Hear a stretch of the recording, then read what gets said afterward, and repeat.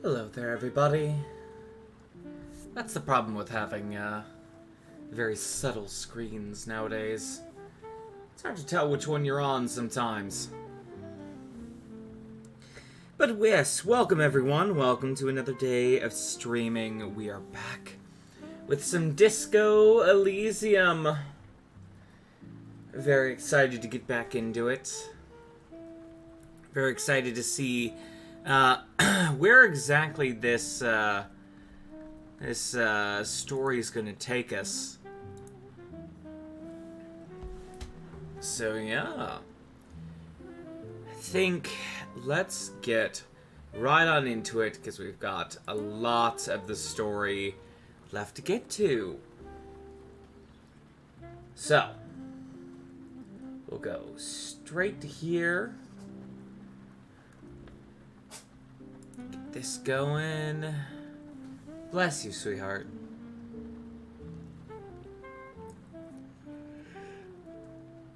All right. Thank you very much, music.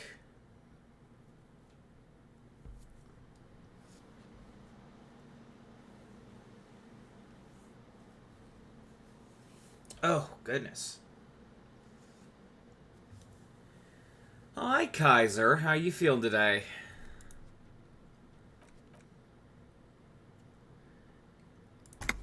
Let us continue.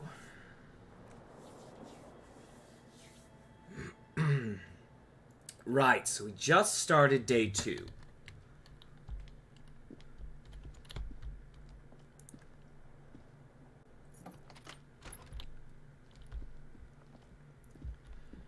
Wonder if our companion will be 100% sure. Good movements and bad. Elf's down for the count and passed out. Oof. Rough.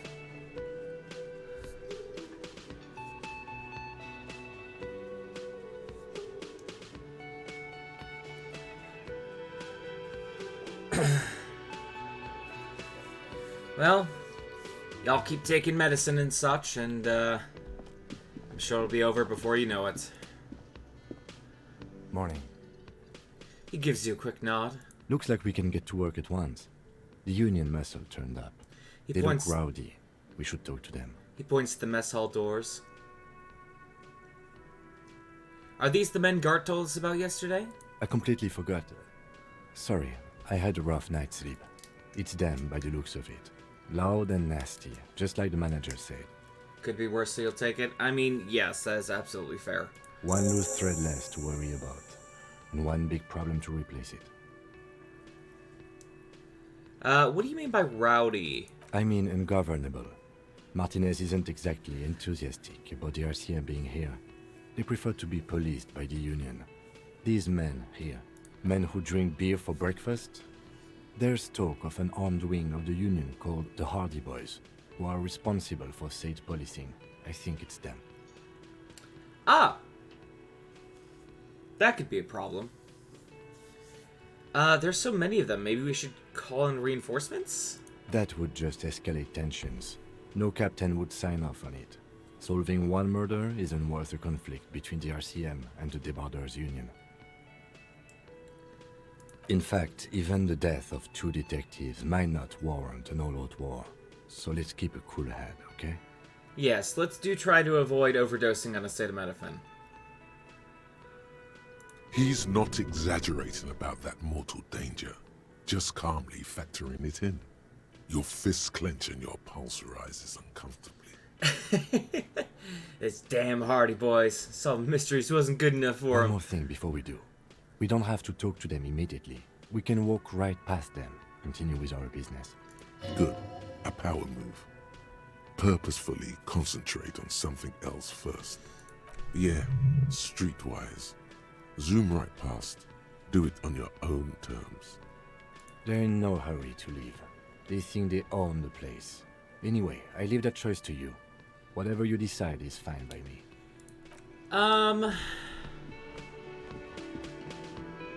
Let's check our journal first, because we got interviewing the Union boss, Everard Clare, right? That's right. We needed to Yeah, Joyce's info on the lynching. Something she wants to tell you. You need to have a badge or do a favor for her.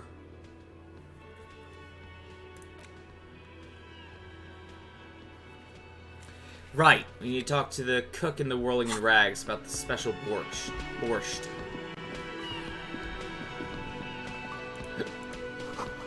The tomatoes are so thinly sliced you can see through them.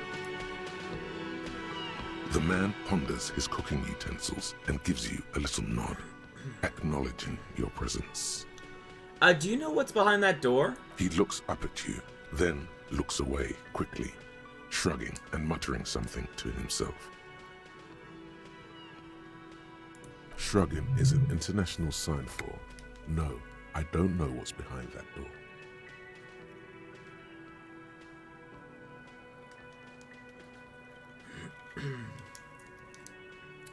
Leo says you're friends with Manana. Is that true? The mention of manana gets his attention.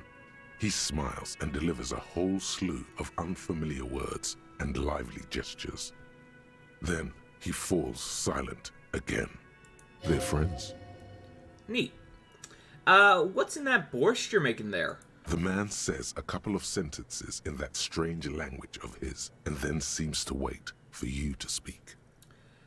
Sorry, I don't understand you. Just one word. Sounds quizzical.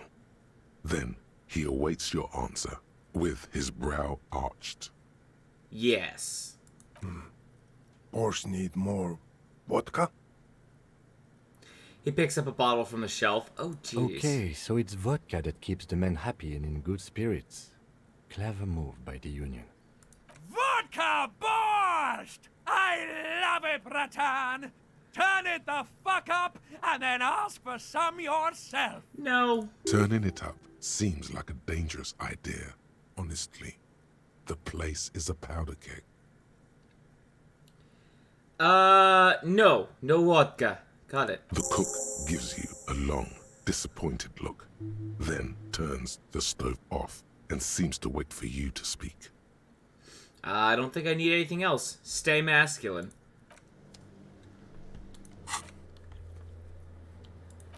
Ask Renee about a photo. Jam mystery. Right. She wants me to look into potential drug trade, so I need to ask the drivers sitting in the jam.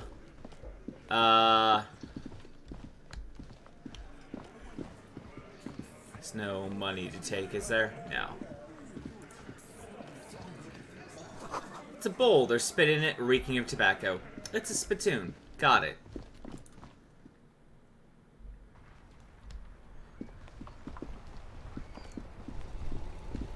Howdy, sir. We had a good conversation last time. Still here. Stuck in this damn jam, my man. What's up? Stick your hand in it. No, this is not, God, what's that game called? We played it. West of Loathing. This is not West of Loathing. There's not an item in that spittoon.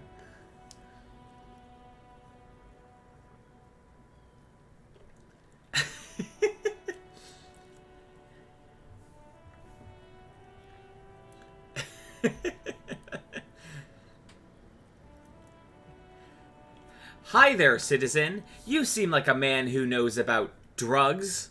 Ah, man. Me and narcotics go way back. Had some good times surfing the psychic waves of my own consciousness, you know? He folds his hands behind his head and leans back. But those days are behind me. There are other addictions in my life now. Why the inquiry, my man?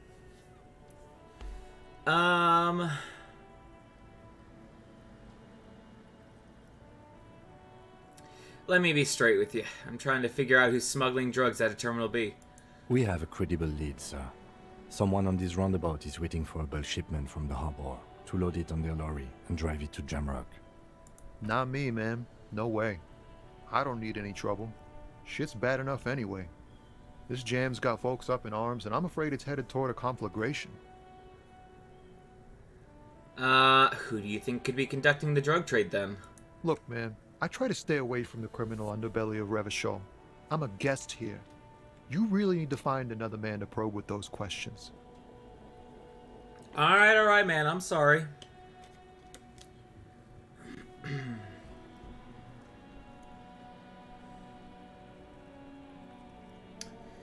That's all for now.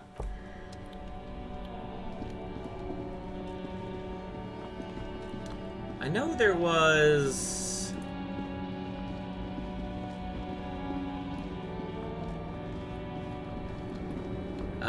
this woman back here.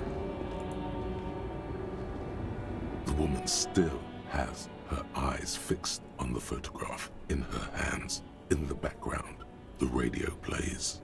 Snap your fingers in front of her face. If you want her attention, you may need to be more forceful. Snap your fingers twice. Where am I? Who are you? Like a magician recalling a subject from hypnosis, you've jolted her back to reality. The smile on her face has disappeared, replaced by the weary aspect of a cornered beast. I was actually hoping you could tell me that. Never mind. I remember now.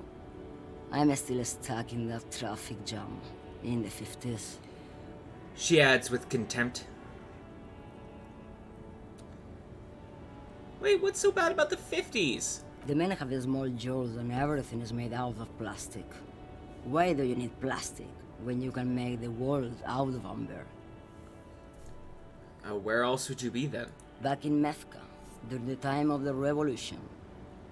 The sidewalks and cafes are filled with young people.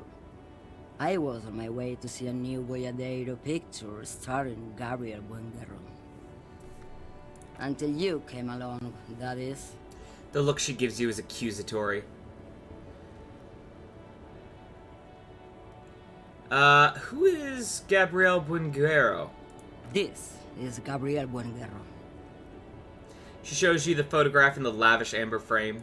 A strikingly handsome man looks straight at you, his head crowned with a wide brim hat. His hair is dark as an oil slick, and his jaw the most perfectly chiseled thing you've ever seen. This man's got a hold over her, even 50 years later. You can feel it. He was the biggest star of his day. Girls used to faint in the aisles of cinema whenever he came on the screen. And schoolboys used to memorize all of his lines. She leans back, savoring the world she's conjured up. So I take it you were in Mecca when you were young? Someone was. She nods as though her meaning were perfectly clear. Someone? Are these not your memories? They are someone's memories, boy. She What gets difference gruff. does it make if it's me or not? They're beautiful. That is all that matters. Beautiful and true. And they will win. They're coming for this, you know? She looks around. All of this. She seems to derive some bitter pleasure from this strange thought, as if the past will one day wipe the present away, like a tidal wave approaching. Sorry for interrupting your dreaming, ma'am. I wasn't dreaming. I was there, Loman. It was early spring, and the man behind the black sun had just come out. The posters were 20 meters tall. Everything was golden. Her eyes narrow as she appears to take your measure. While you, people, were tearing each other apart over your petty little revolution, in Meth, it was a golden age. Right. I have some other questions for you. Police questions. Why not, Harife? It's not like I have anything better to do in this hellhole. She settles back against the railing of her motor lorry. Behind her, mountains of memorabilia, photos, and knickknacks line the There's dashboards. something off about this woman. Tell her to show you the soles of her boots. Maybe she was at the hanging somehow. Before I came, you seemed away. She's just a distracted old woman. We should maybe let her get back to her things. You hear that, Loman? I don't think your partner likes you spending too much time with me. Wait, why is that, Lieutenant? Nothing. I just don't think she's connected to anything. He's worried, but not for her. For you. What is it about this woman? If she's not connected to anything? Should you drive a lorry if you get like that? Oh, don't worry about me. I'm one of the best camioners around. I drive routes no one else will. What routes? Lomonosov's Land, Udashnaya Zemlya, the Western Plain. She nods and closes her eyes again, letting her mind submerge. A terrible cold comes over her, rattling her teeth as she stares inward. The Transcatolia Magistral. You for 1A. Adestradas do Mirador. All the good ones. The deep trenches. Where the bluebirds fly. She opens her eyes again and shudders.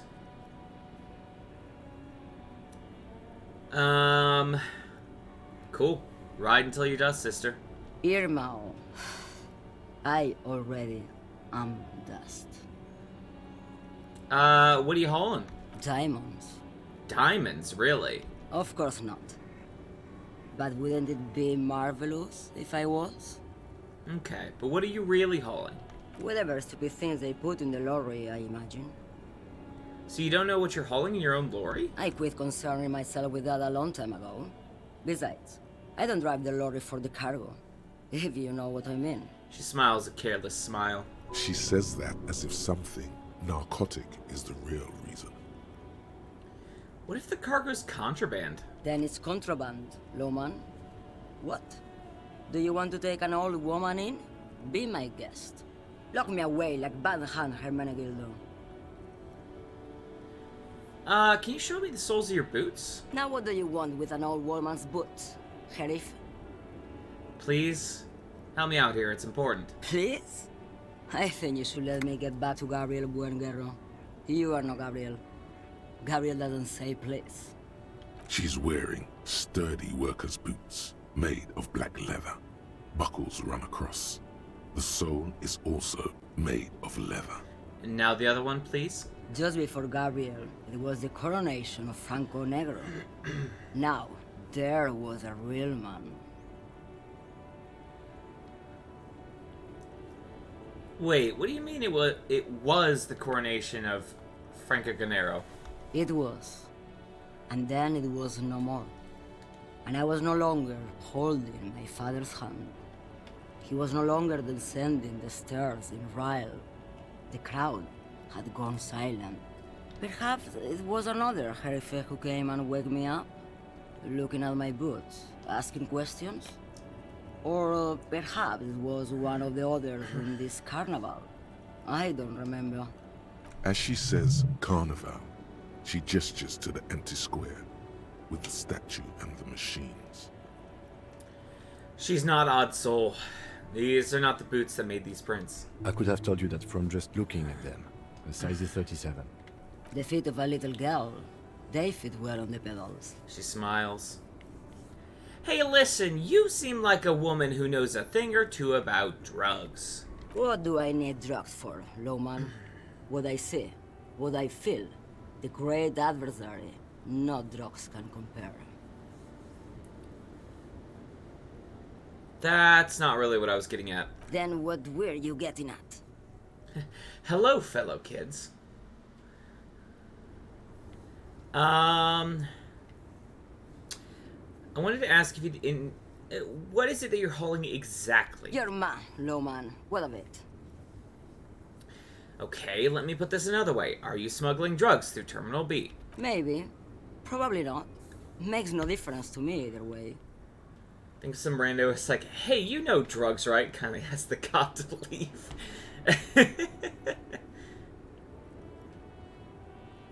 You said earlier you don't know what cargo you're hauling. Could it be drugs? Just this month, I made half a dozen trips from Saramirizat to Grat, on the U41A. What do you think they take from Saramirizat to Grat, Lowman? I don't know. That's why I'm asking you. It's diamonds, Lowman, obviously. Damn this. Make her answer.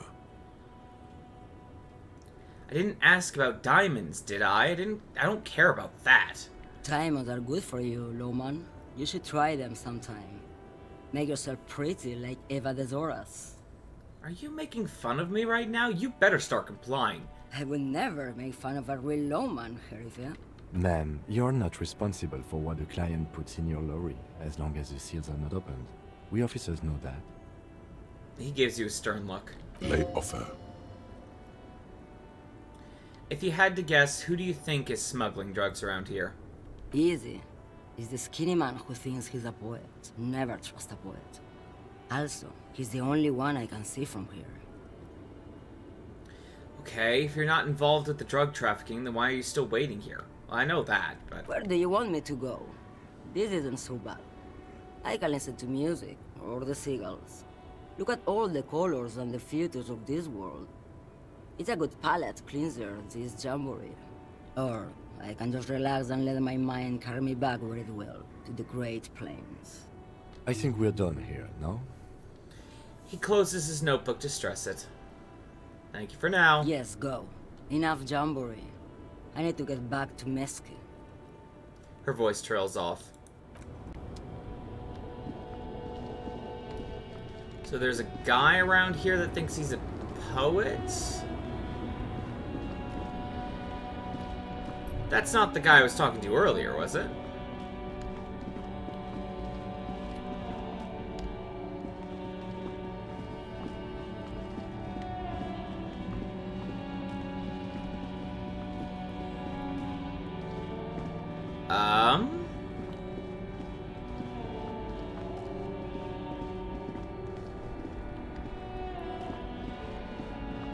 I think there's supposed to be one more person around here at the jam.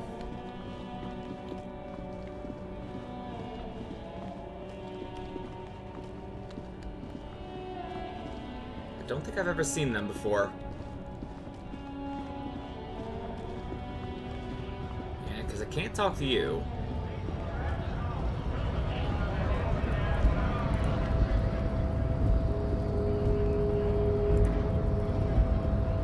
Hola, Wandering Man. How can I help you? Gotta run. Because this is now part of the strike, not part of the jam.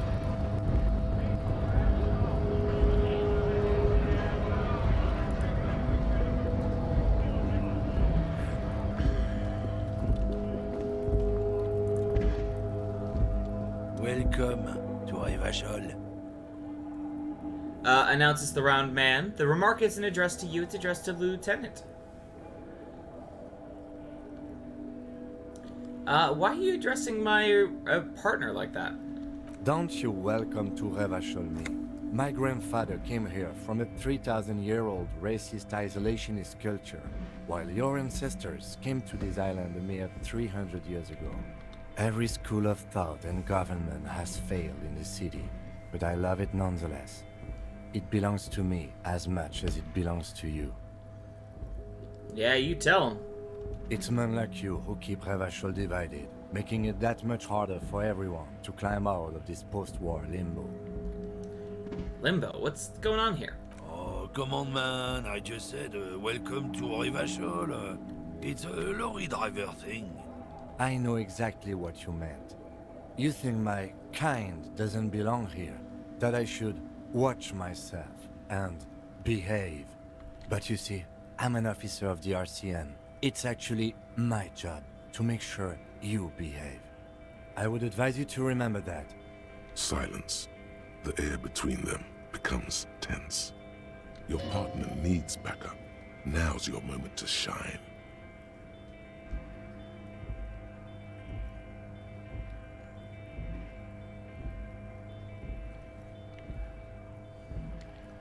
Fucking A, Kim, I got your back. You two make a cute couple. You know that? The lieutenant exhales and resumes his regular calmness. Now that that's settled, we have a couple of questions. Whatever you say, officers. He waits impassively, cigarette smoldering between his fingers. What are you hauling? Oh, not much anymore. I'm here to pick up some cargo, but the dock workers are on strike, so it's a sit and wait on your ass situation. What kind of cargo are you supposed to pick up? Apples. Apples? Yeah, apples. I take it you had other questions? He's given you the runaround. Let's be honest, you were bested. Fail many of those often. Damn. You're a lore man, right? What's your stance on drugs? Drugs? They're shit, man. I don't let anything pollute my body. Takes a long drag on his cigarette. Why not? You know where that shit comes from? Sarah Miriza, Safre, Ilmara. They take the money from our local junkies here and then use it to outcompete us in the manufacturing sector. They know they can't beat us in a fair fight, so they have to get us to weaken ourselves somehow. It's racial sabotage, racial economic sabotage. Hold on, but they make Al Ghul alcohol in Ilmara too. I was told they do. I don't go for that foreign piss. Proper booze is made in Mundi. Or sometimes, I like a dram of that Yugograd vodka. Koikos and worse much, but they do no booze. So I take it you're not smuggling drugs out of Martinez? Not in, not out. I'll never betray the purity of my tribe. So you're telling us that you don't know anything about drug smuggling through Terminal B? I don't know shit. And if I did, I wouldn't tell you. Then what are you still hanging around here for? Most other commandeurs have left. What do you think? I can't leave the lorry unguarded. Stuff's been getting looted lately. It's those little kips sneaking around at night. If they touch my stuff, the bosses will be on my ass like ass cancer. There was a bunch of spilled boxes in the back of a big lorry nearby. I did see one lorry with the trailer doors open on my way here. Do you know what happened? Yeah, I knew that guy. He was an honest driver who loved his country. We were having a good debate about genetics at the Wheeling in Rags when some kip boys smashed his lock and took damn near everything. Lost his fucking job over it. Since he left, I haven't had anyone to talk to. He takes a long suck on his cigarette, appearing to savor the taste. Bad for him, I guess? It's a fucking travesty is what it is. If it's not you, then who's running drugs through Terminal B? Isn't it obvious? Fucking Sealang. That beady-eyed South Samaran. His little side business is a scam. I wouldn't be surprised if he was peddling drugs as well. Wait, the street vendor south of here? That guy's a lorry driver? Of course he's a lorry driver. What? He tell you he's just some simple businessman or some shit? He's selling his employer stuff after he broke the seals on his Humanox lorry. His tribe are natural liars. It's in their blood. He's your man, all right? 100%. I wouldn't be so sure about it. Not until we've heard what Sealang himself has to say. Guess we need to pay Solang a visit then. Guess so. Found this racist mug in the trash. Yours? Oh man, that's great. Look at that guy go. Haven't seen anything that funny in a while. Uh-huh. Is it yours? God damn. Thanks for that, but no, it's not mine. Alright, we're done for now.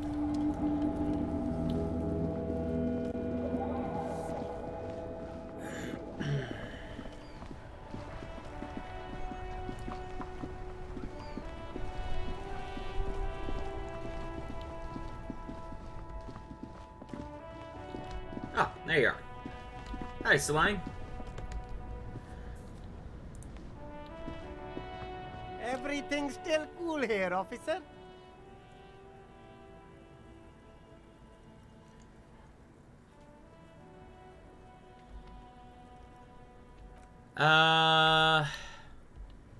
Leave it to it for now. Everything's still cool here, officer. No need to dress. I need double sixes for this to work, but Everything's still cool here. we'll give it No need to 5. Everything's still cool here, officer. No need. 3. Everything's still cool here, officer. No need to dress this way. 4. Everything's still cool here. No need. 5. Okay. Everything's still cool here, officer. So, Salang, what's your stance on drugs? Drugs? I don't go in for that, officer. Drugs ruin lives. Unless you're into drugs, of course. In which case, drugs are excellent. Mwah! Tasty, tasty drugs. I actually don't like drugs. That's very cool. I don't like drugs either. I only said I do because I didn't want to sound lame. Peer pressure. We're looking for a lorry driver who's transporting drugs out of the harbor. He or she's in this traffic jam. That's even cooler. You investigating narcotics crimes like that? But I am not a lorry driver. I'm just a street vendor. I don't know anything about that. But you are a lorry man. Another driver has identified you and your lorry. Who said that? It's the fat racist, right? I bet it's him. He has an agenda against me because I'm an immigrant who works harder than he does. He's a hater. So you admit you're a lorry driver? No, I just said I work harder and he's an asshole. He stops to think. Realizing he can't get out of it. Smart man. Okay, maybe I'm a lorry driver too. A little. But that's not the most important thing about me. That's my day job. This is my dream. So you were embarrassed to tell me? No, I just forgot. It's such a small part of my life. It's in the rear view mirror now. I'm climbing out of that hole with ingenuity. Stop squirming. What do you know about the drug operation at the harbor? Nothing. I told you. I'm not a dumb guy. I don't get involved with that crowd. Okay. And what crowd is that? Crowd. You know, the drug crowd. There's more here. He's afraid of this crowd, whoever they are, more than he is of the racist lorry man.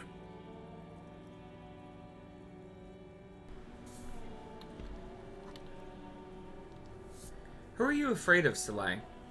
Look. There's bad people doing bad things here. That's all I know. Please don't get me into this mess.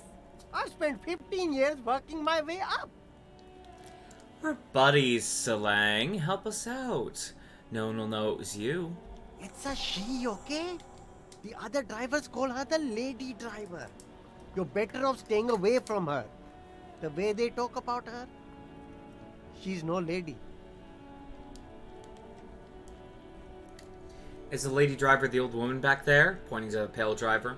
Dazed out? Strange? I don't know. Maybe. If she is, I haven't gone near her. I don't get involved. I told you. It could be. She was strange. Who are these other drivers who talk? All of them. I don't know. I told you all I know. Are we cool now?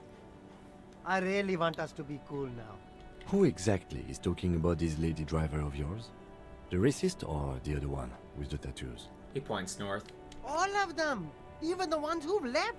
I don't hang out with them. I don't remember who has tattoos. Alright, we're cool now. All right. I scored. Let's cap this off with a purchase. You can walk away from here with funky sunglasses, detective. Hello, you. Rowlet. You deserve it. Queen Rowlet, hello, everybody. Careful of the door. Make way, make way. The royal Rowlet raid has arrived. The queen herself gathered all the good beans in the land to send over to my wonderful stream. Thank you all so very much. Yeah, the door broke. Yes. Hello, everybody. Welcome, welcome. It's good to see you around, Queen Rowlet. Saw Disco Elysium had to send everyone over. Yeah! I have been doing well. So to all the new viewers, which door do you break?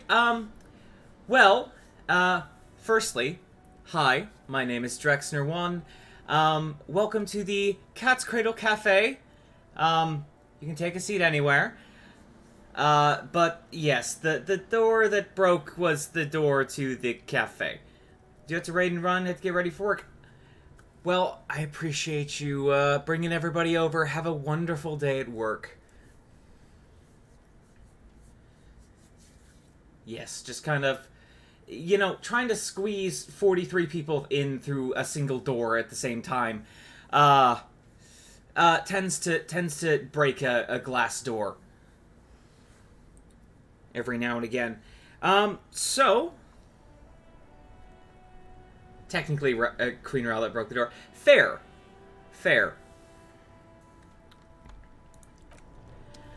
But yeah. For all you new folks here, I am a variety streamer. Play all sorts of games on Mondays and Tuesdays. Maybe invest in better doors, right? On Mondays and Tuesdays, we play longer form story games. Thank you very much for the follow, Thousand Fires. So currently we are playing Disco Elysium, but then on Fridays, Saturdays, and Sundays, we play like Monster Hunter. We've been playing Back 4 Blood recently. We play some Warhammer, stuff like that. And also, that pile of fluff who's about to get a treat, her name is Lilith.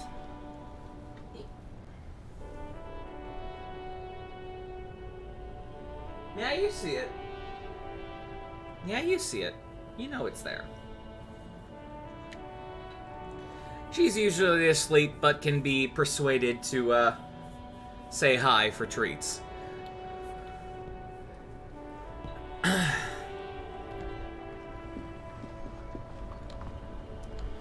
Let's see.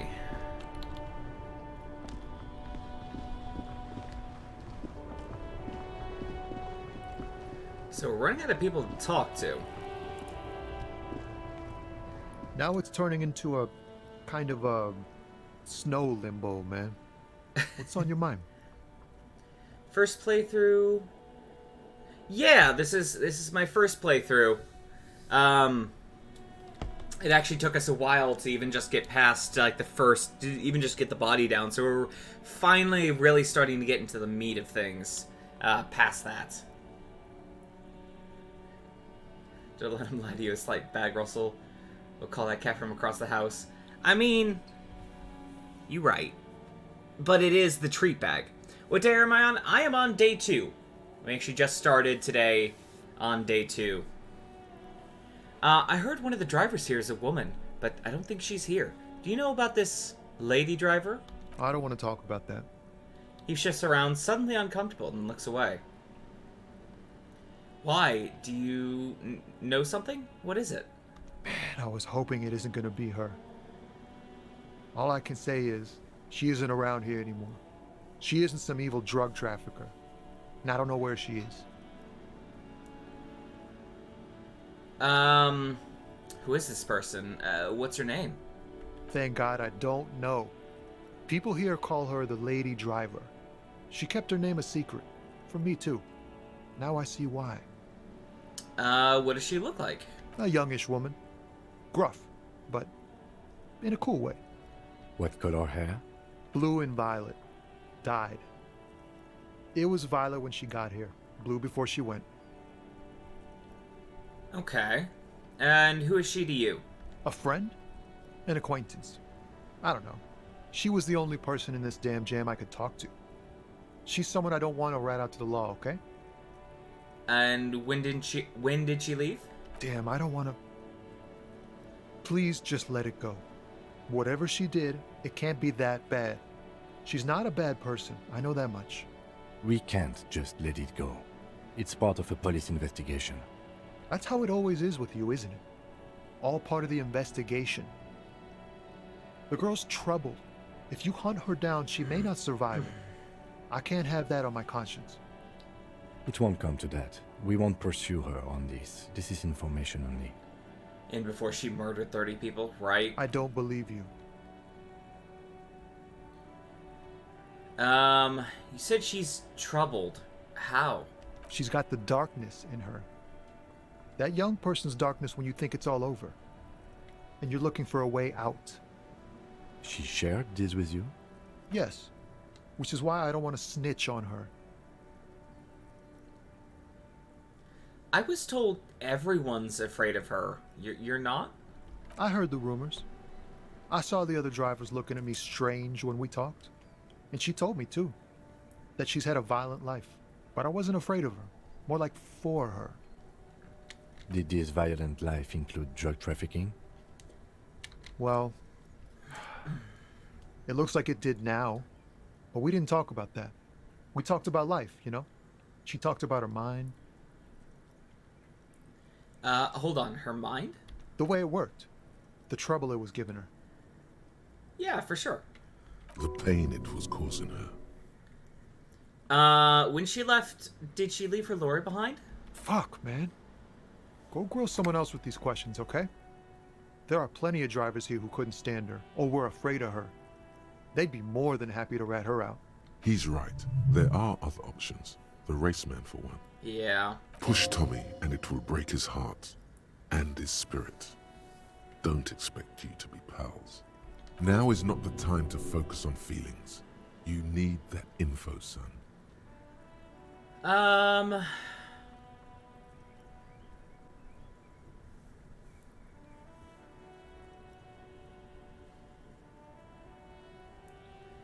Yeah, I mean, it was nice to have a friendly face, but we weren't necessarily friends.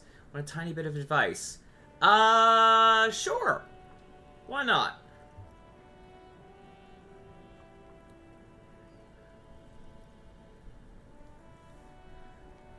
You can come back to this. Don't have to decide now. Alright. I'll drop the matter for now. Thank you, friend. Wow, this makes me feel like I should pick up smoking again. Would help with my rhymes, too. It's all for now. Alright, journal up. So we've done all that. Oh, a lot of it's behind the cat cam.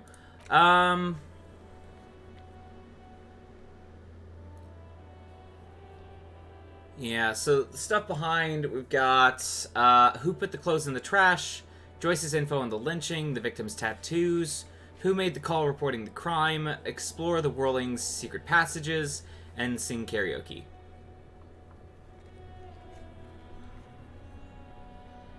Yeah, no problem.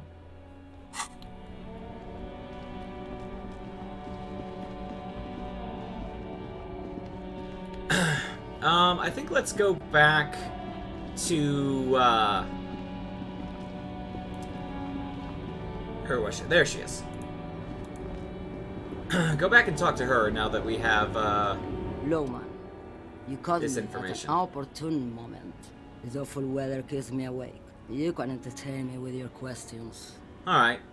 Are you the lady driver? Did you just call me a lady, Sheriff? She clearly doesn't think she's a lady. Don't repeat it. I was told of a woman driver. You're the only woman here. I'm not that either, Sheriff. I've gone too far from it all to remember what was between my legs. It doesn't work like that on the long haul. So you're not the driver everyone is afraid of? I'm only terrifying to small children and to those who used to know me.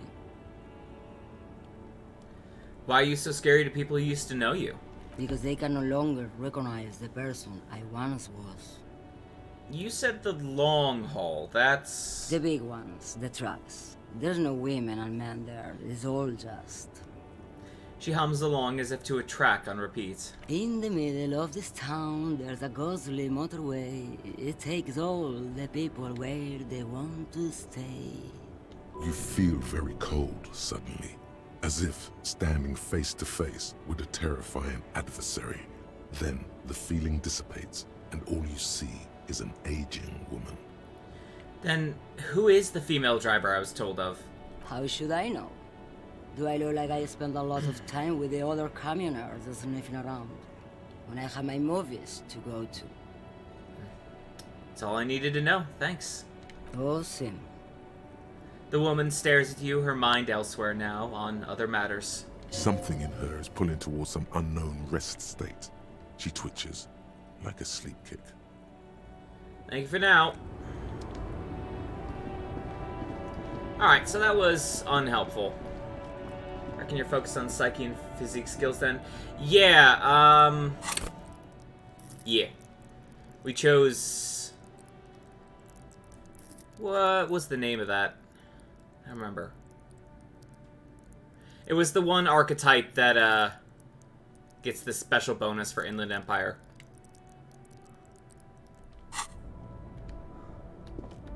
Mostly because it said, yeah, you'll probably go crazy by the end of this. And I'm like, cool. I'm into that.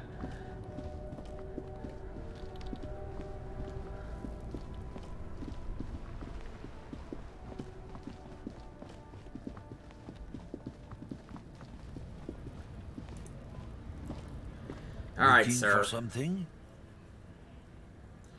You've been giving me the runaround. Fess up. Where's the lady driver? I don't know what you're talking about. Then why are you smirking? Listen up, fuckwits. You don't scare me. You cops don't run Revachol West. You don't run Martinez. You don't run anything. So who does? The lady driver? No. He means La Puta Madre. The name resounds like a bell in the air. A dark gong. You get a bad feeling about it. Looks like the lieutenant has a plan. Let him do this. Yeah, him. Cross your arms and nod. Then I presume you are familiar with his peonies. Yeah, they're his little bitches. He's got them all over the unions. He says, unsure where this is leading. Not just the unions. He has peonies everywhere. Some say he even has them in the RCM. Dirty fucking peonies who'd do anything for him. Multi-ethnic drug addicts. Say nothing. You're not peonies. You wouldn't be investigating a drug thing if you were. No, of course not. We are not peonies. But if we were, and one of Madre's drivers were to be stealing from him, then it's a good peony's job to find out who that is. It's not a hard job. It won't take a long time. It won't make Padre Madre angry. But a stupid fucking racist is standing in the way, protecting this fucking thief. I'm not scared of you or the mob. I'm under the protection of the Lorryman and Carter's Guild. His eyes dart between you and the lieutenant. You've seen that corpse in the ceramic armor there. Did his shitty little guild protect him? Nah, you wouldn't just leave him out there if you... He tries to light a fresh cigarette, but his hands are shaking now. The sentence simply ends. The lieutenant turns and gives you a barely perceptible nod. I softened him up as best I could. Now it's on you to finish the job.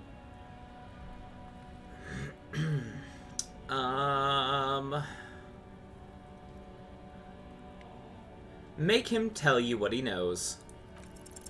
Men like Yeah. this only respect two things: strength and fear.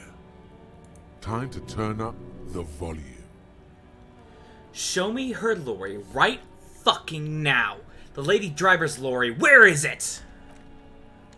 Fuck you, I told you. I'm not gonna... There. His voice grows smaller as yours. What's your name, fuckhead? I'm gonna go on the police radio saying this guy told Madre to fuck off. Look, fuck you, man. It's some lorry down there. Green, banged up thing.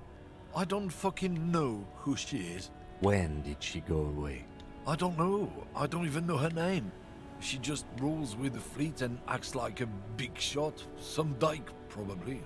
I haven't even seen her for days. Where exactly is her lorry? Past the monument.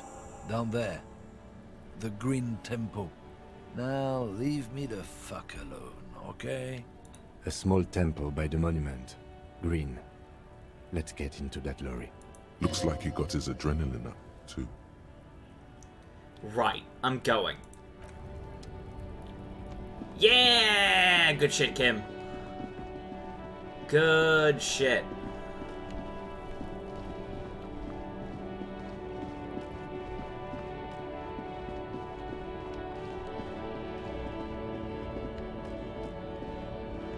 This one? Yeah, it's this one.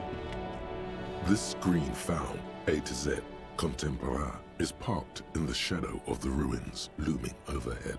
It's seen better days. This must be the one he told us about. Unless he was lying. Try to peek in the window. The glass on the side windows is tinted and covered with dust. You can barely make out the shape of a seat and 2 steering levers. It feels like you're peeking into someone's home residence. Inside it's private, cozy, warm, dusty too. Let's try the door handle. The door is locked.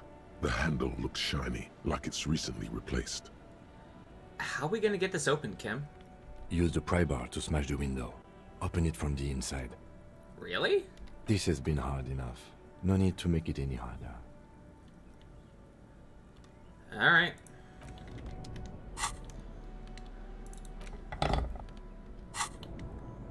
This screen found, A to Z, Okay. We're gonna... quick save. This screen found, A to Z, pry bar in hand. This screen found, A to Z. With a firm grip, you There it raise is. the pry bar. A glint of light catching on the tip. Call down the hammer of truth and justice. Release your secrets, lorry cabin. I'm sorry. The window shatters, and droplets of glass fly everywhere, shattering over the lorry floor and pavement. See, you learn to appreciate F5 and F9. Yeah, it... I had to save Scum a bit to end up not being a racist. So that's fun. Yeah, I tried to... When we were trying to deal with Measurehead, I found and tried jumping over the ledge like 4 or 5 times legitimately. Like, you know, try it once. Oh, we failed. Okay, go back. And it was like a 40-something%, right? So, go back, go do other stuff, go investigate other stuff. We leveled up, put a point into the right thing. Go back. It's like 48% now. It's like, okay, cool. Try it. Fail. Oh, God. And it kept going literally to the point where I couldn't put any more points into that, and there wasn't anything else to actually like get experience from even. So at that point, I'm like, all right, you know what? Fuck it. We're loading up an old save, and we're save scumming until we get this done. So yeah, that was fun. Subtle. Says the lieutenant and sticks his hand in the window like a common car thief, and then opens it. The smell of cigarettes and perfume welcomes you. The cabin inside is plastered with old movie posters. Actresses smile from the walls. There's a radio transmitter in the front and a toolbox tucked under the driver's seat. Some tools lie scattered near the pedals. You didn't have a physical instrument option to deal with him? I did. I tried that one as well. But physical instrument was worse? Better? I don't remember. I think I just really wanted to go around the back way because that was like the quote unquote secret path. So that's the one I really wanted to do.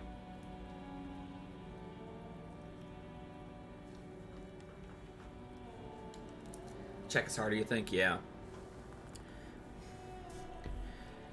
Let's admire the posters.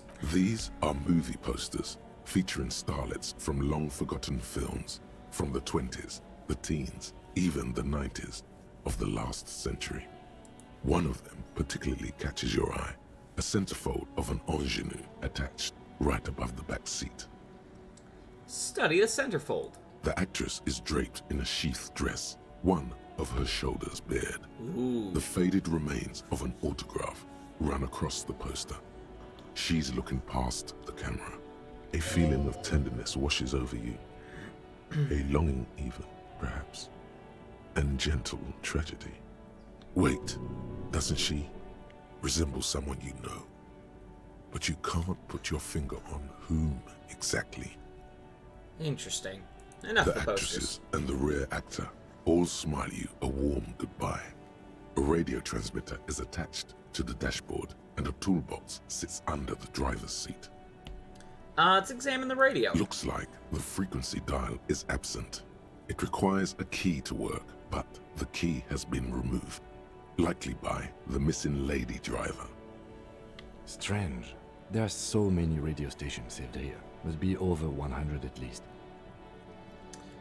Why would anyone need so many radio stations? For contacting an entire fleet of lorrymen, for example. This is all shortwave, UW and UKV. Looks like we are dealing with an impressive organizational tool. The nerve center of a huge operation. With quite a range too. Is there anything we can do with the radio? Doesn't look like it. It's completely inoperable without a dial key. What else is here? The smell of 1,000 cigarettes, some dead actresses, and a rusty old toolbox under the seat. Check the pedals. You wedge yourself under the steering wheel to get a better look. Seems like the few tools lying around here, a hammer, a pair of pliers, a rusty wrench, have been casually thrown there by the disorganized driver. But one odd detail does catch your eye. A piece of sandpaper has been glued to the throttle. Why would anyone glue a piece of sandpaper to the gas pedal? Sandpaper? A novel technique. Must be to offer some extra grip to the driver's foot. The sandpaper would also rub off the pattern from the driver's right sole boot. Right Yes. boot sole. He likes where this is going. Do the honors, he thinks. Connect it yourself. One of the footprints at the crime scene had an aberration. One sole was smoother than the others. Which means that the missing lady driver was present at the lynching. The lieutenant's eyes light up behind the prescription lenses. And she's also the one running the drug trade. What a handful. We've identified one of the footprints, but there are still 7 to go. He writes something in his little blue notebook. The movie stars are still smiling from the walls. There's a radio transmitter in the front and a pull-out toolbox tucked under the driver's seat. Some tools lie scattered near the pedals. Pull out the toolbox. A metallic drawer slides out from the seat. It's empty, except for a folded newspaper. Unfold the newspaper. It's an issue of Petit Férique from last Wednesday. A piece of paper falls out from its pages. Pick up the note. It looks like an article ripped out from a radio enthusiast magazine. Complex mathematical equations explain the basics of something called the Ulan frequency system. These formulas look oddly painful. Maybe it's the hangover, but they give you a headache. The Ulan frequency system? I've never heard of that before. I know of FM, AM, UKV, but... Alright. Push in the toolbox. The pull-out toolbox slides back into its nest. The rest is as it was. Radio, posters, a trace of motor oil smell under all the cigarettes. And close the door. You close the rusty old lorry door. Great. I think we got everything. A word, detective? He steps away Before from the we lorry. return to Joyce?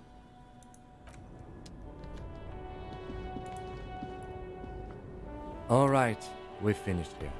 Let's quickly debrief and go over what we found, so we don't do it in front of the company rep. Seems like something the police would do. What do you think of all this, Kim?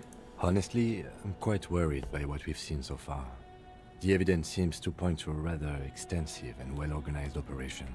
I'm especially intrigued by that radio transmitter, particularly the sheer number of stations it can connect. Looks like this alleged drug trade casts a wide net. I'm not sure what the Ulan frequencies are all about, but they may hold some significance. Perhaps it's a better way to connect between fleets while avoiding frequency bleed, or maybe it's used to tap into RCM networks. Listening in on your calls between you and your station, a worrying prospect. How do you think this is all connected to the Union? We didn't find anything conclusive linking them to the smuggling operation. But somehow, I doubt that Evrard Clare would be oblivious to something like this happening right under his nose. My suggestion is, we use it against the Union in any way we can, to our own ends. It's a slippery hill, but we just might be able to pin them down, indirectly, down the road. Will the RCM open an investigation into this? We should return to the murder case, see what Joyce tells us about the lynching. When we are done for the day, I call my station and suggest our narcotics department look into it. There are more than enough grounds to start an official investigation. Sometime later, when we're done here. We do not want to get caught in that. He stops to think. What are you thinking? The fact that one hasn't started already gives me pause. An investigation, I mean. Especially if the Madrid grouping is involved, and I can't imagine they aren't. It's certainly worrisome. Corruption? All the same, I don't like the idea of internal affairs descending on the matter. That won't help anyone either. Okay. Debrief over? Debrief over. After you.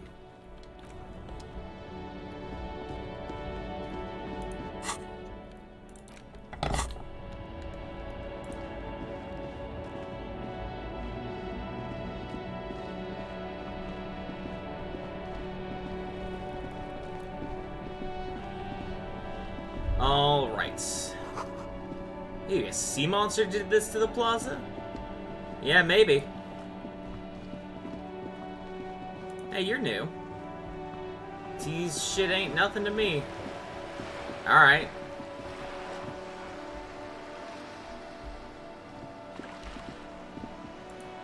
What's up, my man? You see a sturdy woman humming to herself. She seems to be browsing books. Hello? Hello? She nods, her attention fully focused on reading. Who are you? Me? No one. I'm just a working class woman. She doesn't really want to be disturbed that much. What are you doing? Looking for something to read. She reverts her attention to a worn-out paperback. Good, good. It is. There's no need to harass this woman.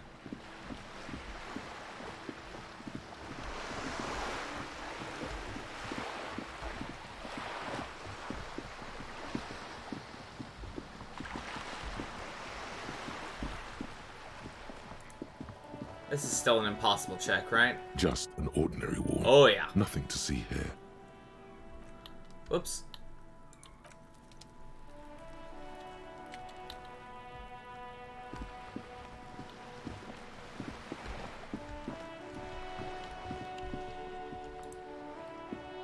Are we able to open this? No. Could we open it with a pry bar, maybe? Yes! Nice.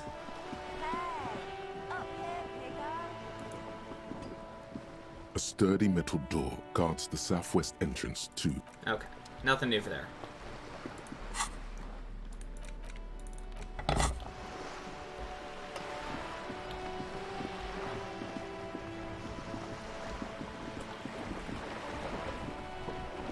Hi there. You're back. Good. What can I help you with? I spoke with the lorryman at the roundabout. Yes, my eyes on the harbour have sent word to that effect. What have you discovered? Wait, where exactly are these eyes located? It doesn't really matter. And I do apologize for the surveillance. Wild Pines can't afford to be blind at a time like this. In any case, it's a relief to know someone has looked into it. If I may ask, will there be an official investigation? I assume you discovered there is an operation. If there is an investigation, it will be part of an ongoing operation, subject to confidentiality. I am sure you understand. Of course, detectives. In any case, you've held up your end of our arrangement. I trust you with the rest. Now it's my turn. I wouldn't normally break protocol like this, but the situation demands it. If you don't solve this murder, I'm afraid we may have a bloodbath on our hands. The words bloodbath sound cold in her mouth. You talked to the girl They from the taste balcony of from down iron here. and strawberries. Good to know. I thought I had to get up there for it.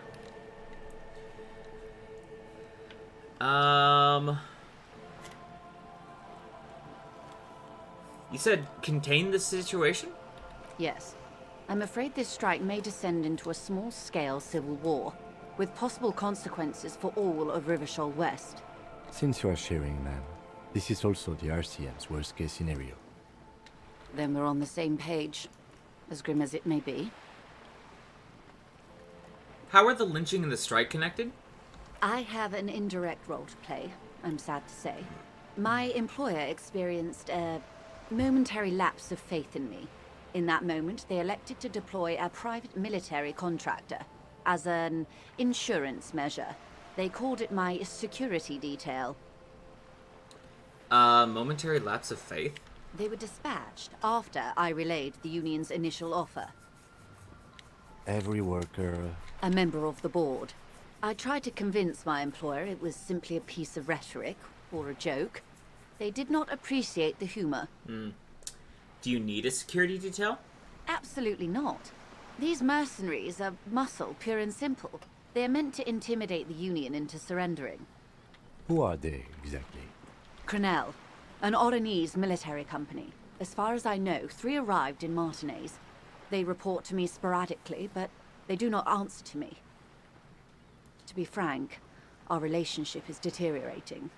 That's bad. They wear ceramic armor, have semi-automatic weapons, and years of combat experience. They also have trauma and stressor disorder, and no idea how to conduct themselves in an urban civilian environment. So, what happened? The story is, one of them, the colonel, I don't know his real name, sexually assaulted a local woman while he was drunk and separated from his unit. This allows some of the more militant Union members to subdue him. He was taken out behind the whirling in rags and lynched last Sunday night. What then? Nothing. Mr. Clare refuses to let me into the harbor. I have not been able to discuss this matter with anyone there. The remaining 2 Cradle contractors carry out their orders, for now. For now? It's a smokescreen. In secret, they are conducting an independent military tribunal into the lynching. Once this investigation is concluded, executions will follow. Oof. What is the nature of this so-called investigation? Whether to execute one, some, or all of the Union militants. It'll be all of them. The decision is already made. Maybe the investigations can team up? You know, share resources and intelligence? Surely you're joking. These people are killers. My only hope is that yours provides a single, concrete suspect before they indiscriminately pick theirs. Simply put, She grabs hold of the mainsail. if you don't pin this on someone good, and do it fast, they will identify and execute everyone present at the lynching. This in turn will force the Union to respond. The Debarder have over 2,000 men. It will be 1,000 to 1. Have you ever seen a Hornet invade a beehive, Lieutenant? It's not pretty. She leans back. These men work in tandem using semi and fully automatic firearms. Their armor is virtually impenetrable to muzzle-loaded weapons, even yours. Most Union workers don't have guns at all. As I said, a bloodbath.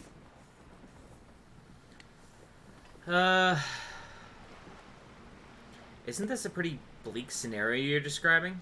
Many bleak scenarios have already come true. Nameless, badgeless detective of the citizens' militia. She looks at you, eyes damp from the wind. All we can do is keep the rest from going the same way. One single concrete suspect delivered into civil court, and I may be able to defuse this situation. What can you tell me about Cradle? Not much. Their public resume is relatively good, as far as private military contractors go. I believe they were once called Downwell. Down a deep, black well. They boast a long list of clients. Saint-Baptiste, Welchman-Lorenz, Eintracht. A warning sign, however. The operations concerned all take place in third or fourth world countries. Guarding facilities, escort missions and such. Meaning they're used to operating in war zones. Yes. All the good conflict corridors. Supramundi, Yesut, the Seminese Islands. Countries that don't have a good record reporting atrocious military conduct on their soil. Okay. Anything else you got on them? Sadly, no. Before this happened, I had little interest in them. Now that I do, I don't have the resources. If you still have access to the ICP's database, you could run a better background check than I ever could. It may take some time, though. She thinks. Do you know a lot about the inner workings of the RCM and the ACP, man? In my line of work, it pays to do your research. I was prepared to deal with the RCM. I did not think I'd be dealing with a group like Cradle. Could you contact the company? Tell them to call them off? I have. And they will. However, these orders take time to reach what is basically a rogue unit out in the field here. Until they do, it's all on us. Okay. You said the deceased assaulted a woman? Or he didn't. This is information passed on to me from some teenagers loitering around the canal. I cannot testify by it.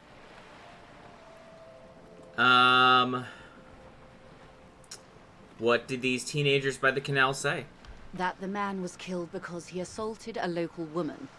I've asked around a bit. This seems to be the accepted story around Martinez.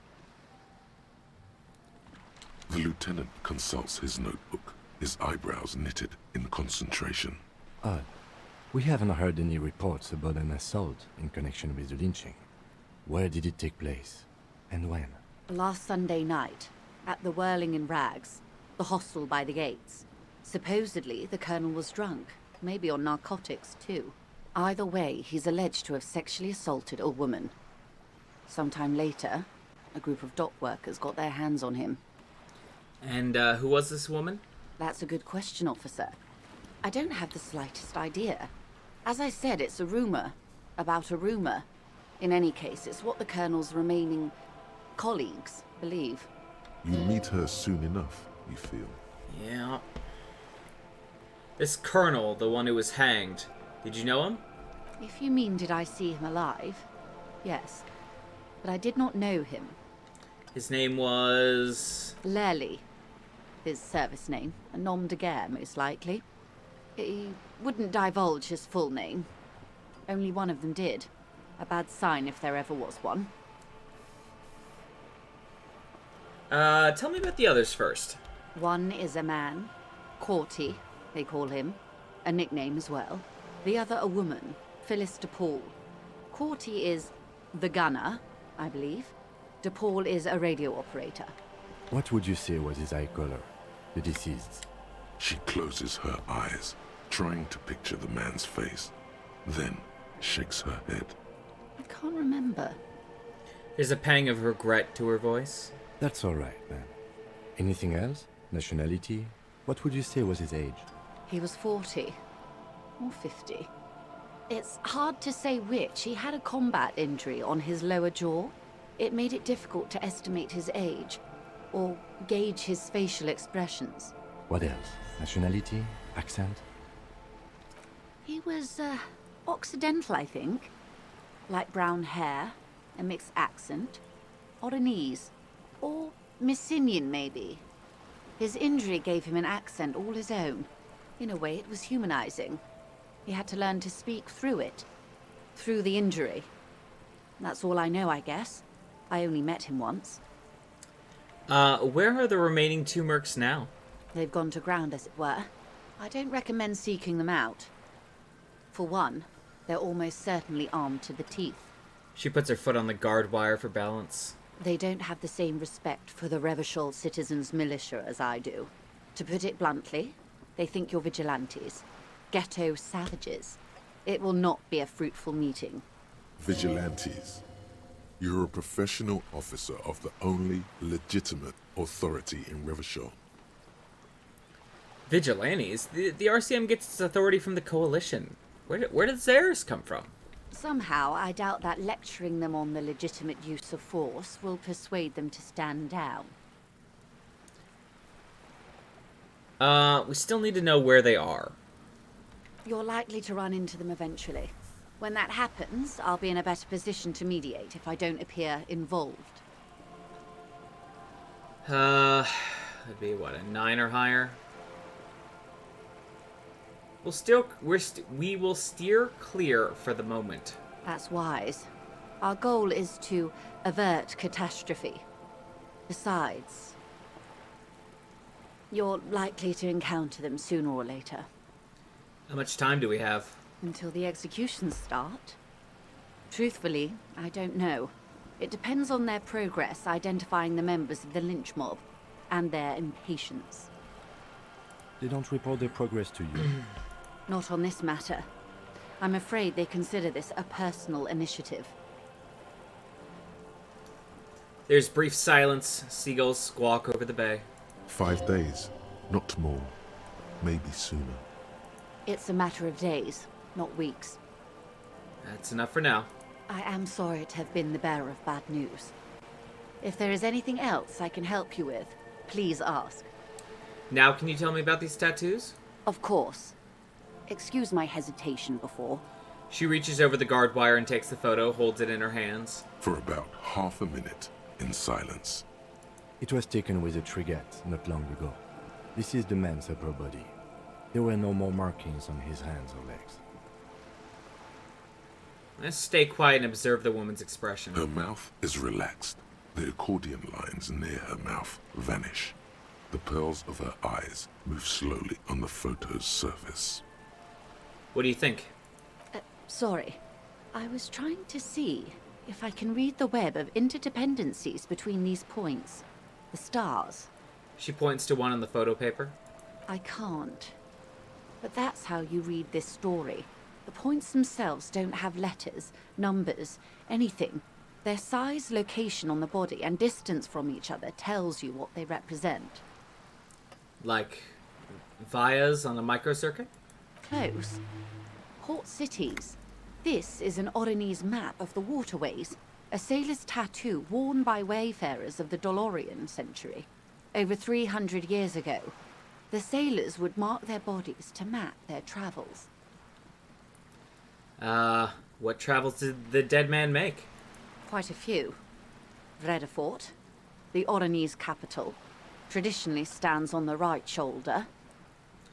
He started somewhere near here, I think. She points to it on the photo. What next? Then he made his way to the Pretto Grande, through what I think must be the Stutz Canal, an artificial channel through the Occident. From the Pretto, he sailed to the Insulindic Ocean, first the Semnes Islands, then this. She points to his heart. What is that? Revachol. Those are the two constants. Vredefort on the shoulder, and Revachol in the heart. They started the tradition of these maps right after the discovery of Insulinde, at the dawn of the Interinsulary Age. You said you can't read it. I can't. This man was no sailor, and these are no ports. I can understand geographic fragments, but not their meaning. Somewhere in an office lit by a single green desk lamp, Captain Ptolemaeus Price, 58, bald and bespectacled, is writing in a ledger on his desk. Rows and rows of days and weeks, laconic remarks in a single column. Patrol, case, vacation, injured. In Martinez looking into Cradle, he writes in one. Then the man puts down his pen and rubs his temples with both hands. Outside, there is a siren. Distant gunshots on the streets of the Jamrock Quarter. This man is no brother of mine, but this is his service history. That makes sense to me. We have no more use for a map of the waterways, just like we don't need sailors the way we used to. This is what the custom would morph into on the Occident. Mercenary tattoos. What is the use of this map? The sailor's soul would use it to fly back home if they should die abroad. This is a sort of contraption to be reeled back in by. The silver cord, they would call it. Where is he now?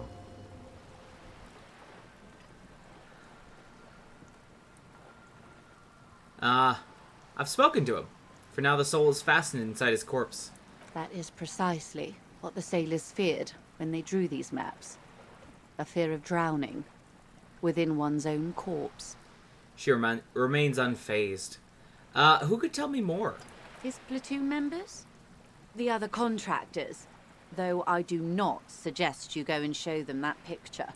This man was their friend and comrade. That's all for the tattoos. Thank you for your help. Is there anything else I can help you with? That's all for now.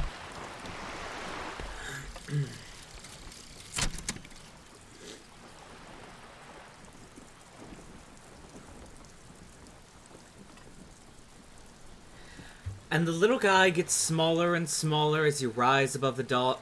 Oh, no, wait. 20%. Zoom out distance. All motor learning caps raised by 1. Nice. Yes! Passed out. Oh, that didn't... Okay. The little guy gets smaller and smaller as you rise above the dollhouse world. You see him out in the snow, on the streets, in the shop on the corner, and finally, in a matchbox house, sitting by the windows. White flowers up on the windowsill. You can smell them from up here. It's awful. A white morning, a modern death. Divorce or something similar. All you can do is put more distance between you and him, make him smaller, make him less you. It's the only thought which doesn't have its resolution read out. I was gonna say, I thought the rest of them did.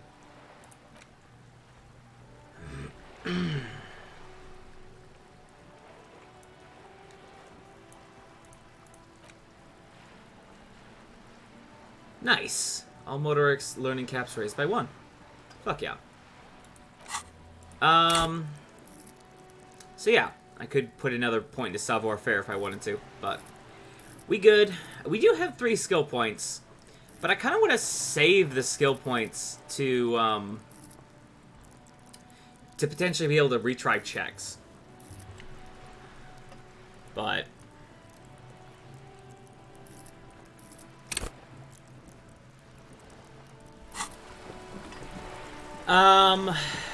what was that?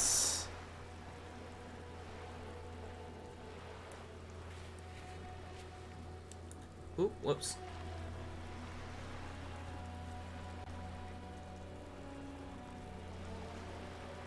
No, those are all just white maps. Saving up 1 to 2 points to unlock checks isn't too stupid. Yeah, that's fair.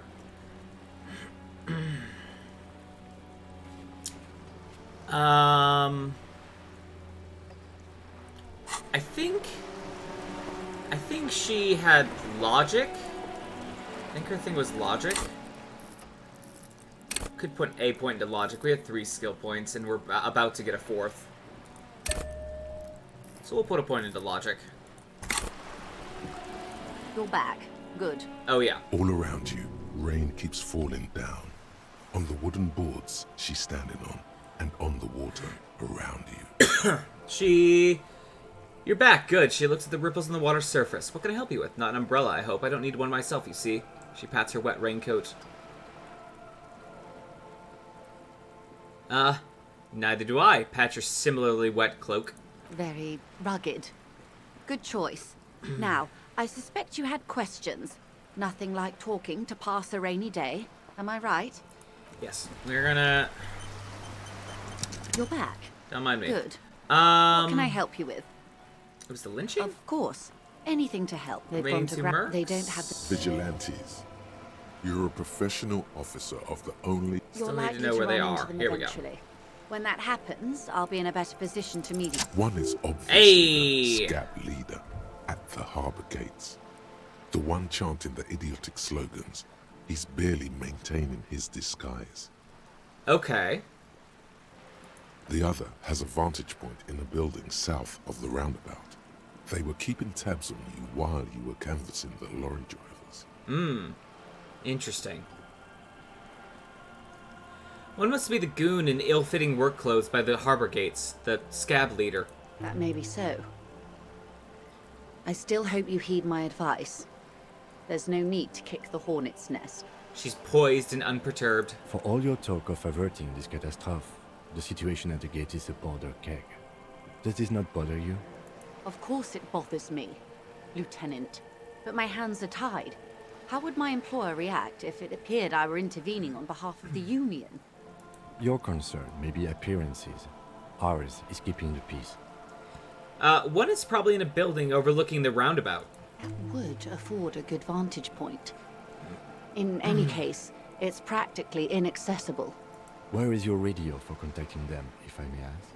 Do you have an earpiece? Heavens no. I'm not an undercover agent. There's a short wave at the ship's wheel. She nods towards the sloop's cabin. I had another question for I you. hope I can answer it better. Can we use that radio? I am sorry to have been the bearer of bad news. If there is anything else... That's all for now. Can we use the radio? No. Alright, well. Good to know. Let's go up and talk to you. The streets will flow red once more. A great torrent rushing down Rue de Esperance. You wait and see. The girl stares at the sailboat by the pier. The streets will not flow red with anything. Who are you? I'm Cindy the fucking Skull. What else do you want to know? Date of birth, blood type, the last time I was tested for Hep C. Let's start with your blood type and go from there. Go where?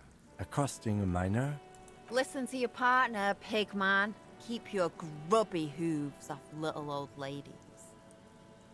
Despite the attitude, she puts the brush aside. You kept looking off to the side. What are you looking at? The lieutenant is desperately searching for another handkerchief. That's not at all what it said. She turns her head to face the coast and nods disdainfully towards Joyce, performing maintenance on her boat. Hatred, disgust. It's difficult to tell which of the two is more present in her girlish features. The woman on the boat does not notice her staring. That is on her. Someone's got to keep an eye on her.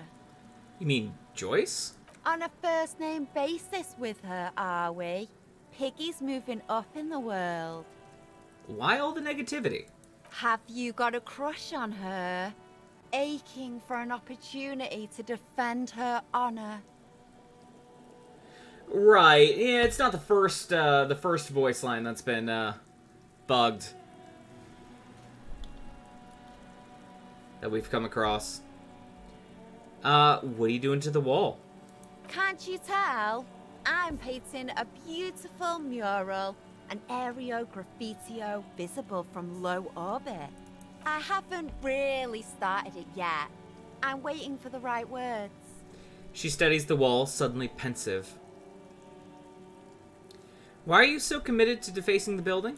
This place is severely lacking in havoc.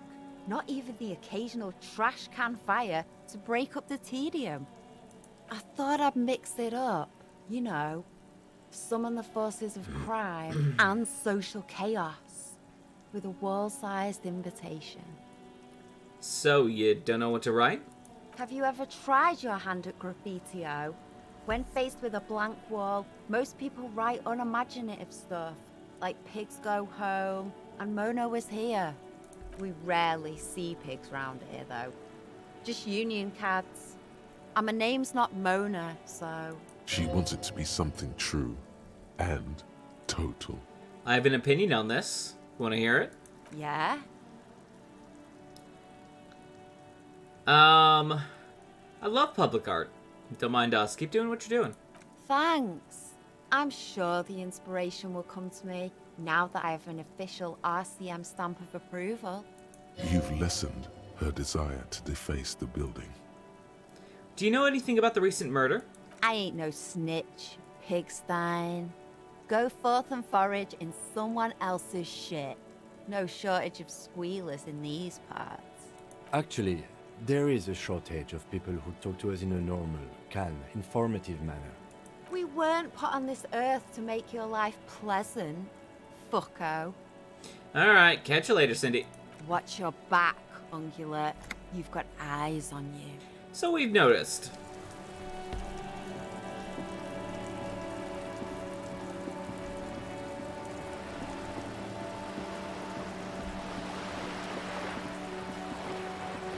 Alrighty then.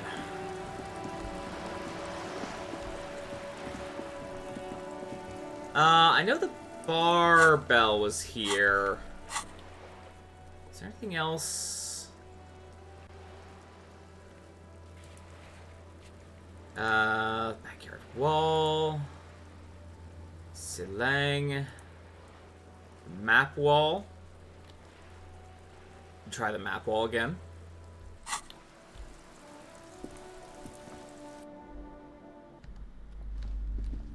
Hello, hello.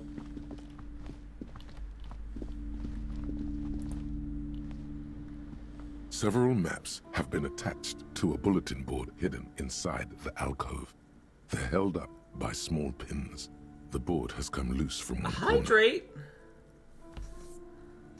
I see you've broken a door down after all. Yes, I have. I have, in fact.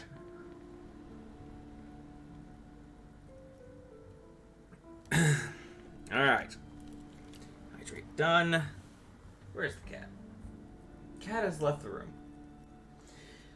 My best guess of what the cat is doing is, I think she's sitting on her chair. She's been doing that a lot recently. Kind of laying down on this wicker chair that she's been using as a, scratching post. It's her chair at this point. Cat's gone AWOL. Yeah, a little bit.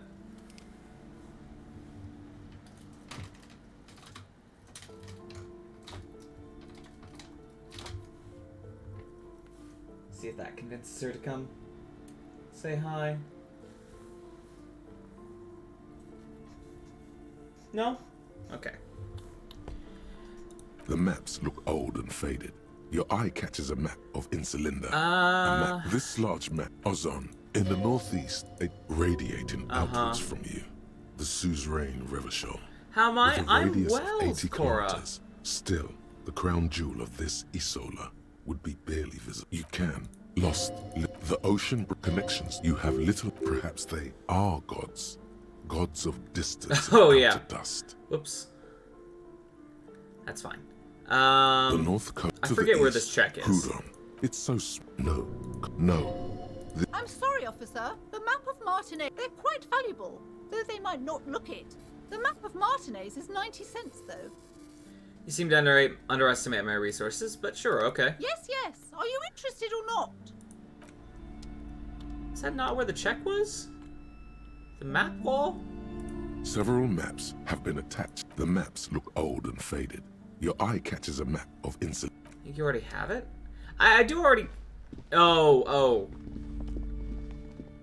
Weird that it still shows up on the map that... it shows up on here, then. Weird. Checks don't disappear from the journal. Ugh. Alright.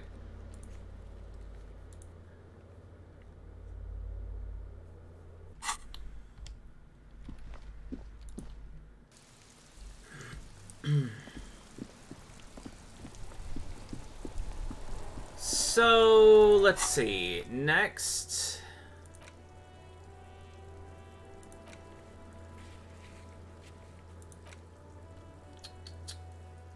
Find a way into the secret passage, track down your badge, yeah.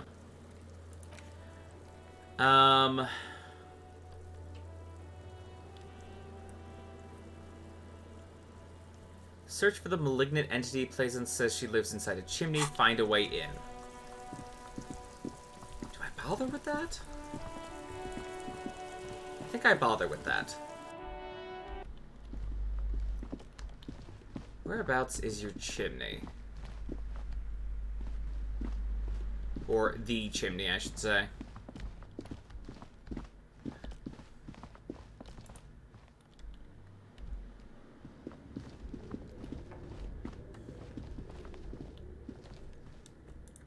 Hey, Kim, what's up? You had something to say? Yes? No, you said, alright. Showed up that you had something you wanted to say. No? Alright.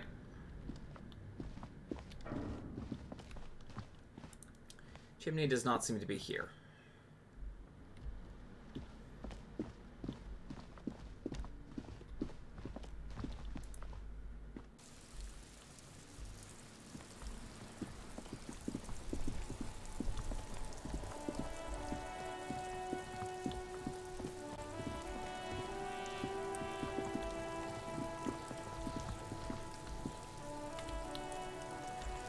Kuno, you're still fucking here.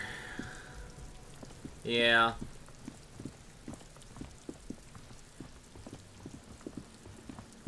Alright, well, I guess we'll go back and, talk to... God, what's his name? Fuck does Kuno care? Right? We're not gonna talk to him yet.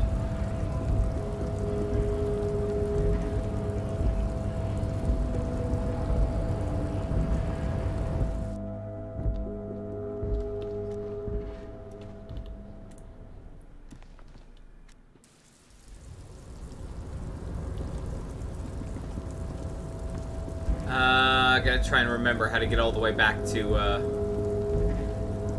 the guy.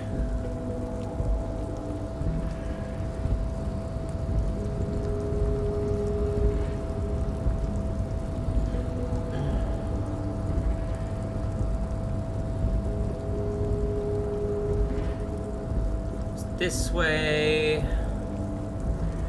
And through here.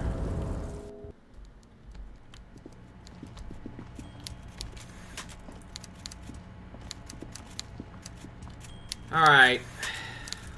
Talk to you again. Mr. Dubois, every worker... He leans towards you, waiting for you to complete his sentence.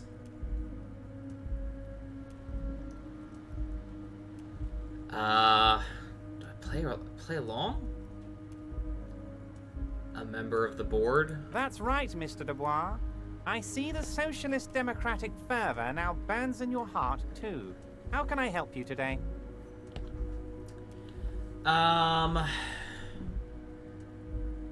told the union is involved in the local drug trade. What? Harry, how could you say that to me? You know I appreciate a joke as much as any Johnny Fat Guy, but I can't take slander. Are you actually investigating this? You are. He smacks his forehead, completely flabbergasted. I am. You've hurt me, Harry. Me, a friend. But you know what? The man rubs his temple and closes his eyes in pain. And gets over it in 2 seconds. Seems like it didn't really hurt him. I trust you, like I trust all my friends. And I know you'll never talk to me about this again, because you don't want to wound me. So do what you want, and let's change the subject. Thank you for your understanding. We will continue to do what we must. You too, Lieutenant. You know, I like you, but you never were my favorite. I'm a Harry guy. I'm Team Harry. None taken. Did we have anything else to do here, Harry? I want to talk about the hanging. That's what we're here for. Oh, of course. That's your main thing here. That's why you're in Martinez. I know everything that goes on around here, and I would love to help you, like I'm helping you with the body and your lost gun. I mean, it's no secret that the lynching is connected to the strike. So much to talk about. Honestly, it's been weighing on me so heavily. I understand you need to interview me. I sense there's a but. But there's a thing that's been keeping me up at night. I want to talk about the hanging. I mean, if we could just calmly talk, exchange information, we could blow this thing wide open. Uh-huh. Yes, that sounds good. Let's do that. The lieutenant says with a slow nod. But I can't think straight with this thing weighing on me. You're police officers, aren't you? I have a crazy idea. You guys are basically door-opening machines. Incredibly talented at opening doors. I have opened a few doors in my life, yes. And I'm sure you're going to open this one with flying colors, Harry. This really is very simple, and there's nothing shady about it. Why did you have to bring that up? Alright. Does this jiggling ooze think he's going to use you? He's got another thing coming. Play his game, son, with your eyes peeled. He's going to slip up, and when he does, you're going to come out on top. Why don't you just open it yourself? Harry, I'm a very busy man, and more importantly, I don't have that extraordinary physique you do. You look like you could run around all day. Sure enough. You want to send someone a message that the police are working for you. I repeat, I'm a very, very busy man, Mr. Kitsuragi, and therefore I must occasionally enlist outside help. So what will it be, Harry? Whose door is it? Oh, no one's. It's just a weasel. A weasel lives there. Nothing for you to worry about. What do you mean by a weasel? A loud blabbering weasel. When weasels feel no one is watching, they start acting foolishly. He removes his glasses and rubs his nose. Just go there, unlock the door, and leave it open. It's been such a burden on me, Harry. I just want this to be over so I can discuss business with you. He puts his glasses back on. I bet you don't even know anything about the hanging. Harry, my dear friend, I am what people call a local bigwig. I know everything that goes on in Martinez. Damn it, fine, I'll look into it. We need to talk about that murder. Fantastic, my friend. Just let me know when it's done and we can take our friendship to the next level. He flicks his fingers. You can get the key from Manana. He's down by the gates. Manana's like a free agent in the Union. Special operations. Hardened socialist. A real free thinker, too. He'll tell you precisely where the door is. One last thing, Harry. Yeah, what's up? Just open the door. You don't need to go in or anything. I just want that weasel to come home and see the unlocked door. Okay, great. Turns out the strikers were being served an alcoholic brew. I stopped this madness. I don't know what that means, Harry, but I love it. I love your initiative. Knowing you're out there keeping things running lets me focus on the big picture stuff. Don't even tell me what was going on. Alcoholic brew? Stronger? Stopped it? Strike? I'm just gonna let you surprise me, Harry. I've just finished investigating the local... No, let's not tell him about that. I'm going to leave now, but we might talk again later. See you soon, Debardeur. Just kidding, but not too much.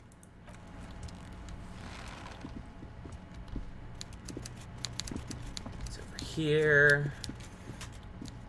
Does he mean a rat? Probably.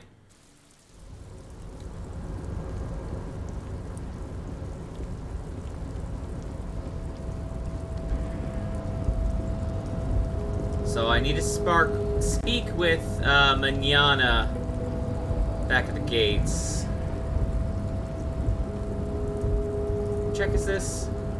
You're back before the cargo container. Its draw has not lessened since you were last here. If anything, it seems to have grown slightly. Didn't get yourself some of Grassi's brew. It's so energizing. No, I'm good, thanks. I'm good, thanks.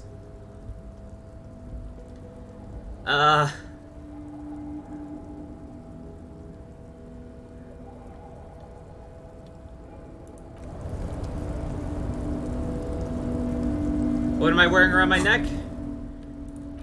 Why, it's the horrific necktie. Big stretch.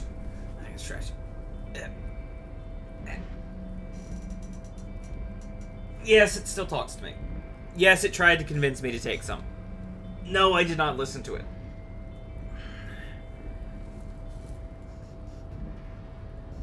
Okay, goodness.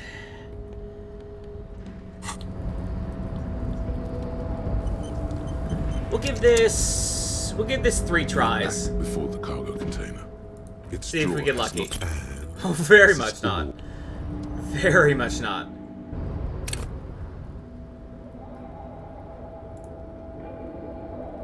You're back before the cargo container. It's one more to get lucky and get a double 6. You're back before the cargo container. Nope. Not that you didn't listen to your tie. You should always listen to your tie.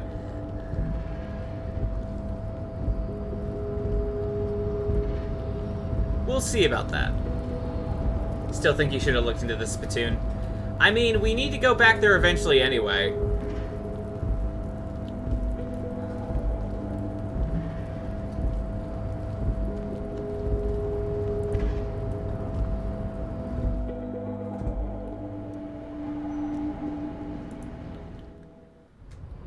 Alright. Hello, manana. So, how'd you like our harbor? It was nice enough. It's but a rest area on the path leading across open plains. He notes solemnly, then turns to you, a wide smile adorning his face. Right. You talk to the boss, eye to eye, like men of the plain. If you have any more questions, I'm set to talk. Everett said you have a key to a door. A key, huh? What door is this key supposed to open? He runs his fingers through his mustache. I don't know, some whistleblowers, I think. Oh, say no more. I got you. He taps the side of his nose with a little wink. I got that key right here. And let me tell you, it's mighty good of you to help us out during the strike. Working class solidarity, as they say. Yeah, there was a bowl back in the Whirling in Rags, and it's like, very clearly this bowl's been sitting on the floor and people have been spitting chewing tobacco into it. So Panda here is making a reference to West of Loathing, where you can investigate the spittoons and dig through them and get items out of it.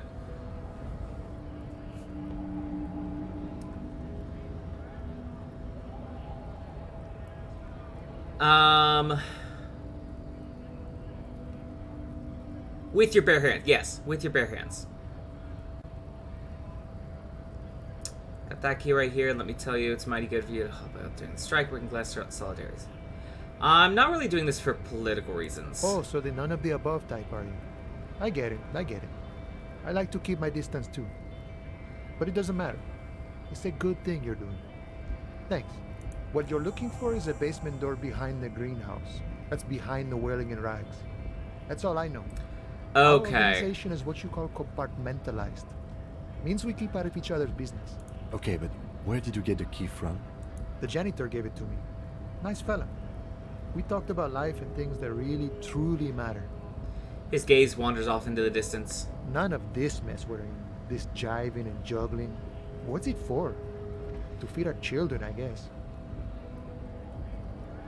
Anything else I should know about this task? This weasel person? When he'll be home? I'm more of a philosophical dock worker. I like to talk about the big picture stuff. Who I am, who you are, what we are fighting for. The man takes a big sip from his flask. Who he is and what they're fighting for? This is interesting. Why are you striking? We're negotiating our share. Your share? Aye. He seems pleased with himself. Wait, so it's not wages or pensions or... This stuff. They already covered.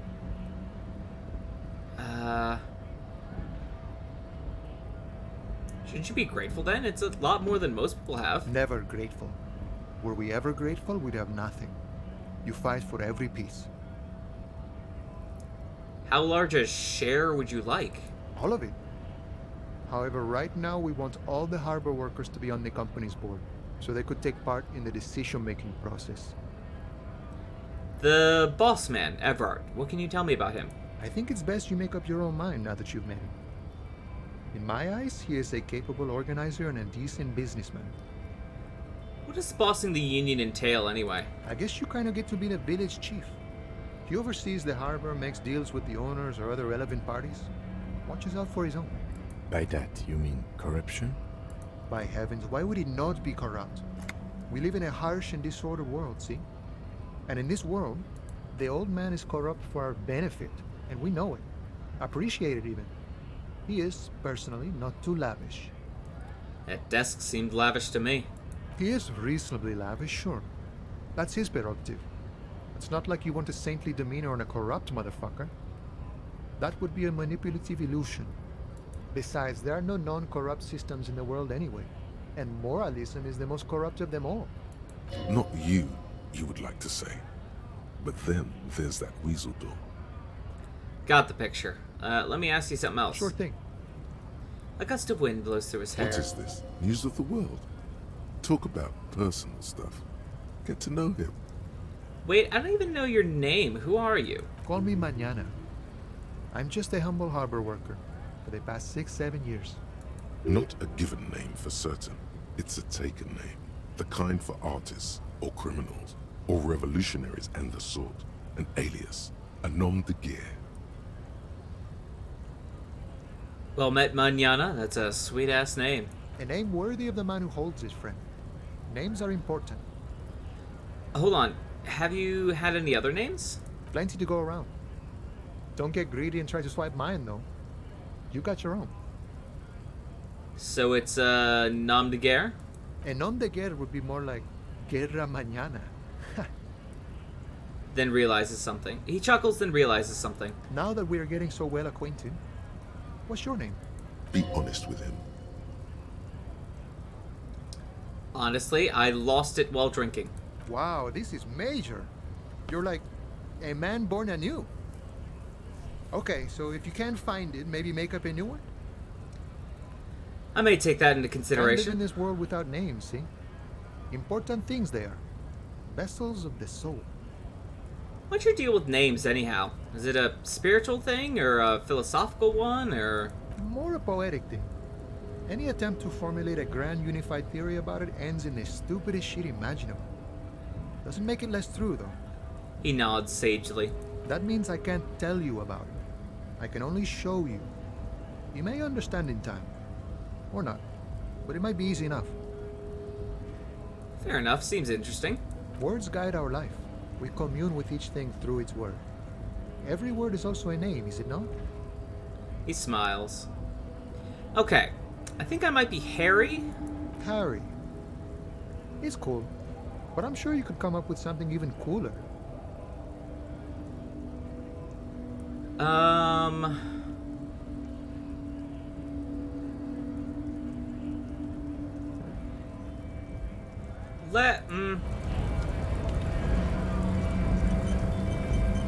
Hola, wandering man. How can I... Your mind can only conjure up hunk. Hold on. Hola, wandering man. How can... The encroaching There we doom go. is golden red. It is inside you, but also outside, on the horizon, by the water's edge. Innermost, but yet to happen. Things make sense from that angle. What's my stance on substance use? I do not personally... Well... The only quote-unquote drugs I take are alcohol and caffeine. But, I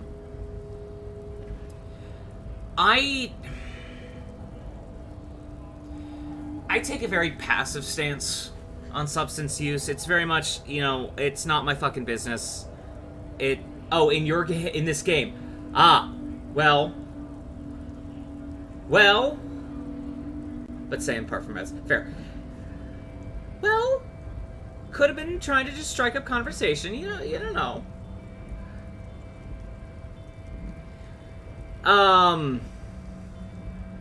In the game, I think I want to run him clean. He's already he got so fucked up he got amnesia. Like, we need to get him clean. Right? So we try and avoid it whenever possible. But no, going back, fuck it, we started the conversation, we're gonna end the conversation. I very much take a passive stance of, like, it's your own fucking life.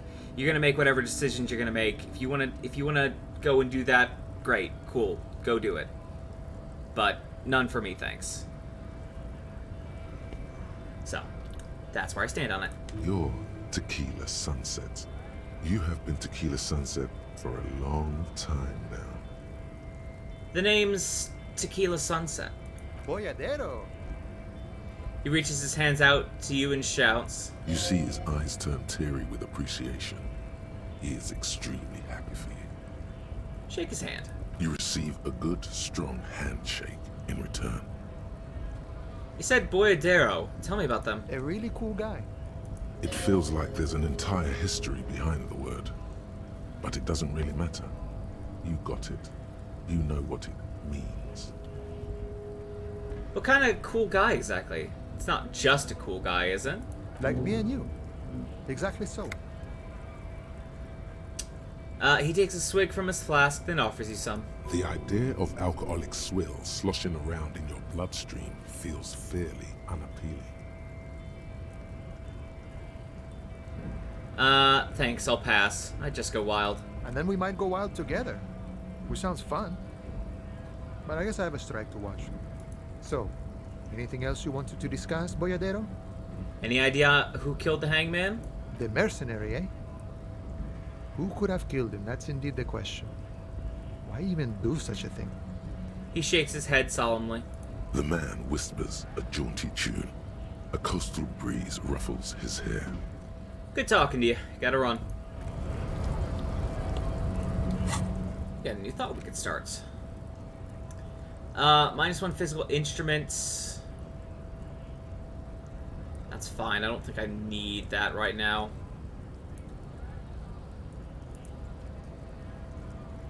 Unlock a new slot to research the thought. Let's appoint to forget it. Yes. Confirm. Wasn't a great one to begin with.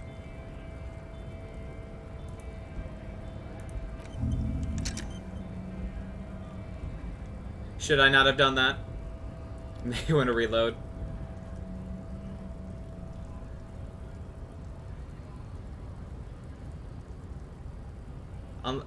No, I know. No, I get that. I understand it's like spend a point to unlock that. Yeah, alright, fine. Hola, Wandering Man. How can I help you now? Your mind can only... Hola, Wandering Man. How can... The encroaching doom. You're... Boyadero. You see his eyes to Shake you his receive hand, the said It feels Boyadero. like Not just a cool guy. the idea of alcoholic swill sloshing around. Pass. So, anything else you... Any the idea? mercenary. Let's change the man topic. Good talking to you.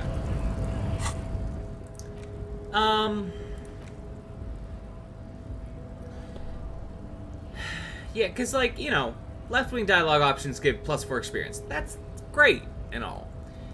But -1 visual calculus and authority for it? I don't know.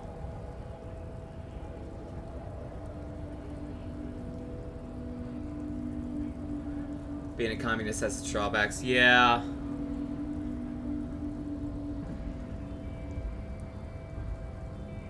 I don't know. I don't feel like...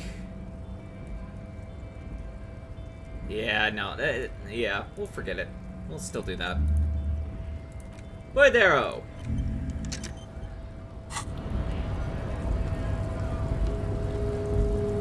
Alright, so I know the door that they're talking about. Seen it before.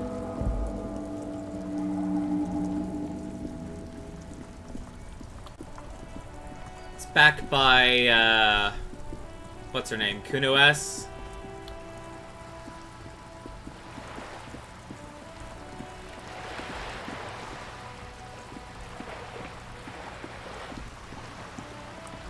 Which is back here, I believe?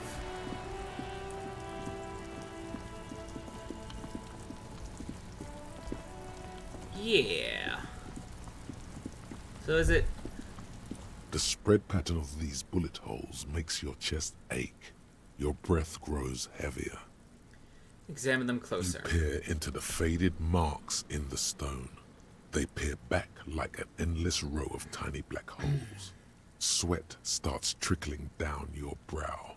This is bad mojo, man! Fucking horrible mojo! The end draws near! Your chest feels tight looking at them. It's closing in, caving in, ever tighter. Your breathing grows even heavier. You okay there? The lieutenant's sudden voice cuts like a blade, bringing you out of the stupor. Huh? Yeah, I'm fine. You were looking pale there for a second. What are you looking at? What's with all these bullet holes? I've seen a lot of them around. Remnants from the revolution. These are over half a century old. So, no crime has happened here? Perhaps a crime of a sort, ages ago. But no, these do not warrant an investigation. Okay, but what can you tell me about the revolution? Not much. I don't have a fresh perspective on it. Should we go? Sure. Alright, is this the door we need to unlock? This must be it. The basement door is weather-worn. The copper nails holding the upholstery in place have turned green from sea air, and there's a knocker shaped like a lion's head. The royal lion, Guillaume's kitten. This knocker will last a lifetime and then some. The occasional hard save may actually be desirable to have a failsafe. Yeah, for sure, for sure. Carefully knock. You knock silently. The upholstery muffles the sound. No response comes from the apartment. I guess no one is in? The lieutenant looks uncomfortable. Press your ear against the door. The leather upholstery is worn and rough against your jaw. You don't hear any movement. In fact, it's oddly silent in the yard around you. No birds chirp. Lieutenant, what's your opinion of this task we're undertaking? Let's be honest. This isn't what I joined the RCM for, but every day tells you something new about yourself. The lieutenant replies, still inspecting the padded door. Apparently, working with the local union boss to get info on an investigation is not something I'm squeamish about. So you don't mind if I unlock the door? If the Merc Tribunal happens before we solve this, we are looking at casualties. What's one unlocked door compared to that? On the other hand, we could just leave and tell Evrart we opened the door. No one seems to be tailing us to see if we actually did it. Lie to Evrart? That's also an option? Yes. Presenting a fabrication is known to get results here and there. You took this task. You make the call. Alright, alright, alright. The door is right here. You can just open it and be done with this. Besides, if you never open it, you're never gonna find out what's behind the door. I mean, you're right. You're right, Inland Empire. You try to be as silent as you can. It takes a bit of rattling of the handle to loosen the bolt. Finally, the door unlocks with a small clack. Thoughts race through your head. Only curiosity could account for stepping over that threshold. Maybe there's treasure in there. A white alligator. A fountain of quicksilver. As you hold the open door, you can feel the air moving. A little draft. A whistle. Speaking of, go ahead and give a hard save. Can't hurt.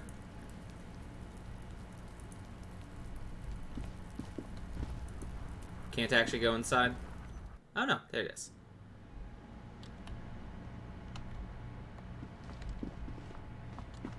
Let's grab that. Some magnesium. Sure. Small suitcase full of clothes. Guests are staying over? Book titled The Hidden World of Walking Sticks lies open. You can almost feel the warmth of the red sun on the flag. Whoever lives here admires fair-haired fantasy heroes with big muscles. Ah, in terrace... A dress shirt. Nice. A row of mugs sits on the shelf. Each one depicts a human figure. A dark-skinned woman grinning amidst mysterious symbols. A broad-shouldered man shoveling potatoes. Ah. A little ring. Though cheerful, the images on the ceramic make you vaguely uncomfortable. Yeah, he's the one who lost the mug. This person's the one who lost the mug. Or not lost. The owner of the mug who was in the trash. The images betray a lack of interest in human beings. They are merely unflattering caricatures. What do I mean uncomfortable? The owner of these mugs doesn't like people of other ethnicities very much. Typical asshole. This person is unhappy. The lieutenant picks up one of the mugs, then puts it back down with a look of disdain. I'm beginning to feel better about breaking into this man's apartment. Yeah, what about your yellow man mug and Yes, hair? your broken mug friend would feel very much at home here. The same humor, the same mocking lines. There's the missing tin soldier. Whoever lives here might have used the Whirling's container to dump his trash. The lieutenant looks at the mugs next to each other. And now they've drawn the ire of the Union. The plot thickens, as they say. An interesting little clue. Let's see where this goes. Clues have a way of magically connecting to other clues down the road. Perhaps you should break into apartments more often. Do you really think it's the same person who put the dead man's clothes in the trash? Who knows? I'm not expecting too much from this clothes in the trash lead either way. It might turn out to be some random local matter, but still, a nice coincidence. Alright. Neat.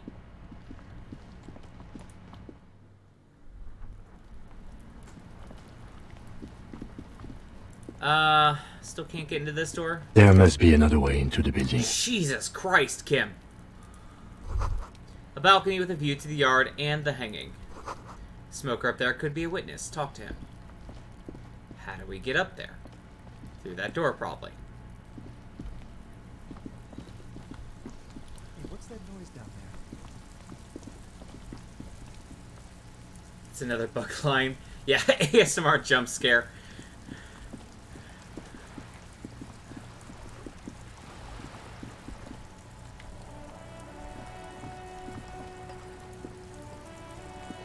Nothing else we Sturdy can... metal door. No. Alright. Let's see, we've got that coat for suggestion, minus half lights. +1 for logic. What does my current shirt give? +1 conceptualization, but -1 suggestion.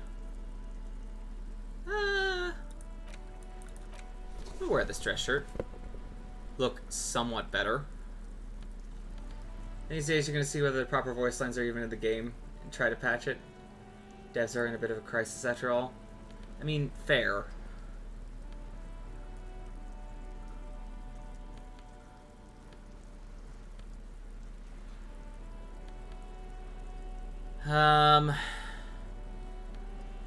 Could do +1 physical instrument.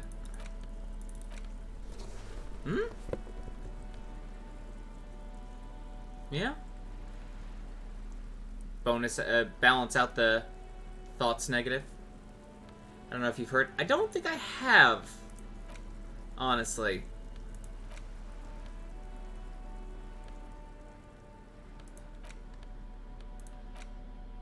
Yeah. Inland Empire and empathy. Didn't I have an empathy check somewhere? Oh, Kuno, for sure. Tommy. Right.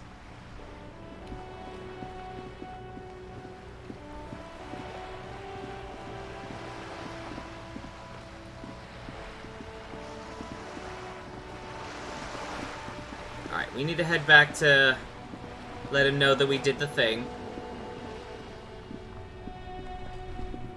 So we'll stop by Tommy, grab our journal, and see where that leaves us. No. This one. Howdy, officer. I, saw you poking around in Lady Driver's lorry. She in trouble?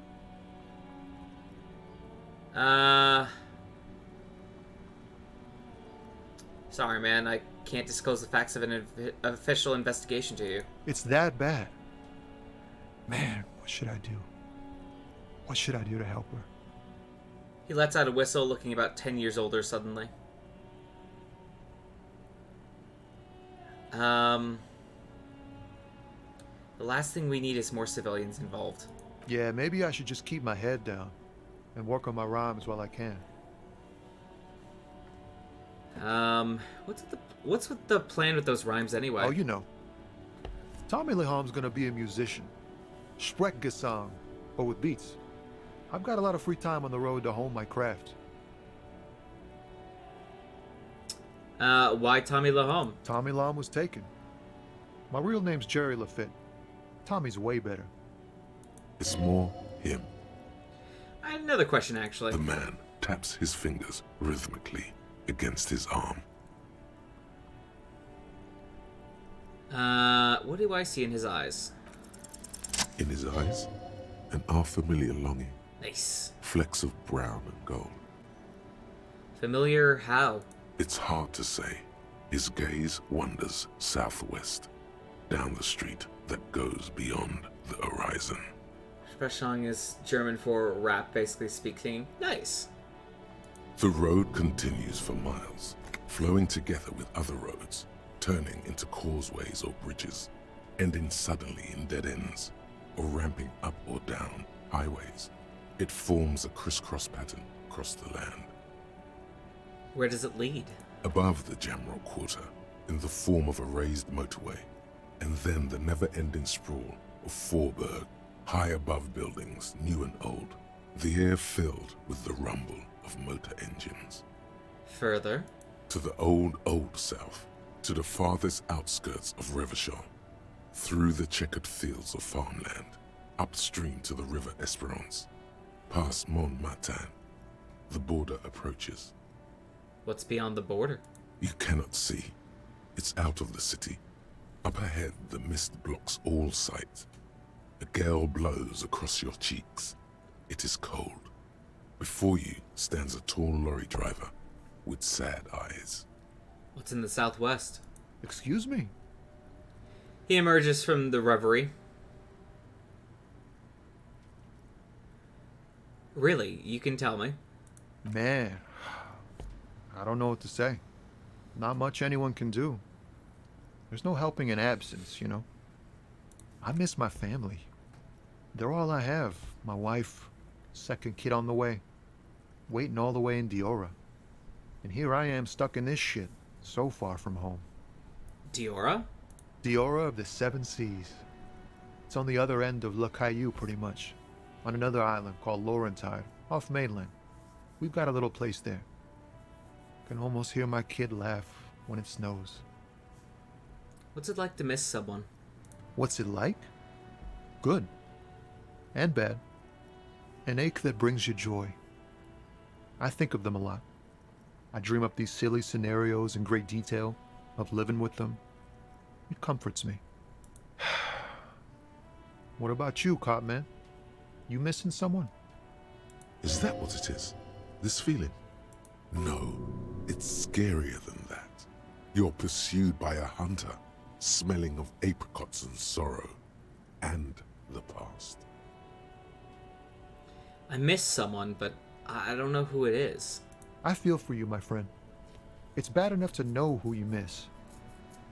Missing like that doesn't feel like it has much of an upside. But, thanks for this. It's nice to talk to someone, and I know it wasn't easy to ask. I hope you find your way through your own troubles. That's all for now. Bye. Didn't I just remove some conceptualization? Logic. Oh yeah. I mean, I'm not gonna bother with that, because, that would put me at needing an 11 or higher. Does not put my, chances up very high.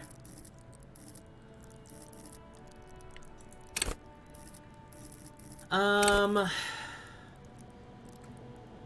I think we'll take off the journal for now.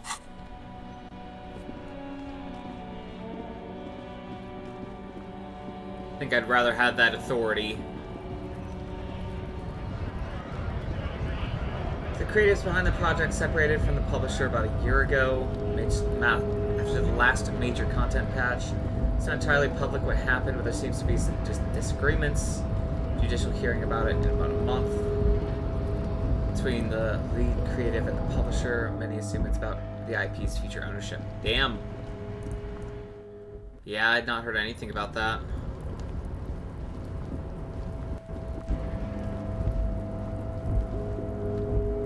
Yes, this way.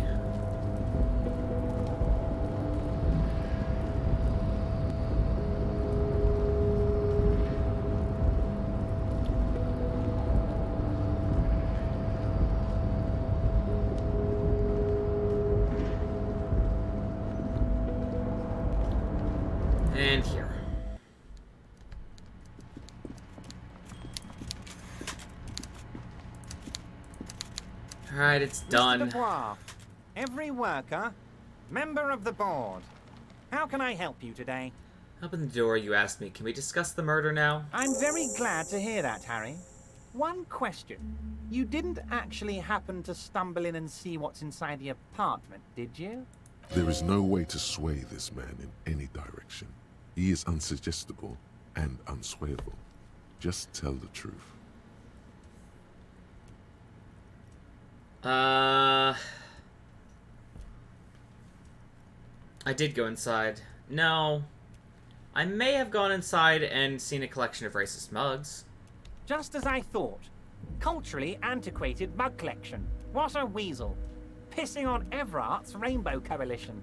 Now let's get down to brass tacks. It's time for men like me and you to figure out who's killed who and why. Real police work is gonna start happening now. I promise you, Harry, this is gonna be good. I feel like I shouldn't give him that information on 1. So 2. I've heard about a connection between the lynching and the strike. I'd like to hear what you know about it. Killed whom? By now, I'm sure you've figured out who the dead man was working for. The bad guys. Wild Pines. Sent to scare us. Another violent measure of the top hats against us flatcaps. I'm listening. Harry, this strike is the culmination of many, many mistakes made by the Wild Pines group. They tried to shut the strike down by sending in armed mercenaries. You mean our victim? A security contractor. Can you imagine that?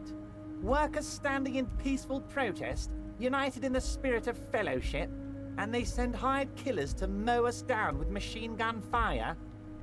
I'm talking beasts, hardened killers from proxy wars in Yisut, Semenine, Saramaritsa, you name it, they've done it. Raping, killing, burning villages, killing little children for the Senorita Pineapple Company, Harry. Everything they did there, they brought over here. They want to turn Revachol into a third world slum. Honestly, the only thing they didn't do is kill the village elephant. Hold on, you have a village elephant? No, Harry, the elephant is metaphorical and so is the village, but the mercs and their brutality are very real. Stretch again. I can stretch again. I've been sitting in a weird position. Oh, goodness. Starting to hurt my neck. Can we stab this man to top off the murder spree? Alright, go on. Now, I haven't personally witnessed the brutalities out there. I have the luxury of staying in my container, you see. If I need to go somewhere, they just move my container. He laughs. Wait, they moved the container? Yes, I'm an old man, Harry. My legs aren't what they used to be. They lift my office with that big crane. It's actually very fun. You should try it. But enough about me and my fun container. The killers the company hired, I think there were 3 of them, all hardened commando types. One of them got downright suicidal, getting drunk, violent, a little rapey. Even their own negotiator couldn't control him. That's your boy, the one who likes hanging out and trees. By negotiator, you mean Joyce? Harry, what you need to realize is, we dock workers are not pushovers. He says, ignoring the lieutenant. We got grit, Harry. This whole neighborhood does. Push us hard enough and we push back. And when we do, we push to kill. He raises his finger. An entire neighborhood of killers. Wait, the whole neighborhood isn't on it? Potentially, Harry, potentially. We got arm wrestling champions, rowing club people, ex-coal miners, tough guys, all ready to spring into action for their home base. Who exactly did the pushing? There's a militant wing inside the Union. A group of people whose duties don't involve manual labor, but peacekeeping in the neighborhood, making sure everything runs smoothly. They're like you guys. Idealistic people who want to make sure bad things don't happen. And if they already have, well, punishment must follow. So these idealists killed our victim? One day Titus Hardy, leader of this peacekeeping faction, comes up to me and says, "Boss, socialist democratic fervor drove us to take it upon ourselves to kill this beast that was burdening the land. He probably worded it differently, but that was the idea. Sure sounded to me like they killed him. I gave them 2 weeks paid leave and told them to lay low to avoid retaliation. Aren't you worried we might arrest them for this? Oh, I'm not at all worried about that. These are not the kind of men who get arrested. They're Martinez boys, tough and gritty. I'd like to see the man who takes them in. Besides, I sent my lawyer girl to look after them. If he's just boasting, then it sure doesn't feel like that to you. He's not worried. How do you know the mercenaries were hired by the shipping company? How do I know? Let me tell you about these people. That's their MO. It's what they do. Last winter, some poor workers in Terminal E went on a little strike. The company sent in Sediment, a security contractor. The strike was over the workers' right to wear protective footwear, Harry. These guys turn up and start beating people. Tell you what, Harry, I wouldn't be surprised if we got the same mercenary company after a little rebranding. And I'm sure as hell not surprised to see an army of scabs under my gates. So you believe the scabs were organized by the security contractor? You said it. Hell, one of those guys looks big enough to take down that proverbial elephant. Boys like that don't just happen to show up during strikes. No, we're not telling them that. Another question. Absolutely, Harry. Absolutely. Sock it to me. You mentioned a lawyer girl. Oh, Liz is a bright one. I paid for that law degree myself, thinking it'll probably turn her all fancy. But hell, Harry, she came back a firebrand socialist. Sometimes she scares me with her zeal. Tell me about Titus Hardy and his crew. Oh, they are simply fine young men, all 7 of them. Exemplary union members, always working to advance their position in the local socialist democratic movement. Core members.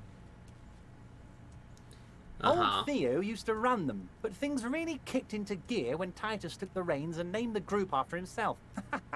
Gotta love his initiative. Interesting. Who's second in command? They're almost all of them great guys, born leaders. Whatever happened, I'm sure they only had the best interests of Martinez and Revachol in mind. Work with them. Hell, interview them. But don't fight them. They really are just like you. Men who like beer, women, and some order on the streets. Where can I find them? You know what, Harry? I got a feeling they're gonna show up in full force tomorrow. Great. Love that. The lieutenant marks something in his notebook.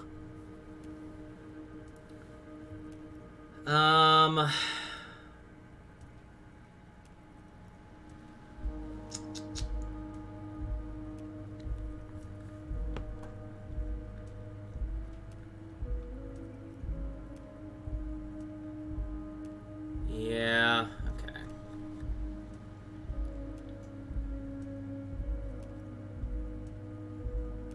Did you say it was day 2? Yeah.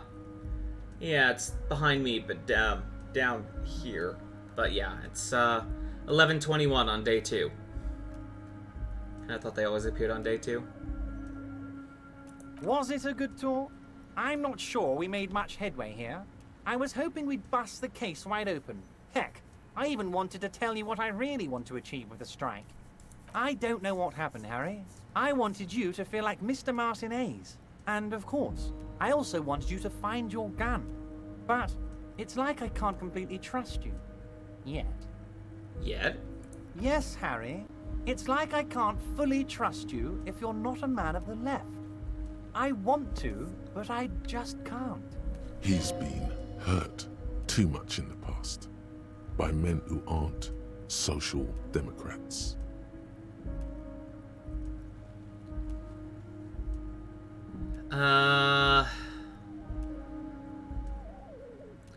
This is another corrupt scheme, isn't it? I'm neither left nor right. I do what my heart tells me to do. What does your heart tell you about your lost gun, Harry? Does it tell you to forget about it? Or do you think it wants to be found? I think it's lonely and cold. I think it wants to be found, and I have a proposal for you. And what would this entail? Once again, I require nothing unethical or illegal of you. You just need to get 2 little signatures on this piece of paper, and then mail it to my accountant in La Delta. He pulls out an envelope. Kim, what do you think of this? It depends. I don't think what we just got from Mr. Clare was very useful. He studies Everard. But, he thinks, it's your call. As I said, it weighs on me heavily.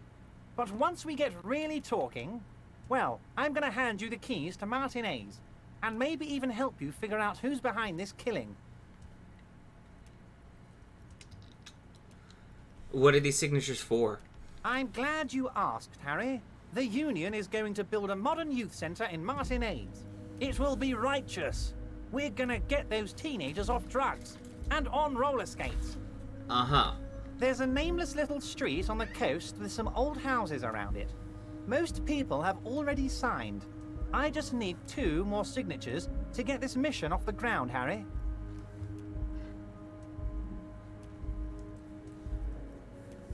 Where is this place exactly? On the coast, Harry, across the canal. There's a cul-de-sac there, a little village they're calling it. A gloomy place. You'll find it. I trust your detective skills, Harry. Water drips from the eaves. A woman looks at her freshly tarred skiff. There's a pair of cavalry boots under the fish in the box, and the wind howls like a vicious spirit. What will happen to the current occupants? They are just gonna have to deal with the construction noise for 6 months, and then they'll be living like kings. Right next to a fancy new youth centre, designed by the best architects from Stella Marie. Fine. If I happen to be there, I can ask them. You bring joy to my heart, Harry. Such a pleasure to be working with you.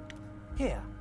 He hands you an open white envelope. You need to get signatures from Isabel Sadie and Lillian Carter. The cul-de-sac is right past the pawn shop and across the canal. I hear there is some trouble with the waterlock, but they should fix it by Wednesday morning.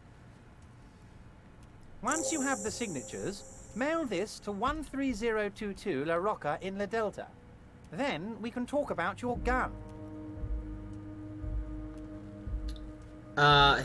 He runs his fingers through his thin hair.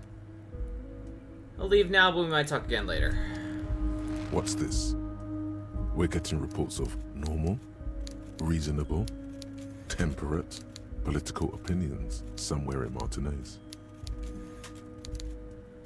This is because I keep saying none of the above to political stuff, isn't it? It's also about that, but it's also more. Perhaps it's the hangover. Perhaps it's a temporary surge of serotonin. But something tells you it's time to become a citizen of the Kingdom of Conscience.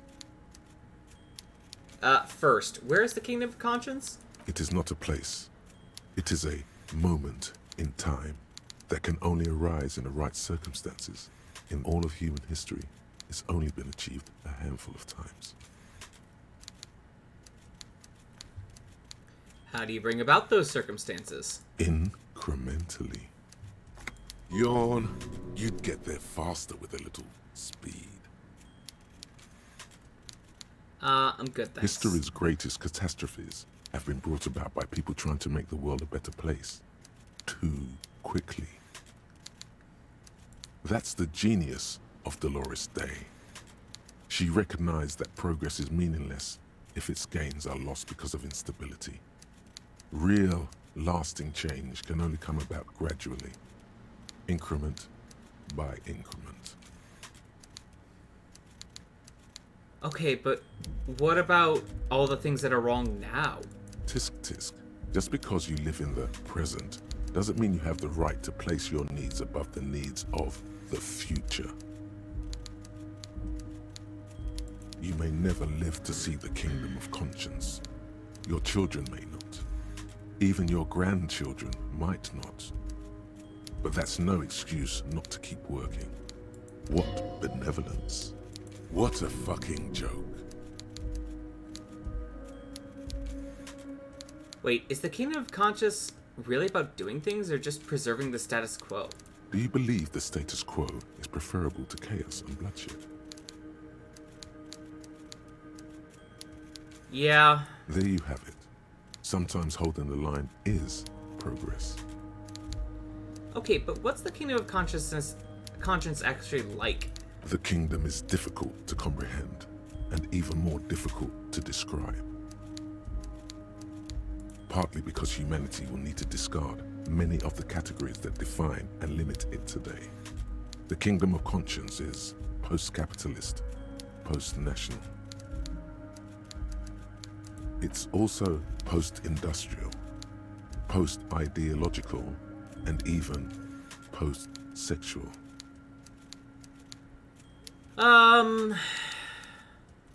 Sometimes an upheaval is necessary. Yeah. You're right.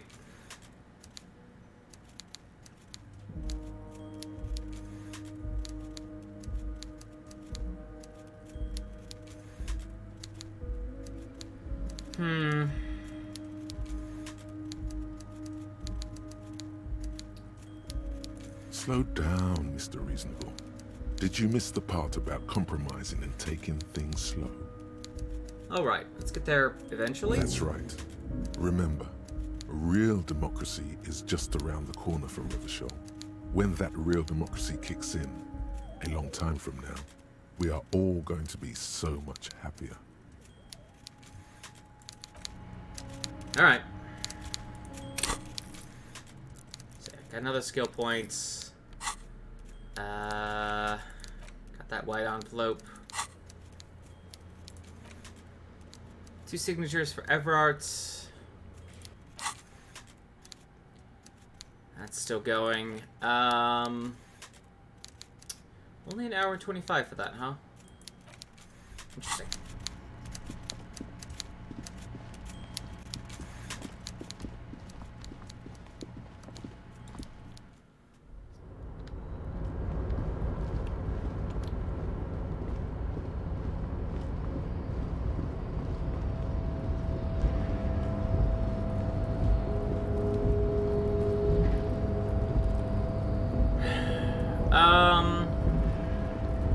No, I still can't. Still definitely can't get in there.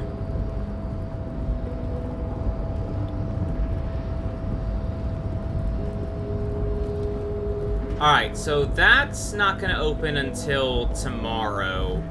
So I can't do that until tomorrow. So I think for now, we're going to go back to the Whirling in Rags. Probably pay my, my rent for the day. And, start talking to the folks at in the dining room. Oh, that's new. Hold on. A lorry stuck in the traffic jam. This big, heavy Grad-made machine is well kept for such an old machine. Look in the window. The windows are clear. They've been recently washed. You can see a lorryman's cabin with personal belongings, stickers, insignia. What kind of stickers and insignia? The driver has adorned his space with a substantial collection of peculiar paraphernalia. Proclamations about honor, strength, and purity are glued to various panels. What about the back seats? The back end of the cabin has a small perch to sleep, large ashtrays. There are several suns and wheels sewn into the curtains. Racist nationalist paraphernalia. Not unusual in this part of town. This is our guy. Lieutenant nods towards the racist lorry driver. You think this lorry belongs to our tough guy? Likely, yes. This guy's proud of who he is. Drapes it all over his machine. He was acting tough before. This definitely scared him a little. You being here. Ah, so that might have been a bonus to trying to scare the shit out of him. Looking for something? No.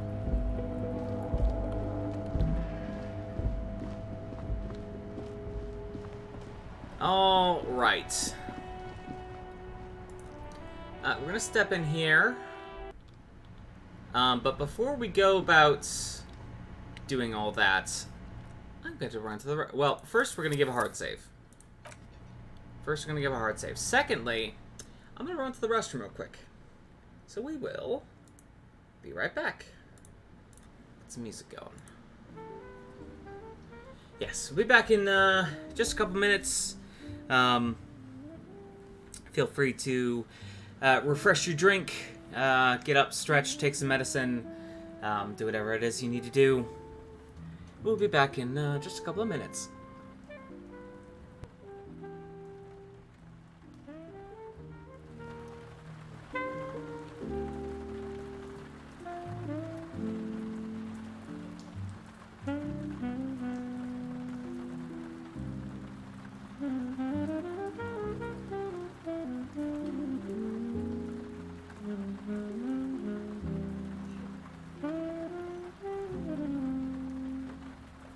Mm-hmm.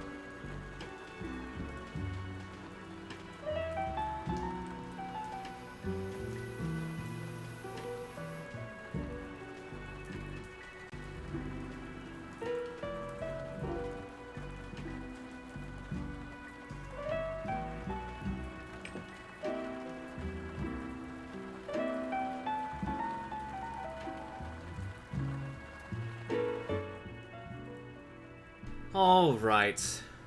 We are back. Let's get right back into this. Thank you, music. Alright. Let's go talk to these folks. Hi there. Let me handle this. The woman says to the crowd in the mess hall before turning to you. You seem a little different today. Less hospitable. You are far from home, Lieutenant. This isn't a district known for its love of self-proclaimed militiamen. You're not a gardener. That's right. I'm not a gardener. I'm a legal counselor for the Dock Workers Union. Feels like she's sort of waiting. She's waiting for a reaction of some sorts. Enough. Let's talk seriously. Not a Oh, muscle whoops. moves in her face. I mean no but trouble. I'm here to do her my job. eyes That's all. Trace yours, stern and perceptive. These weren't here earlier, right? Did you exit and walk back in? No, they were here earlier. They were here when I woke up. You are looking for Titus Hardy, who you think has information on a murder the RCM is investigating. You want to interview him. She points to the man standing in the middle of the room. That's Titus. Talk to him. But know this. I'll be keeping an eye on you. No strong arming. Nothing official. The District of Martinez does not recognize your authority to make arrests. It doesn't matter if you recognize our authority. We will make an arrest if we have to. She says nothing. Her glare speaks for her. What is your role in all this? Like I already told you, I'm a legal counselor. Do you have hearing problems? What are you going to do to me? Lieutenant's not satisfied with the approach. What are we going to do to you? She starts laughing. It's a cold laughter, devoid of joy. Why did you say that? Did you forget you're a cop?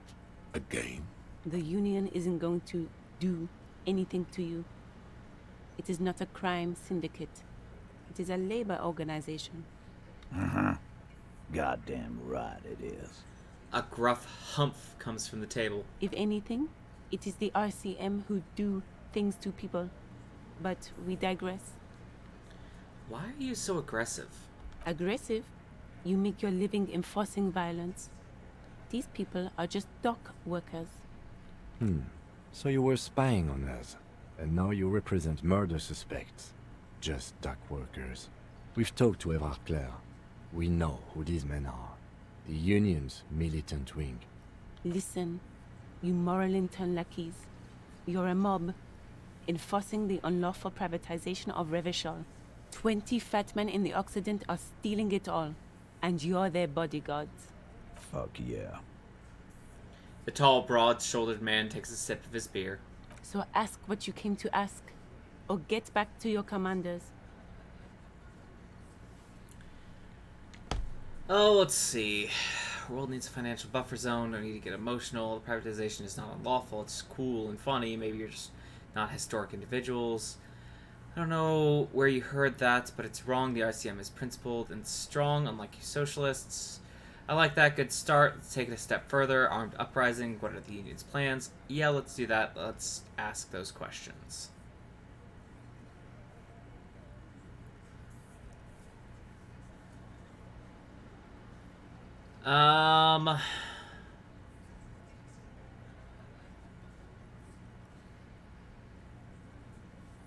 Yeah, let's just ask those questions. I should talk to Titus then. Well, what are these? Photos of men in overalls toting guns and Union placards. You see hawthorn bushes outside. This is where you say your bid. A broad-shouldered man points at you with a beer can. He's used to giving orders and having them obeyed immediately. You should not indulge him. Detective. The lieutenant acknowledges you with a sharp note. He's leaving it to you. Precinct 57's finest scans the room, leaving the speaking to you. He trusts you.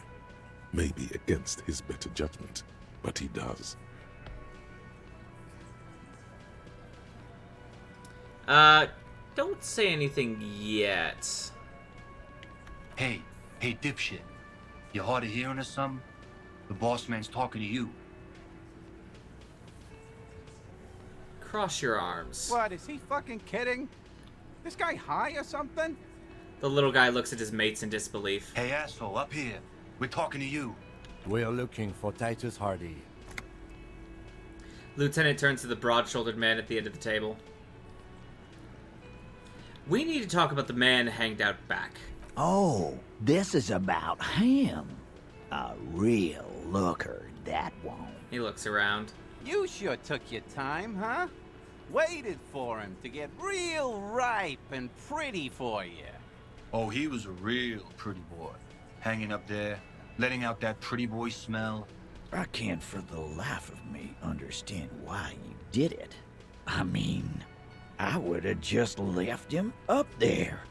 You must really like cleaning up other people's shit. You might want to start asking your questions now. It's not going to get better than this. These guys are so macho, they're ready to confess to first-degree murder. Ask if it was them. Do a head count first. Connect these men to the tracks you saw in the yard. Chances are they're going to match. Scan the room. Starting from the right. Boot size 44. Blonde man, in his 30s. Overbearingly masculine. Sitting on his right. Standard working boots. Size 45 or 46. Eldest in the room. Probably mid-50s. Smoker. Quiet. Across at the other table. Hobnailed working boots. Size 43. Gang tattoos. Mesk or Sarah Mauritian. In his late 30s. Early 40s. I save scummed a little bit. It didn't take that many tries. I think it took like 3 or 4 tries. A symmetric burn on his neck, resembling the letters Loss Loss. Has he tried to burn it off? Leave that life behind? And then, standard working boot. Steel reinforced toes. Size 46. The big dick. Wide at the shoulders and lean at the hips. Rugby cap. Fingerless gloves. And numerous scars. A little under 40. The emblem on his vest says Rowing Club. A little patch below it reads T. Hardy, Captain. In the far corner, standard working boot. Steel reinforced toes. Size 44. 40-something. Non-alcoholic beverage in hand. You squint. Is that a plectrum? Where? On his neck. Forget it. It's not important. And the little guy? Size 41, with the light step. Not a child, after all. An older man with a rat face, mean, watery eyes, and 2 front teeth missing. In the middle, heaving and wheezing. Big guy. Boot size 46, deep marks. Probably carried the victim over. He, alone, is 130 kilos. Add the man in armor, and you could easily exceed 220. In conclusion, these 7 are the actors on the crime scene. The footprints were theirs, but there's a discrepancy. One of them is missing. The odd soul? Exactly. The missing lady driver who was running the drug trade. Does it mean the Hardy Boys are involved in the drug trade as well?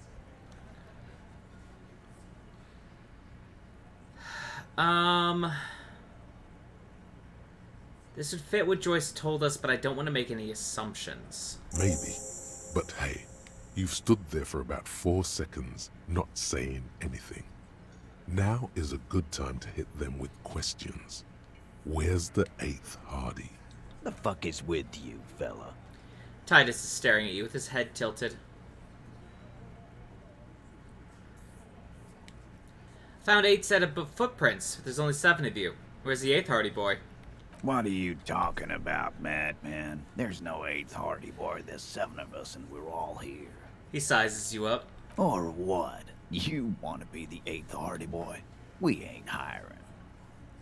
He shakes his head. Actually, boss, we've been talking and we think she could maybe... This person Glenn wants to hire, he really respects her. She? So there's an 8th Hardy, and it's a Hardy girl. Who might it be? Elizabeth? The gardener? No, we already had this conversation. Shut the fuck up, Glenn! I do the talking here. Now what the fuck do you want, cop? So let me get this straight. There is an 8th Hardy Boy. It's a she, and you don't like us talking about her? That's right. We're not talking about this. This is a private Hardy Boys matter. Nothing to do with your shit. End. Hi, sweetheart. What you doing? What you doing? You just being a cat? Hanging out, being a cat? No, I get that. Yeah, I get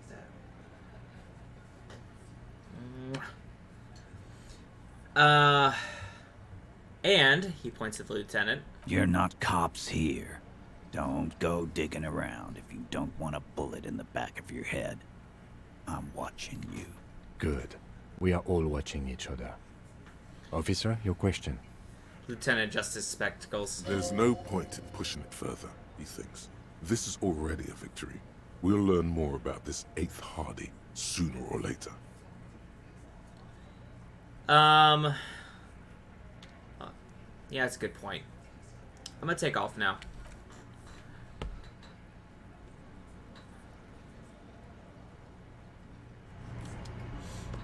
Alright. Alright. Just a moment.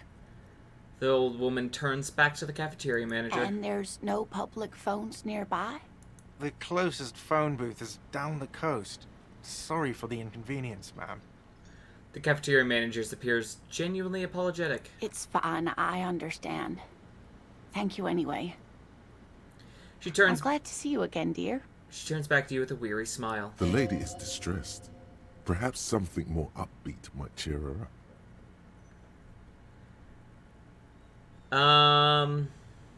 Good day, ma'am. Everything alright? Please don't trouble yourself about me, sweetie. I was just hoping to make a call, but the Whirling's phone line isn't working. The union office probably has a phone, but I can't really get there. Or to the phone booth down the coast. And Gary's phone is dead too. Wait, what's wrong with the phone line? The manager was vague about it. Why do you need to use the phone anyway? To let the young woman who's house sitting for us know that we may be delayed.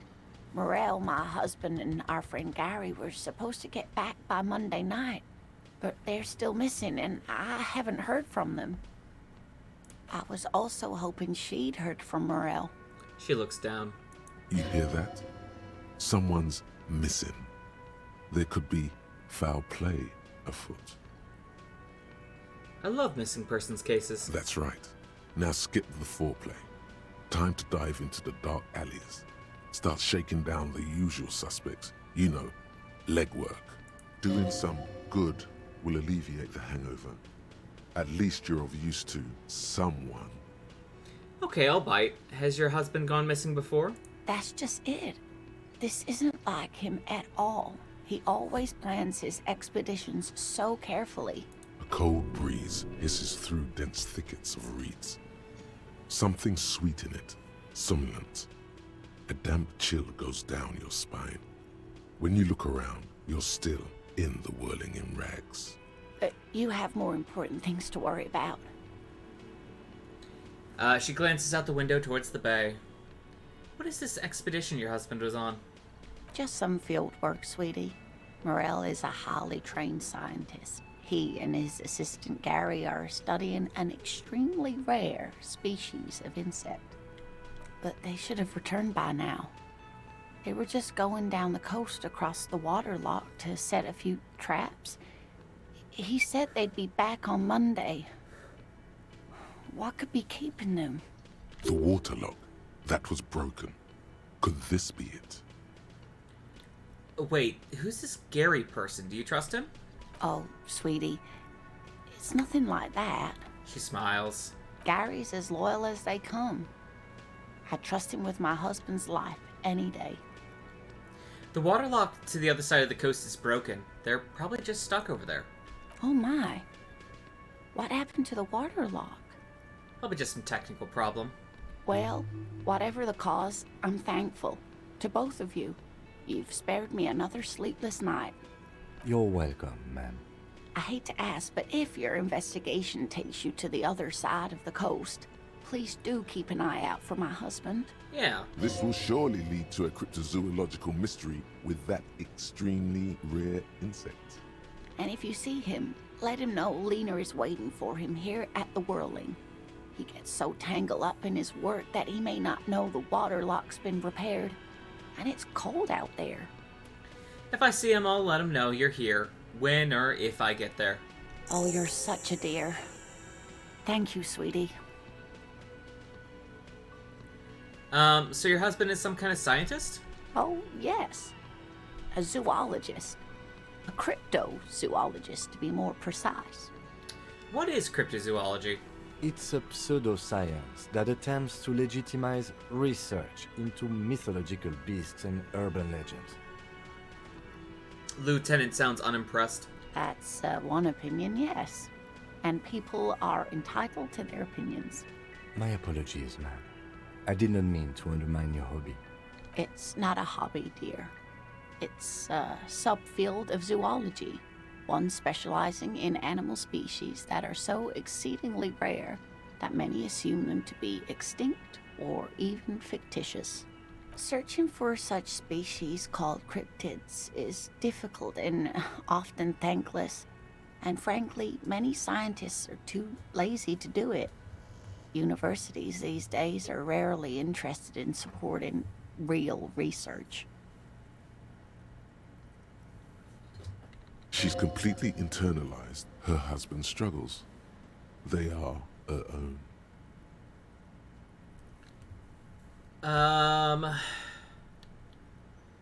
Maybe you could convince her to tell you about some cool cryptids.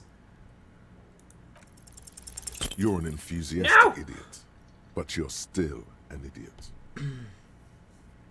I want to know everything about cryptids. Living cryptids, extinct cryptids, marine cryptids, land cryptids. Bring it on! We don't have time for Cryptozoology 101. Let's get back to work, shall we?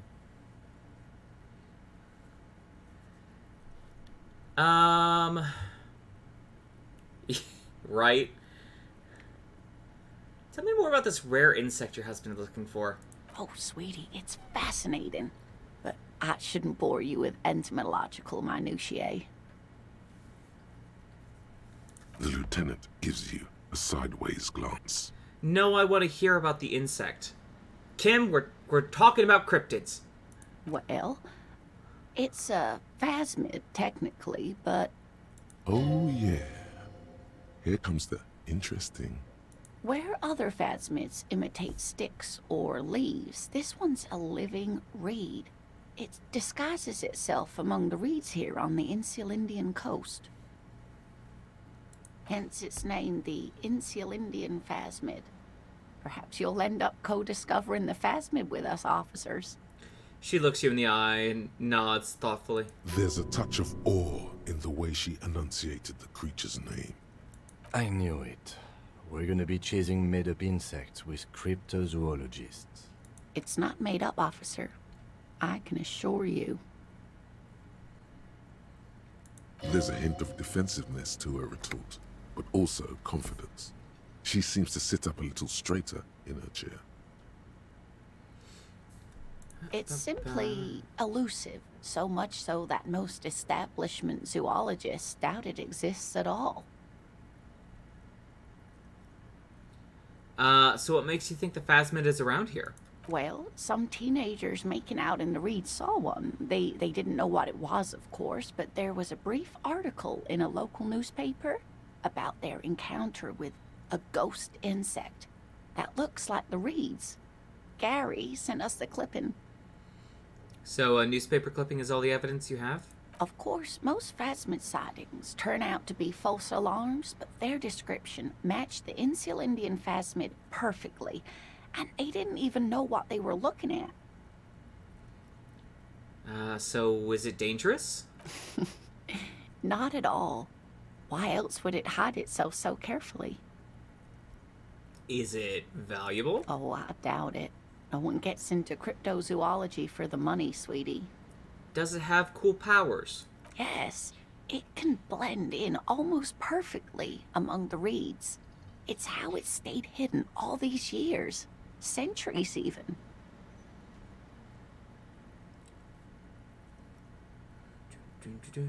Okay, so what's so special about this stick bug then? Oh dear. I'm afraid I'm not explaining this very well. It is very special. The woman's face flushes with embarrassment. Morel can explain it all much better. I wish you could hear him describe it. Then you'd understand, I'm sure. Tell me more about Morel. Looks, character, your relationship. Oh dear. I'm not sure where to begin. What does your husband look like? Well, his expression is slightly grumpy, but his eyes are always bright and curious, like a small boy's. And his palms are quite coarse from all the field work, but he's quite gentle. It's always a challenge to describe the person you know best in the world. Let's try again. If I were to meet him on the street, what would I look for? Oh, well, he's a bit shorter than you, but with a larger frame. And he has longish white hair, usually a bit uncombed. You might say wild, even. Okay. The lieutenant pulls out his notebook and begins jotting down the woman's description. One other thing, he'll likely have all kinds of field gear on him, even if he's not out in the reeds, you know, just in case. How long have you been married? We'll be celebrating our 16th anniversary this autumn. Not the most numerically satisfying anniversary, but I like the less obvious milestones even more somehow. And how did the two of you meet? By a dating agency, I'm ashamed to say. I was looking to get back into the scene after recovering from my accident, and he'd just divorced. We hit it off, and, well, here we are. She smiles wistfully. She's skipping over some important parts. Perhaps you'll find out more later. I think I have all the information I need. Let's move on. I hope I've been useful. Suggestion.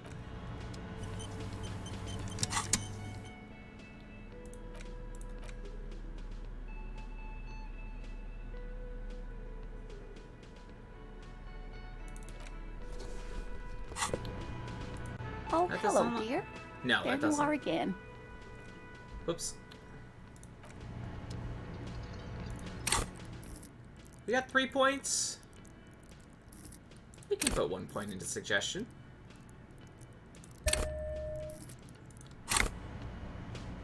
Oh, hello, dear. There you are again. We're talking cryptids.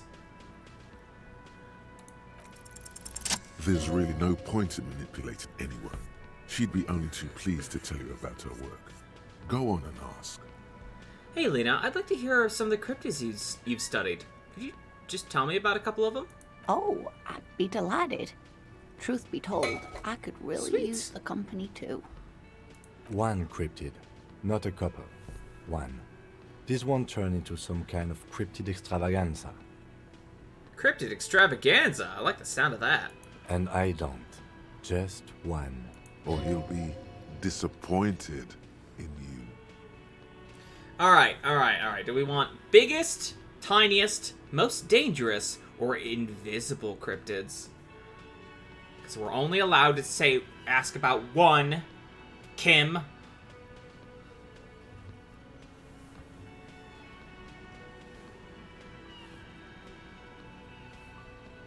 The tiniest is wild. Yeah, let's go with that one. Cryobacter catlensis. She answers immediately. Cryobacter catlensis? Yes, a unicellular bacterium that was discovered in one of the northernmost points of Kotla, on the Boreal Plateau by renowned geologist Caitlin Mijanou some 70 years ago. What's so special about it? The bacterial colony Mijanou found had remained alive while frozen in ice for longer than anyone could reliably estimate. Certainly from before recorded history.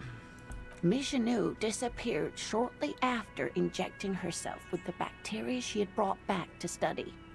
No doubt in hopes of prolonging her own life. Wait, she injected herself with it? Yes, the bacteria had survived in the ice since times immemorial. It is not hard to see where she could have gotten the idea. It's actually a little hard to see. But do go on. He looks at her skeptically. You mean there's an immortal geologist wandering the world? Yes, and she's quite mad, too. After she treated herself with the bacteria, she stopped aging, but also became increasingly eccentric and irascible, so that even her oldest friends were forced to pull away. We can assume that she has been living somewhere in the wilderness for decades now, all alone except for the Cryobacter catlensis coursing through her bloodstream. Damn.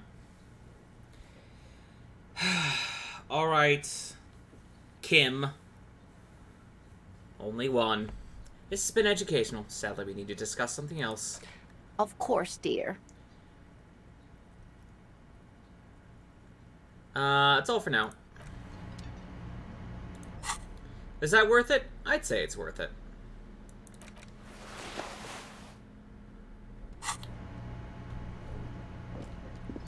Alright. Interrogate the vigilantes. The men in the Union booth find out what they know about the hanging of Martinez. Person present at the lynching is also involved with the drug trade in the harbor, which links them to Hardy Boys. See what Titus has to say about it. Told Lena Morel is missing. Oh, right. Because, yeah.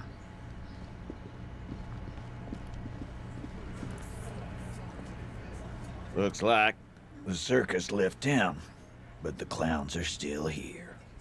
Titus does not look particularly happy to see you. Man hanged in the backyard. Did you do it? The pretty boy.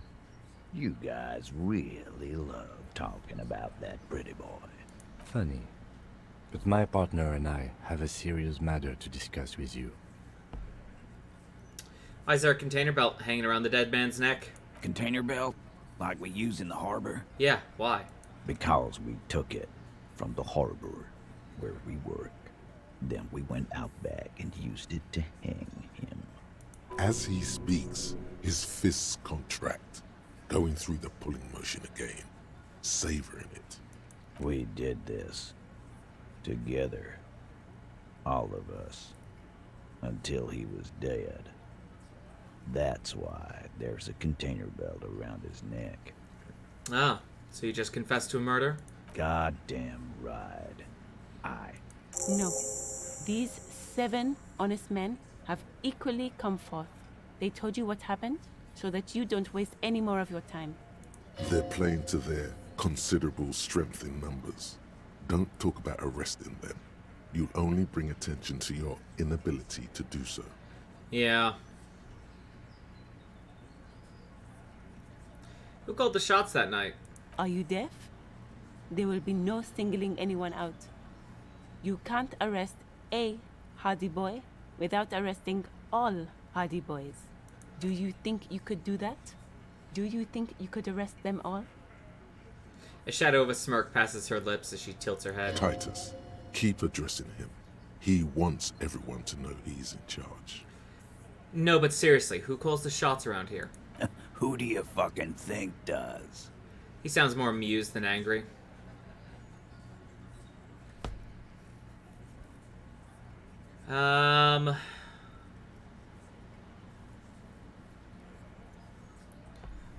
Everard Clare runs the Union. You answer to him, right?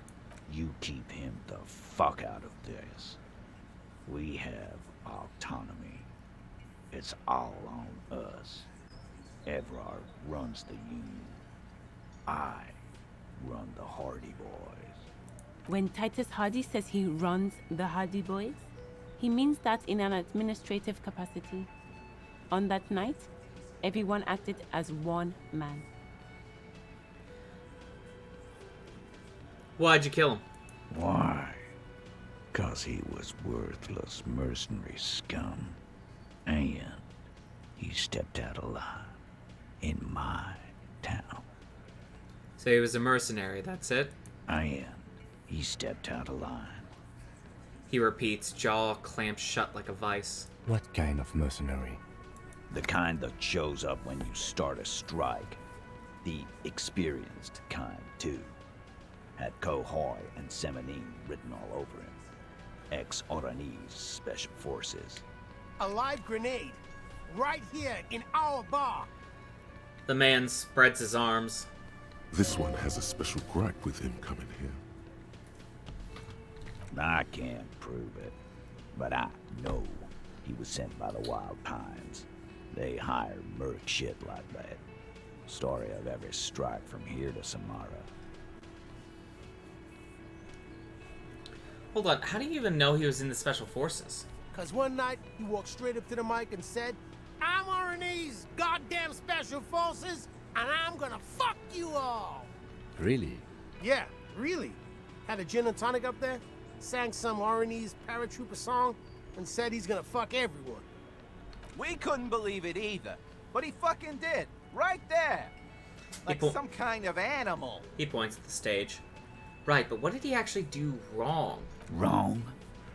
He harassed women, raped one, harassed workers, threatened to kill some as a warning. He wipes spittle from his mouth. There's slight unease in him, suddenly. He regrets mentioning the rape. To kill us all, if we don't open the gates, if we don't let the scabs in, if we don't bend over.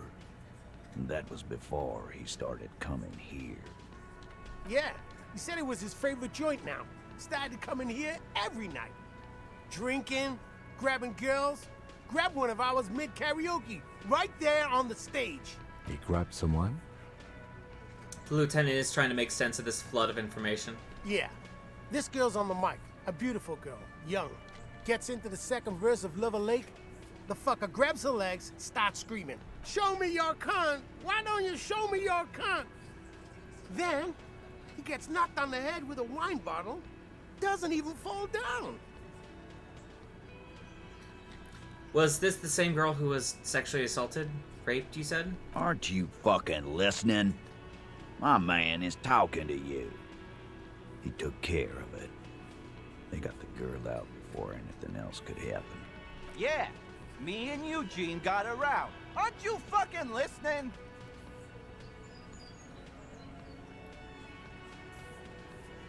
Right, but who did he rape then? This is a very serious allegation.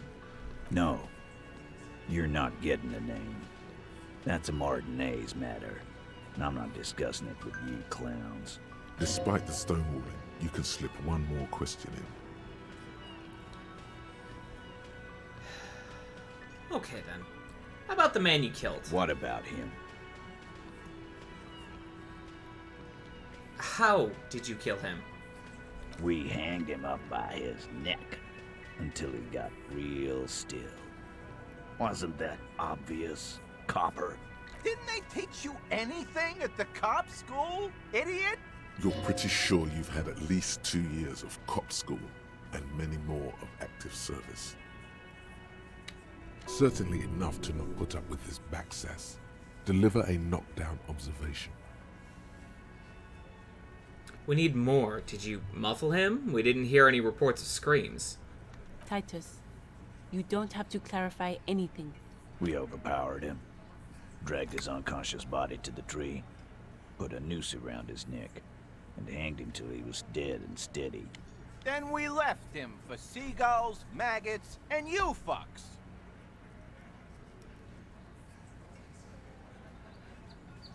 Wasn't he a trained killer from Orne's Special Forces? If yes, then how did you manage to overpower him? With numbers, asshole. How do you think? You're right, Lizzie.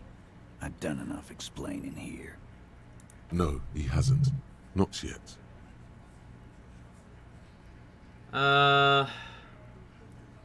Composure.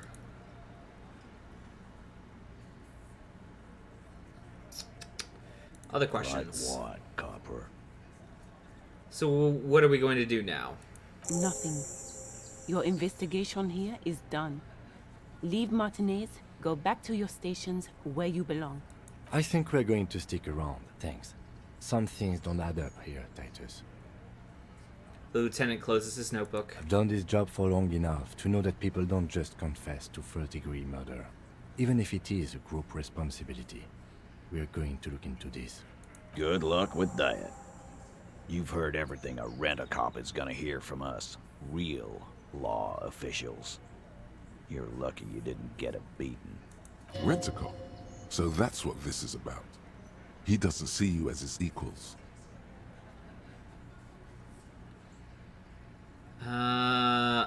Authority. Okay.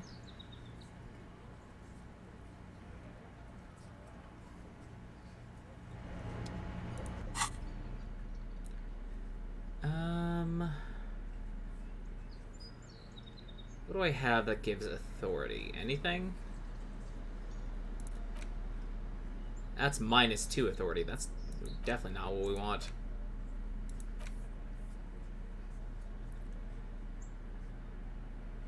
We're not getting minus authority, so that's good.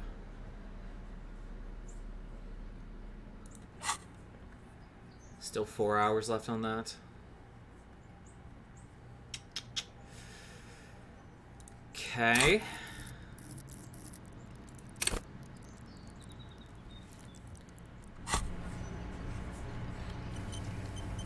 Looks like the circus left town, but the clowns are still here. Always stop internalizing and resume at any point. Was that? No, it's not.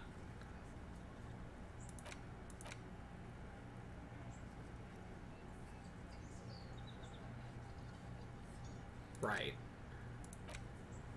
Learning cap for perception raised to 5, speed gives 1. So, right. So this would be an 11 or a 12. Establish authority. Just by the way, not relevant, just not apparent from the game. That's fair. Looks like the circus left town, but the clowns are still here. Uh-huh.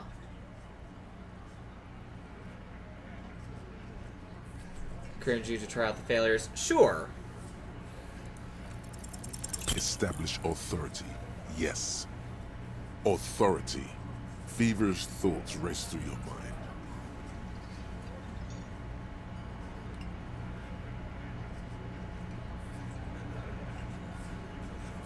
I'm the only thing keeping this town from going to hell, and you're not helping. And what exactly is it you've been doing that's so goddamn special?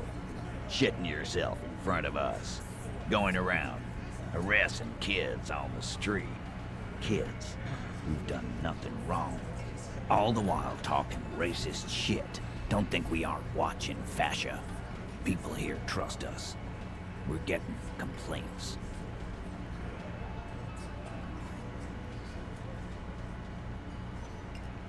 I'd say I haven't harassed any kids, but I definitely punched Kuno in the face. I didn't say anything racist. Of course you have.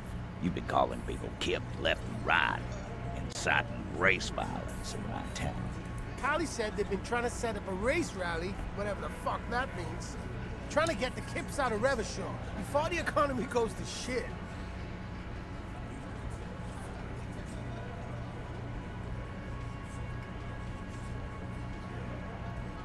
That's a lie. There's no race rally. Sure there is.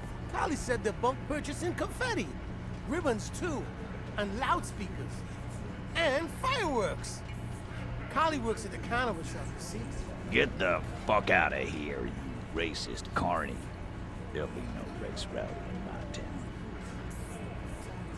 In general, if your safe scumming failures are usually at least good for a laugh, and many checks unlock themselves by just getting new insights. That's fair. What happened? We got absolutely wiped. Let's go before it gets worse. What's going on? Are you racist now? Is the rally real? Please don't set up any rally. It'll make you look awful. There is no rally, come on. Just ask questions. You need to put this race rally garbage in the rearview mirror. Alright. Looks like the circus left town, Uh-huh. but the clowns are still here. Establish authority. Yes. Authority. Feverish thoughts race through your mind. Kim, I need your gun. Why? This is not what he thinks it is. This is a great idea. Such as if you mention the points you intentionally left out so far. I'm afraid it's not what you think it is either. Fair.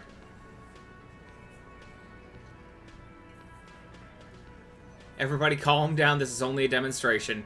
Kim, the gun, please. What in the name of fuck are you doing? I don't want to give you my gun. The fuck is happening, Titus? What are they whispering about? Easy, Shanks. I want to see where this is going.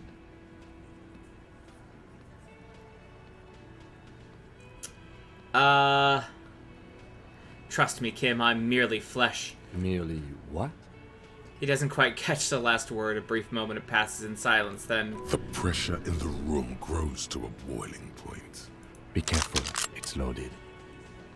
He unholsters and gives you a firearm. It feels oddly light and buzzing in your hand, like a funny toy. Good. Now put it in your mouth.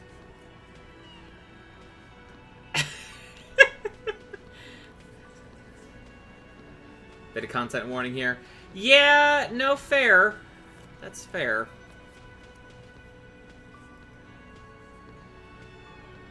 But I want to point it at them. I want to point it at them. Quit your whining. Everyone knows how to do that. You're a special man. You're going to point it at yourself. Go ahead. Show them. What are you doing?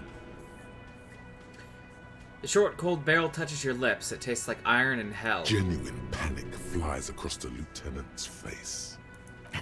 Fellas, you getting any of this?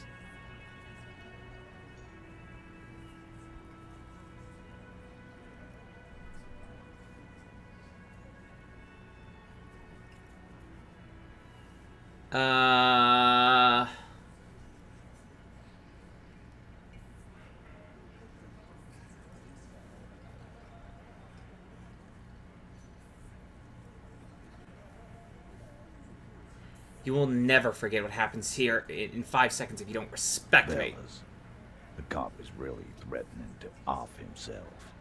This is insane. No, that is not what is happening.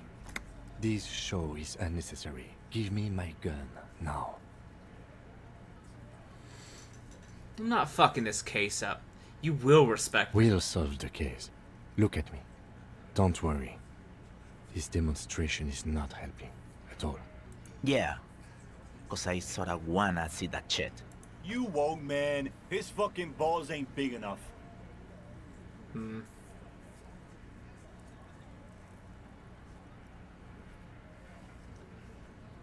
I'll try that one. He's not gonna off himself. Come on. No. He'll do it. Go ahead, son. 3, 2. Kisses, kisses, kisses. No. Give it to Lieutenant Kitsuragi. It's not too late. You can still spin this as some kind of tactic. Bratan, we can't have any fun if you kill yourself. Painting the booth red with your brain sounds like a real blast now. But what about later? There'll be nothing. Alright, back to the Lieutenant. Thank you. Nothing to worry about here, people. My partner likes to play these jokes. He's what you call dark. Yeah, you know, just listen to your necktie. It's fine. He is infinitely grateful to have that gun back on his belt right now. Dark? What the fuck was that, you carnies? We haven't seen RCM in 4 years, and this shows up? I knew he wasn't gonna do it, though. I knew he'd pussy out. No. I still have my money on him. Sooner or later, he has that look. Haha, everyone. Did you like my funny joke? Do not think your failed suicide attempt will win you any pity from these men. Do not expect them to forget it either. Again, it was a dark joke. Maybe we should go for a little walk, Joker, before we continue. Jogging around seems to have a positive effect on you. Yes, get the serotonin running. Keeps those bad thoughts away. Guess what? I've connected you to the local drug trade. Like hell you have. There is no local drug trade. This place is as clean as a rifle. Go back to Jamrock and ask the local junkies how clean your streets are in Precinct 41 Kilos. We'll do that. In the meantime, did you know that there's an abandoned lorry at the intersection that was used to move raw ingredients for drugs from Terminal B to Jamrock? The person driving it was present at the hanging. It was one of you. We've connected the footprints. Detective, do you want to deliver the coup de grâce? No, the thunder is his. Leave it to the lieutenant. No, do the honor. You've earned it. Thank you. You're right, Titus. There is no local drug trade because it's all controlled by you. You're the drug trade. That's a mighty interesting theory. He rubs his jaw, smiling. That's what you would need to do, theoretically. A big, strong, state-run monopoly would outcompete the runts on the street. Yeah, man. Theoretically, that's what you would do. You would need good, trustworthy people to take their place, of course. Hardy men to run such a monopoly. For the good of the community, of course.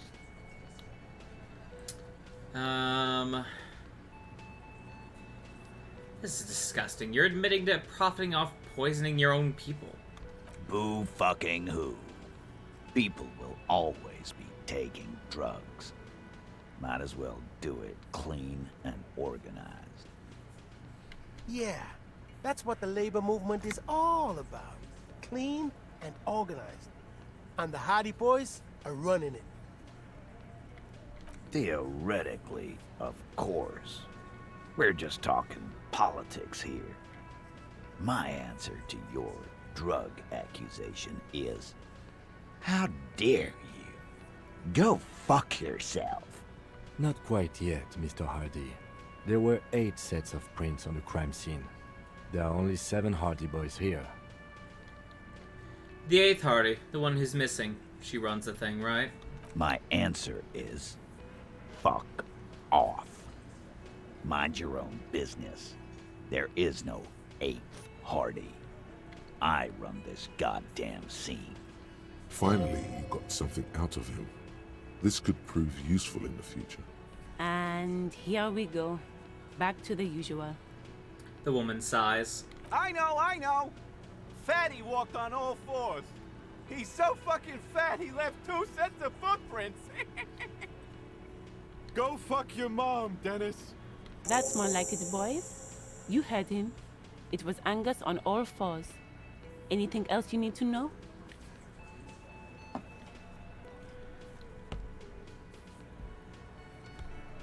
Oh, I'm able to try it again.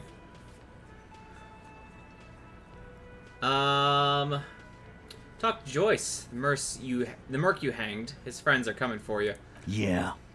By friends, you mean his squad mates from Cradle. Wouldn't want to beat up his grandma. They're snickering in the room. Some of the men put their beers down. Nervous, snickering. There's a rush of adrenaline present. Yeah, they're forming some kind of tribunal, and they're coming for you. This is what happens if you take the law into your own hands. Other people start doing it too. Let them come. The Hardy Boys are right fucking here. You heard the man. Right here. We're armed. We got the whole district behind us. And Glenn. Glenn is fucking crazy. Yeah. A well-oiled murder machine. He punches Blondie on the shoulder. The mood is on the rise. They're feeling confident. Ready to punch out the whole merc platoon. The Cradle is bad news. You know that, right? So are the local gangs. The fucking Barmy Army. And the Madre scum. You've been out there. Seen any around? Yeah. Where are they now, huh? Sent back to Madre in an airtight cargo crate. These people are trained military professionals, special forces, as you said. They're not a gang or barmy army. No, they're not. They're uncoordinated and drunk. We know more about them than you think. The mercenaries are armed with automatic weapons. We got weapons of our own. We got Ister-50s, Zeelagers. Glenn's got a knock cannon at home. Will they pierce ceramic armor? I guess we're gonna see, aren't we? Retry the authority checks between dropping the insights on them. Yeah, I probably should have done that before getting into this. Oh well.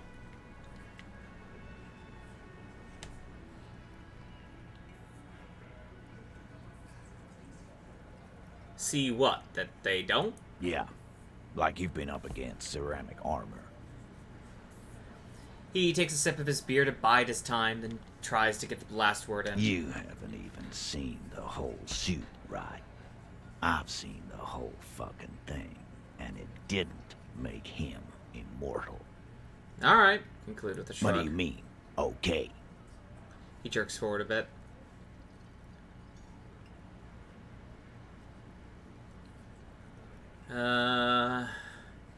More gunning your sign once I find mine. I lost it. Okay, I guess I'll be gunning you down right alongside them. I mean, okay, they're gonna wipe you the fuck out, Titus. No, they won't. Get out of here with your negative energy. He really doesn't like you ruffling their feathers like that, on what might be the eve of battle. All he means is that the situation is serious. No wonder you cops get shot to shit every day. Can't go to war with an attitude like that.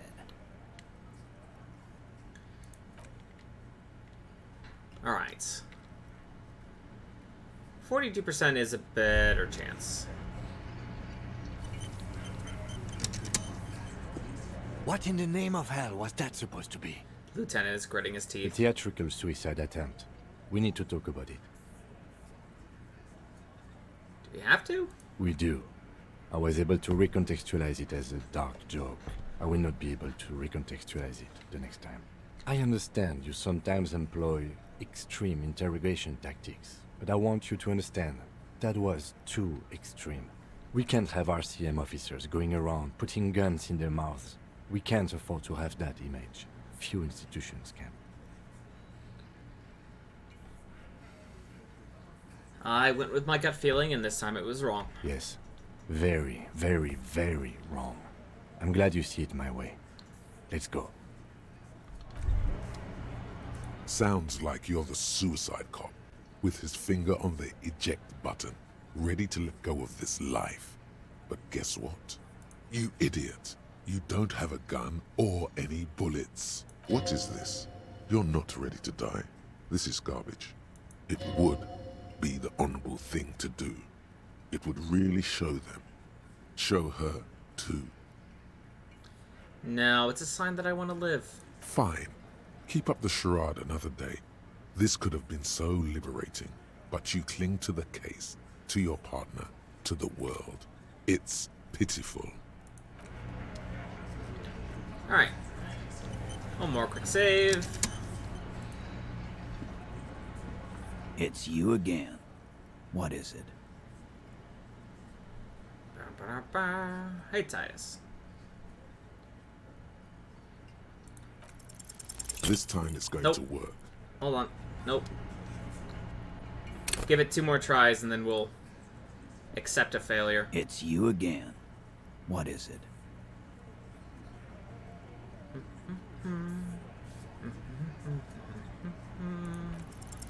This time it's going to work. Nope.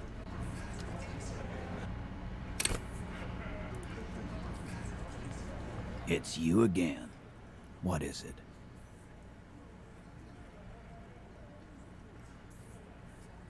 I'm assuming I need, what, like an 8? 8 or higher? 5, 6, 7, 6, 7, 8. Yeah, 8 or higher.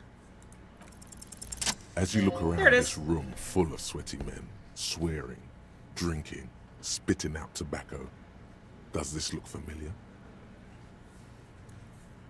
Where have I seen this before? You believe the place was called Precinct 41. It was also filled with, almost exclusively, men. Sitting on desks, talking shit and wasting time. You seen Apricot, old Purdue's daughter? Asked Lieutenant McCoy. Replies Torson. The ass on that one. McCoy shakes his head in appreciation. A bit strange the old man named her Apricot. But, I mean, who am I to judge? Wanna hit the kebab joint? I get it, Titus. You guys really are the authority around here. Huh? You must be. You're just like real cops. Drinking beer and sitting around with your dicks in your hands. You got a problem with beer now? Not quite there yet. Push on. No, I'm drunk on the job too. I don't give a shit, just like you guys. Speak for yourself, buddy. We've been giving a shit for 10 years. Martinez was a dump before we put this outfit together. They don't know, man. They weren't here. We had 3 shootings a week, kids dead, fucking graffito everywhere. You cops haven't shown up since the 30s. Those are some failsafes in the games for such plot-relevant checks. This one you can defer to Kim if you fail for gems. Neat. Congratulations on the graffito removal. All I see is you sitting around talking about Monica's titties while there's a rape victim. So what? What do you want from me? We took care of that fuck. Don't let him drink that. One more push. Quick. Just don't antagonize him. You have this already.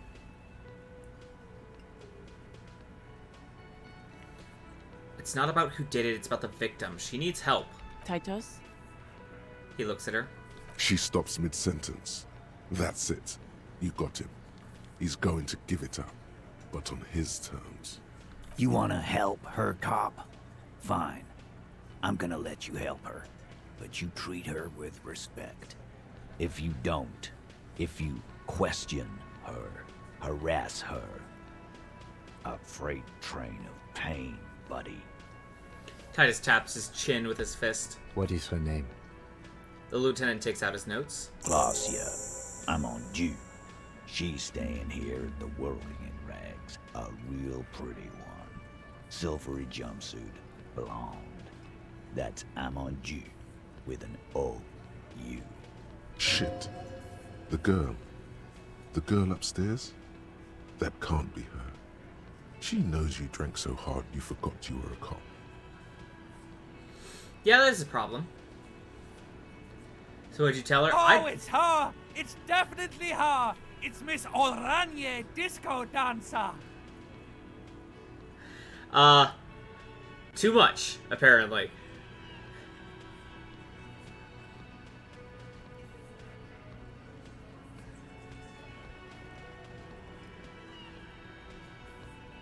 Yeah, a tenor higher. Ooh. Claudio Amandu. Cool. Cool. You inexplicably act cool after the victim's name, with your eyes bulging like some wild beast. Your fingers are fidgeting and sweat starts forming on your brow as Titus looks at you oddly. Yeah, right. I don't understand what's so cool here. Didn't try the suggestions with her, yeah. Nothing. We just have a few more questions. Then we'll be on our way. Whatever you do not tell him you know her. That would sound off. So what was her relationship with the mercenary? Relationship? There was no fucking relationship. He raped her. That's their relationship. Something is off here. His anger is possessive. Was like that karaoke incident all over again. Or like some of the other girls he was harassing. Okay, enough. All of this is irrelevant to your stated investigation. So, what's your relationship with her? I know her. He looks around and uncommon silence fills the room. How well do you know her? Well enough, Copper. We party.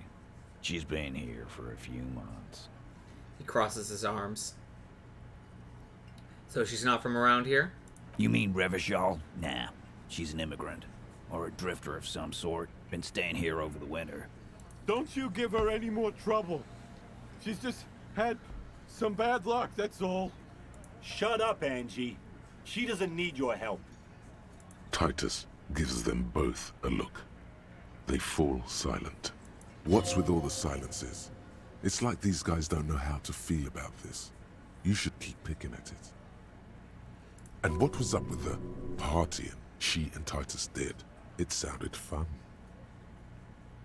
You said you partied. Cool. That's cool. But, what did you mean? What do you think I meant? Electrochemistry at it. Yeah.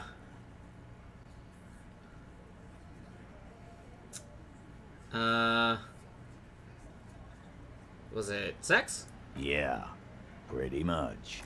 So you're saying the two of you were close? No, we just fucked. That's all. I'm not gonna give you any details if that's what you're after. So put your dick away. He really went out of his way to seem comfortable with this topic. That's all you're gonna get for now. Thank you. We'll talk to her. Remember what I said. Freight train of pain. He points to his beer. He points his beer can at you. Take off now.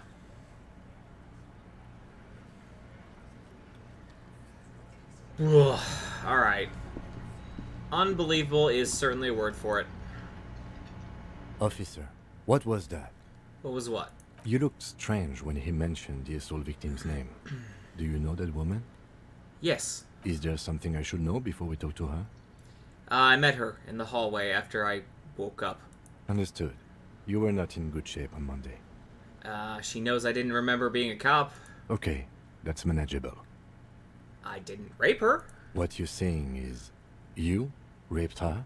Ice is forming on the inside of your chest cavity. Cold sweat trickles down your neck. No. Then, don't ever say that again. All what right. else? That's this it. Is unprofessional. Not sharing information with me is unprofessional. His opinion of you has lowered considerably. When did I have it?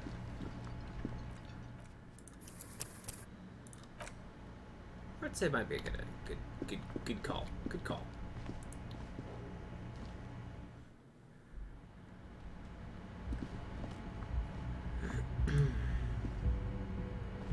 The door is closed. Knock. Who is it? A woman's voice answers, muffled by the door. This is the police. Can we come in? Come on up. The door is open. I'm drying my hair.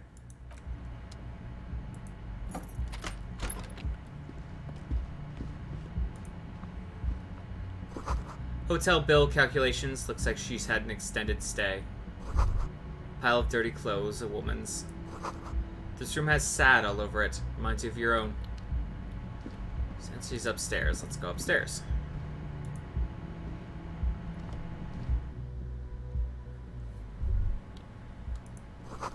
Feel someone watching you behind the glass door. A woman. The bed has been hastily made.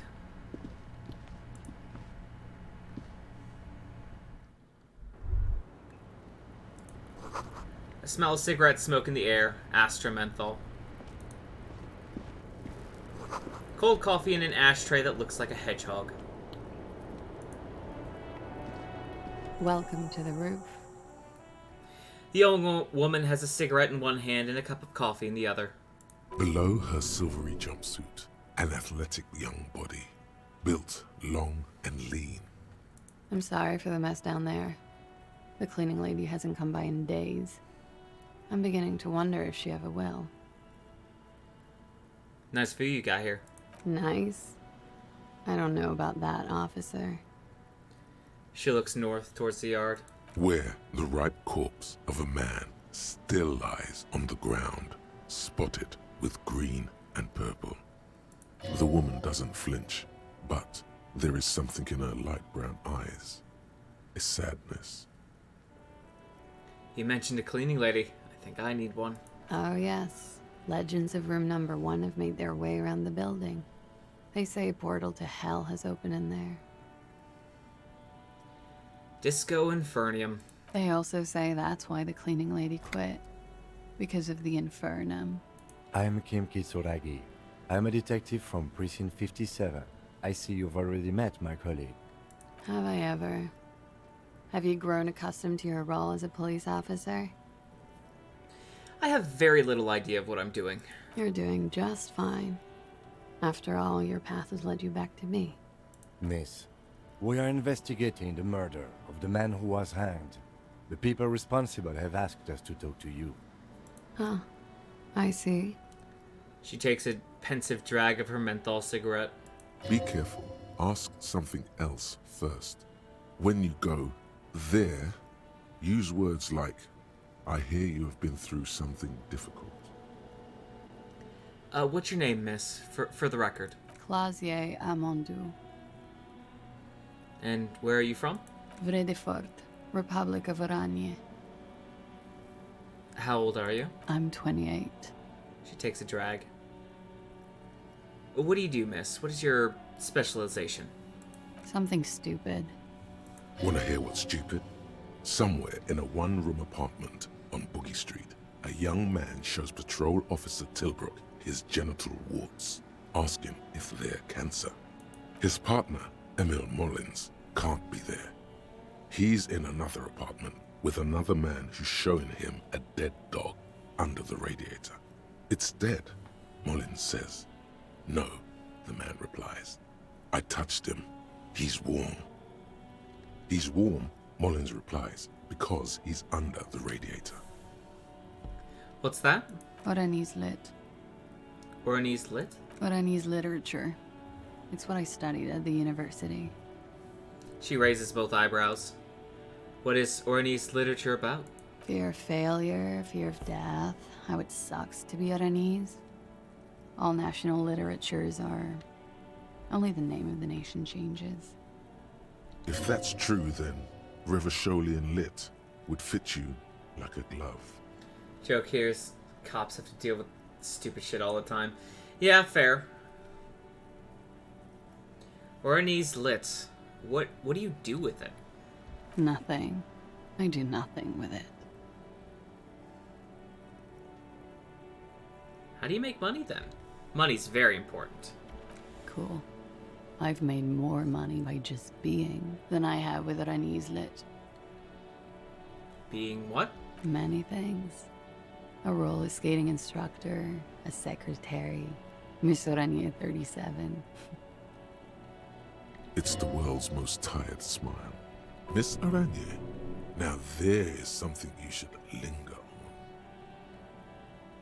Wouldn't it be inappropriate to linger? All things considered, very. Now linger. Nope. Mm-hmm. I would offer you coffee, but it's garbage. Literally tastes like poison. She takes a sip. Could we take a look at your passport, please? I'm afraid you can't, officer. Why is that? Because it's buried in a sealed plastic bag at an undisclosed location on the coast, along with cash and airline tickets. Thank you for your candor. Why? They say so in your tourist brochure. Keep travel documents away from your person when west of the river. How do I know you've told us your real name? If I were to lie to you, I would come up with a more mainstream name than Clausier Amondou. It's a weird name. Okay then. Okie dokie. She pours herself some more coffee. Thank you. That's it for the record. The record. So official. Nice room you got here. Yeah. It's pretty deluxe. No one likes to talk about their dirty laundry and their empty bottles. Maybe if you phrase it emotionally.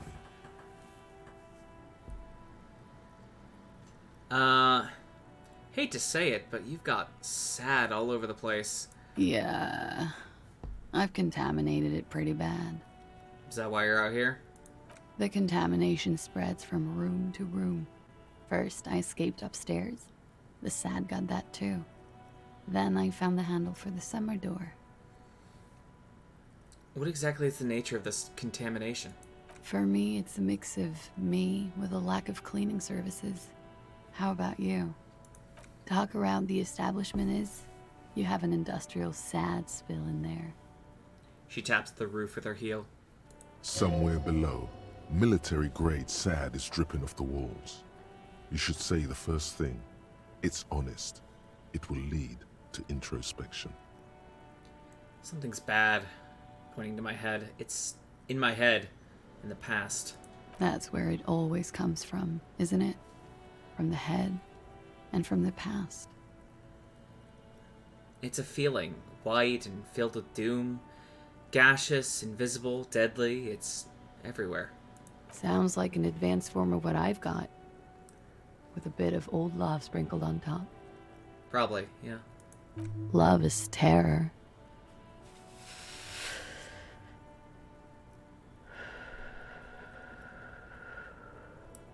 She breathes in a large billow of menthol-infused smoke, savors it, then lets it out slowly.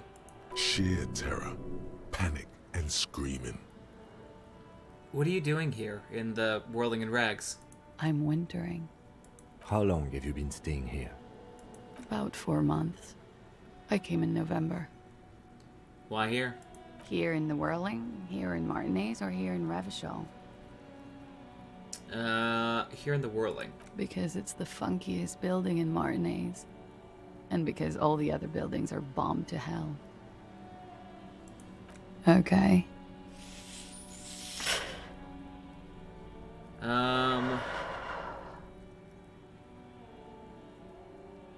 They tell us you've been through something difficult. Something difficult? I've been through at least half a dozen difficult things. Which one do you mean? Were you sexually assaulted, miss? By sexually assaulted, you mean raped? She takes a quick drag, unperturbed. Yes. It's a bit early in the morning for raped, isn't it? She sounds positively buoyant, vivacious, totally unbothered. Actually, it's already afternoon. Is it? Squinting, she takes a look around. The spring sun is high in the sky. People pass below. It is afternoon. Time flies, man. So, where are you? Yeah. I'm gonna go with not raped. I don't want to say that shit about him. By him, she must mean the victim. Tell them it's not my style. They'll have to, you know, if they want to jazz up the charges, they'll have to get someone more, rapeable. Are you saying that you were asked to tell us you were assaulted? Not explicitly, but I understood what they meant. It wouldn't hurt to spice things up a bit. Some assault and battery. Sexual assault, maybe. It was clear the latter would be spicier. Titus asked you to spice things up for us? Pretty much.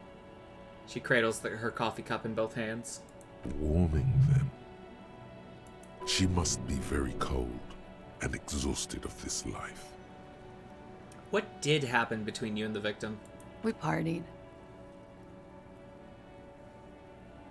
What kind of partying? The kind I do? With all due respect, sir, I think we partied a little harder than that. Harder than this? I didn't know it was physically possible. Oh, it is. You're still alive. What did you do when you partied? We drank, sir. A lot. For weeks, basically.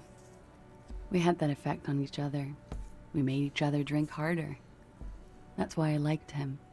What else? Stimulants. Speed also has that effect, making you drink harder. And then drinking harder makes you do more speed. It's quite the combination. We also had sex. Were feelings involved? A little. The drugs were good enough, and we did enough of them. How did you two meet? The lieutenant's voice is quiet, calm. Downstairs, at the bar. He was on some sort of assignment, a military man, as you probably know. Had a cool, scary scar. She appears aloof, But that scar part, the scary is stressed and drawn out. What's that about? Apprehension? With longing. She misses him. When was this? A month ago? Something like that. Must be hard seeing him there. Oh, yes. I have multiple viewpoints. From the roof, out of the bathroom window, in my dreams. A bitter cringe. It hurts. You look to the lieutenant. You called us, the RCM. Yes. The call reporting the hanging, that was you? I made it. And I would appreciate it if you didn't tell everyone. In Martinez, they call it snitching.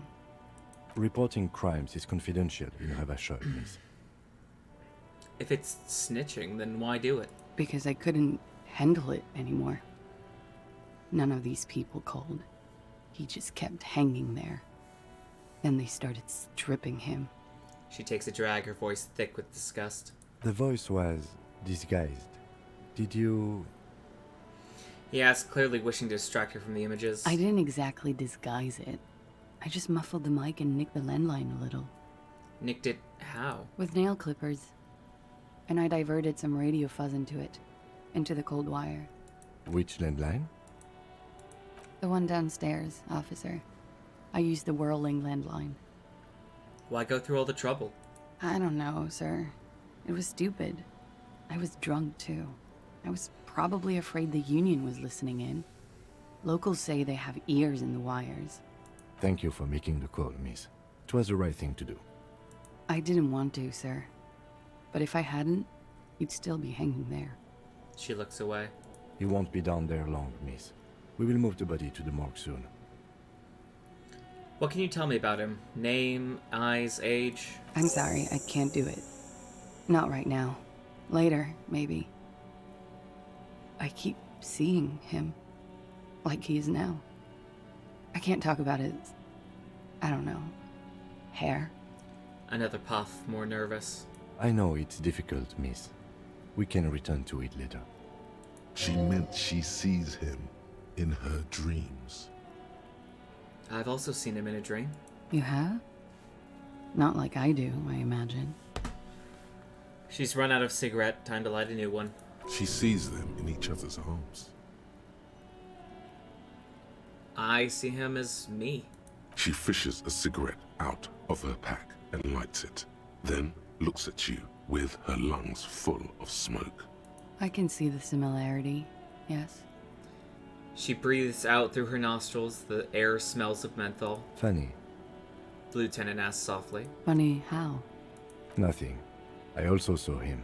We had a long inspection and that sort of thing sticks with you. Let's move on. What did they hang him for if not rape? He had something to do with the strike. One has been roiling since I got here. Rotten timing. But you probably know all about it. And his role in this strike was what? I think he was in a security detail. He was ex-military, worked for Wild Pines, and against the Union. We didn't discuss work much, if you know what I mean. But I understood it was dangerous. And they lynched him for it? She nods. How do the Hardy Boys know you? They're frequent guests. Downstairs, they have a booth for Union members. They're probably down there now. And how did you meet? Over drinks. It's been a long, boring winter. Did you party? A little, yeah. Like you partied with the deceased? No, not as hard. I'm sorry to have to ask this, but have you had a physical relationship with any of the Hardy Boys? I have. Which one? Which ones, sir? I don't remember precisely. Titus, obviously. But as I said, it's been a long winter.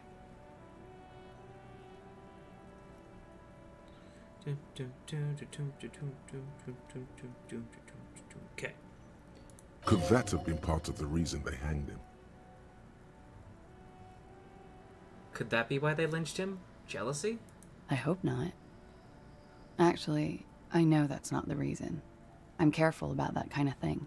not crossing the wires, you know? But that's probably where they got the rape idea. What do you mean? Men like that? I don't know. It's the way their imaginations work. I suspect it's what they'd like to do to me. She changes balance from one foot to another, crossing her legs. Thank you for telling all this, miss. She breathes a silvery sigh of relief and weariness. The air on the roof feels humid. Should we head by downstairs, officer? We may have things to discuss there.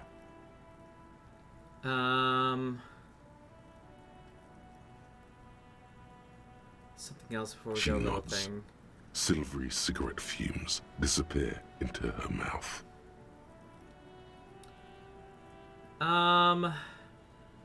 10 or higher for volition. Let's try it out. She looks back. Time moves slowly. No. The triangles of her face rearranging into a weary smile. Not quite. Don't worry. We will protect you from her beauty. We will consult you through the reefs and sounds of her persona. You are advised. There are muscles on long white bones that line her limbs, just below the silver jumpsuit. What is happening? Nothing. Just time passing. Don't worry. You are not a fool. Anything out of the ordinary and you would be notified. Air moves in your windpipe. Your heart beats. You're a detective. Get back to detecting. Am I being beguiled? She presses her elbows against her waist and slowly turns her head. Alright, The avert your eyes. strange moment ends. It was brief, no longer than 2.2 seconds. Let's return to this Why later. not? I'll be here until 11 p.m., drinking coffee, most likely. Looks like we have more to discuss with those so-called Hardy boys. Half their reasoning just went out the window. You think this will make him cooperate? Nothing will make them respect the RCM, but it will disrupt the game they prepared for us. We just stripped off one layer of whatever it is. Her decision to not corroborate their story was definitely not part of the plan. Why did she tell us all that? What else could she have done? Lie? She saw there was no way to lie and get away with it.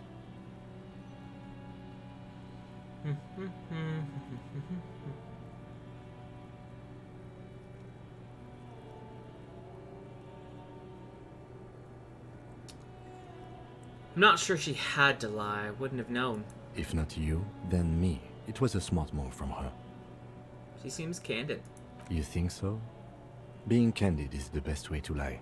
The appearance of candor with some facts thrown in draws attention away from whatever one chooses to omit.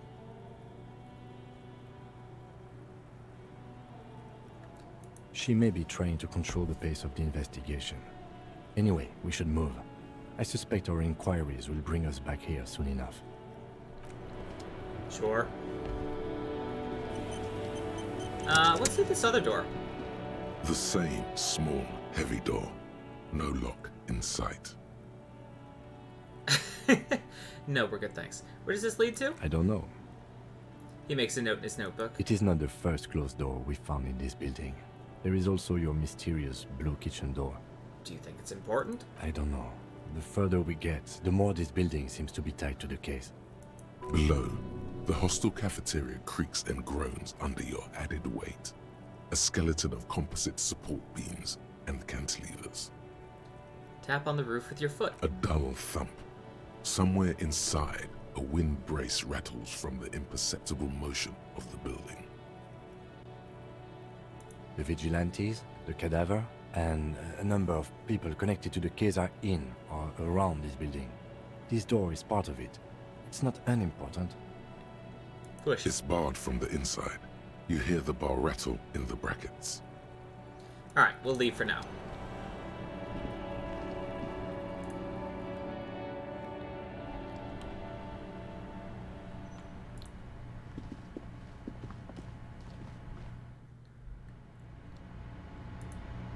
What's up with this door? What's in here? In the yard below lies a corpse lies under the pine tree. This medicine cabinet is full of wares. Sheets of pills, haphazardly stacked, one on top of the other. There's also a toothbrush somewhere in there. Medications. Pharmaceuticals line the shelves. Sheet upon sheet of pill bottle next to pill bottle. Acetylic acid, APAP, eye drops, blood thinners. Search the pill sheets. Among some foreign, probably Messinian or Gotvaldian, marked red blister packs you find. What do you find? This is going to take a little know-how. A bright orange bottle with Preptide stamped on it, in sunny, happy letters. Jackpot, baby. That's the stuff you're looking for.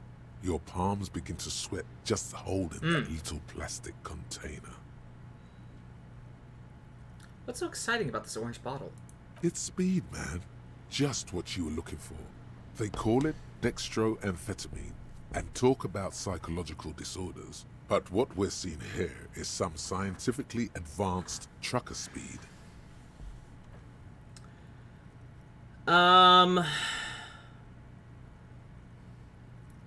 We need a 9 or higher to take it in secret.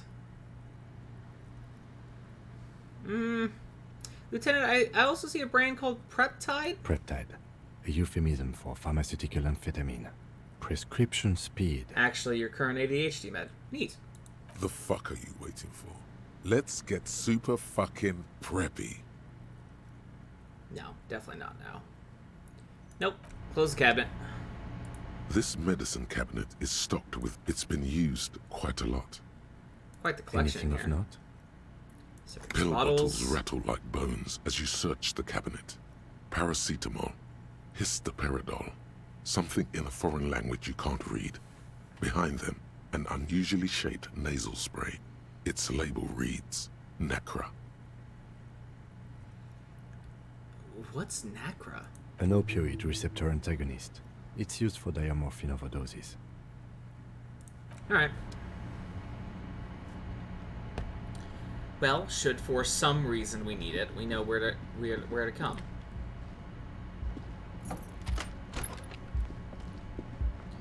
All right.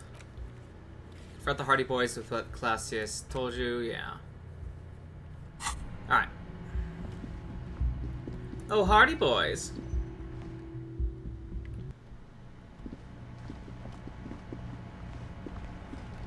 Hello. Wait. Quick save, just in case. Hello. It's you again. What is it? He acknowledges you gruffly.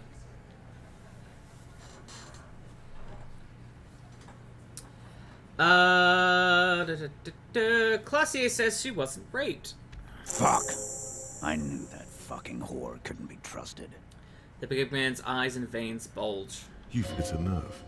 Titus is furious. No, more than that.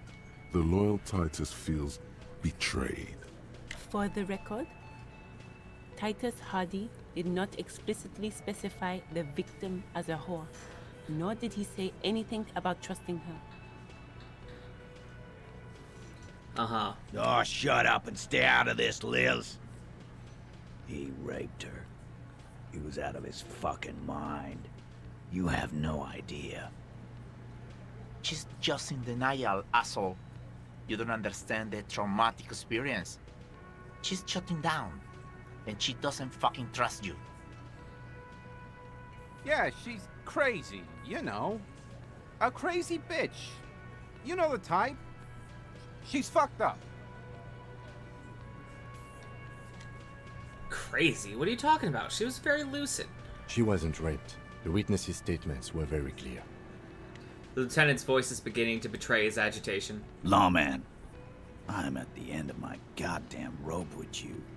I fucking told you not to push her. His hands become fists. And you went and pushed her. I am gonna fucking... Hit you. Duck. Titus Hardy. Her voice rings through the room like a warning shot. Success. Titus backs off. Fists down, everybody. Goddamn, no one tells you to put your fists No, down. we put our fists down, physical instrument. Everett personally sent me to take care of this. If this goes south, we'll all be in the shit. But you, Titus Hardy, are going to be buried. Am I understood? Someone has to rush in to break the tension. The second in command. Look, Copper. We know that fuck was a rapist and a killer. We got him confessing to it on tape. Show it to him, T. What's the harm, right? He turns to Titus, who's still breathing heavily. Here, jerkwad. Listen to this shit. And then come back and tell me the soldier of the apocalypse was an innocent man. Where'd you get this tape? You think we go into this shit deaf and dumb? You RCM aren't the only ones who know how to bug people. There's no university degree for that. So you bug them? How? We have machines. We're in logistics. How do you think a harbor works? It's advanced stuff. Understood? You've listened in on their communications. How long? He takes a little note. Since way before their chief started taking swing lessons. Things got nice and quiet after that. Which one of you is doing this advanced radio work, then? It's not advanced. You just hold up in a coop all day, writing down what they say. It gets hot as hell in there.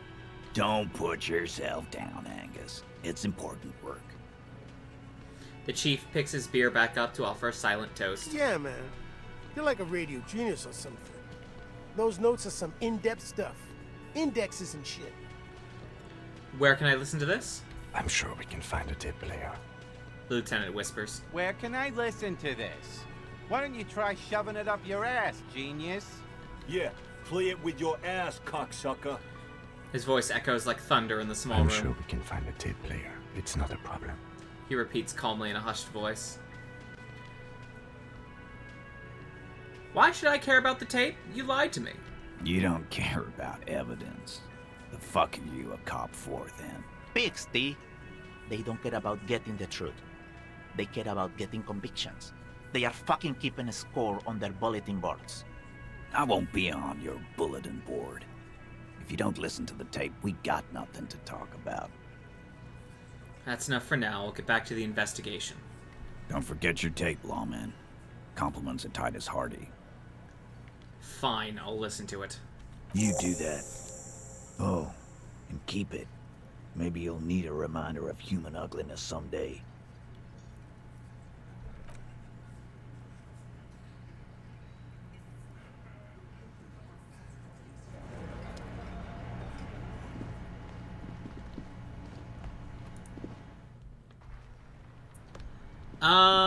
Okay.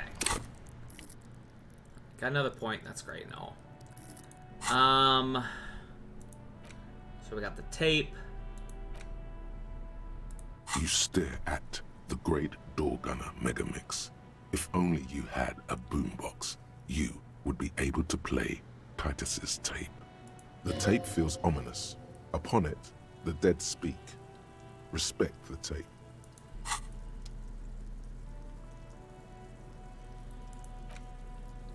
The wall map features the patchwork grid of the streets of Martinez. Yeah, put the map away. That's fine. Listen to the door gunner Megamix, yeah.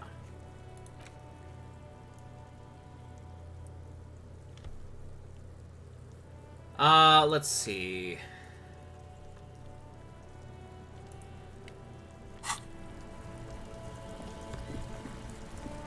Can we listen to it in your car? Inside, you see a set of steering levers, a radio microphone, a pull-out toolbox, and the soft glow of the fuel preheater gauge. No.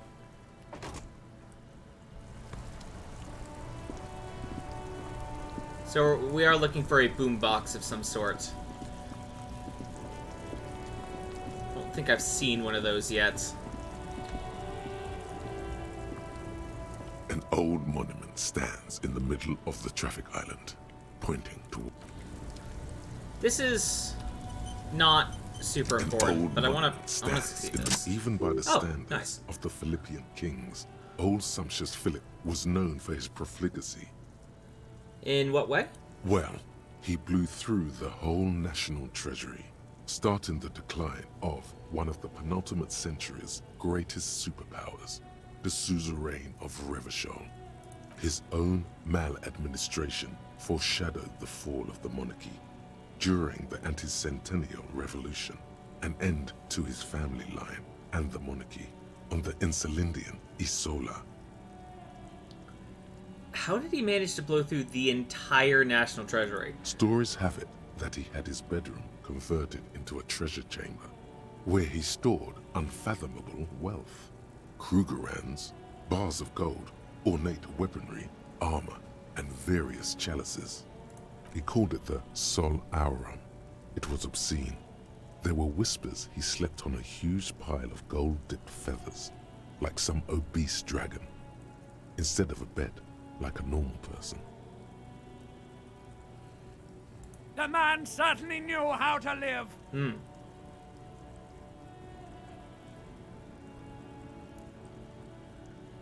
I would like to sleep on gold, hustler style. But wait, you haven't even heard about his fabled cocaine addiction. The what now? You see, old Philippe wasn't just good at squandering the national treasury on gold and ceremonial weaponry. He was also a prodigious snorter of nose candy.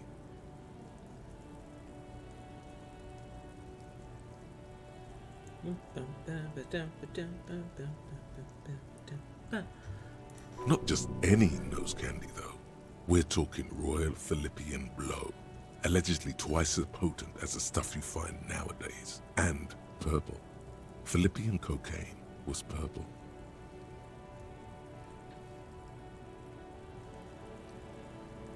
So he was addicted to nose candy, bloated druggie? That's what the revolutionaries said 150 years later, right before they emptied out the royal mausoleum and dumped His Majesty's mortal remains in the Insulindian Bay.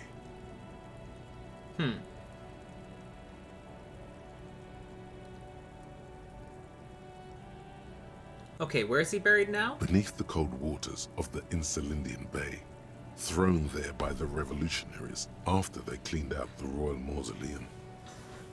Oh, goodness. A group of marble pleurons still surround the king's vandalized tomb. A deathly cold wind sweeps up candy wrappers and old newspapers. What happened to the statue? The original was blown apart by communards, then further damaged during the landing of the coalition's airships during the turn-of-the-century revolution, when Martinez was leveled. Who restored the monument? Some years ago, a group of liberal, artistically inclined individuals, designers mostly, thought it would be ironic to restore the statue of the most wasteful ruler of Revachol in the poorest part of the city. The statue is supposed to capture the moment it was blown apart, like an instant frozen in time, a rare butterfly trapped in amber, floating on a sea of shit. That's brilliant. So funny and nihilistic. People in Martinez tend to disagree, as do many prominent art critics and thought leaders with more nuanced social awareness than the young ironists. Philip III, the squanderer, however, with his bronze face up in the air, doesn't seem concerned about what the hoi polloi think of him in death. Neat.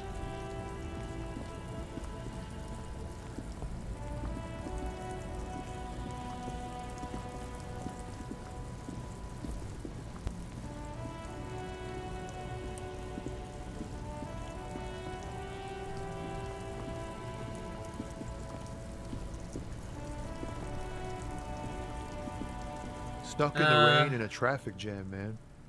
What's on your mind? That's all for now. I want to head to the to the locks down here.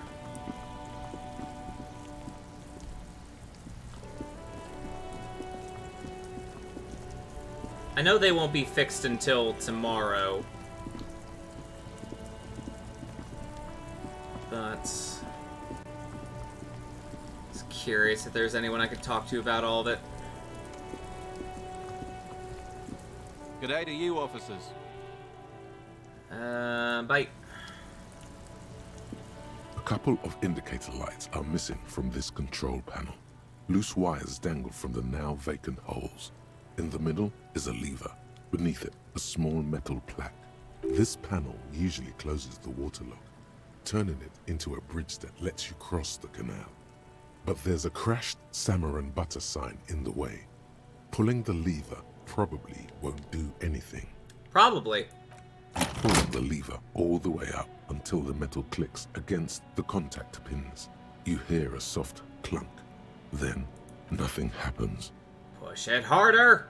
Nothing happens. A cold gust of wind blowing in from the sea interrupts the silence of the situation. Lieutenant hums to himself while staring at your activities. A screen brings the lever back to its original position. You still need to close the water lock to get across the canal. Some other way. Wasn't there a sign over there saying functionality will be restored on Wednesday morning? Yeah.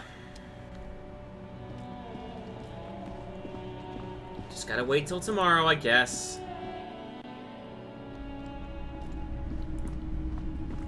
You see rows of toys. Try to find something pretty and cool here. Then use it to win her back.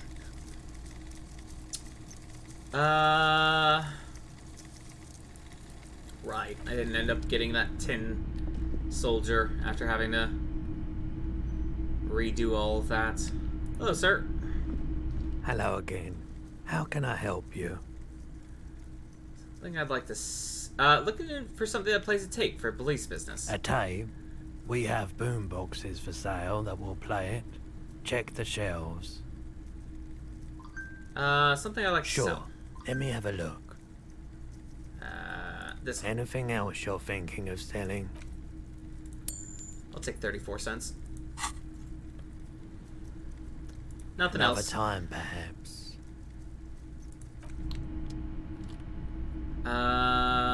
This?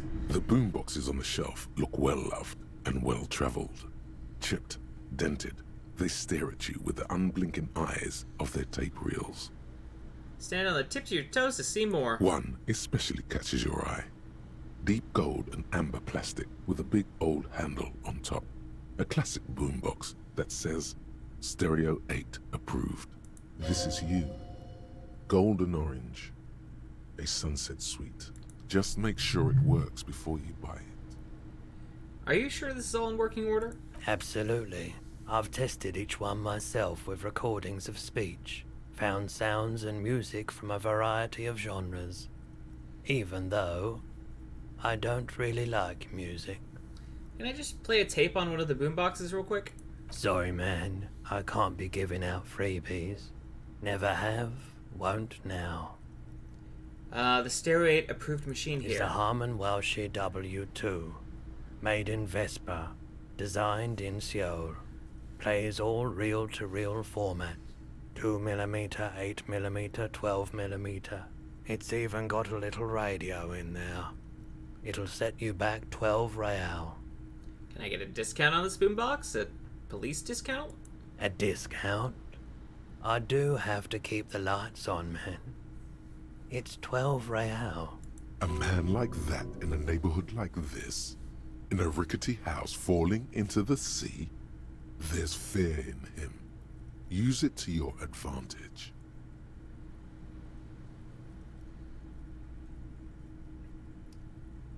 Aren't you afraid of masked gunmen, the roof falling in, killer waves, aircraft accidents, botched surgeries?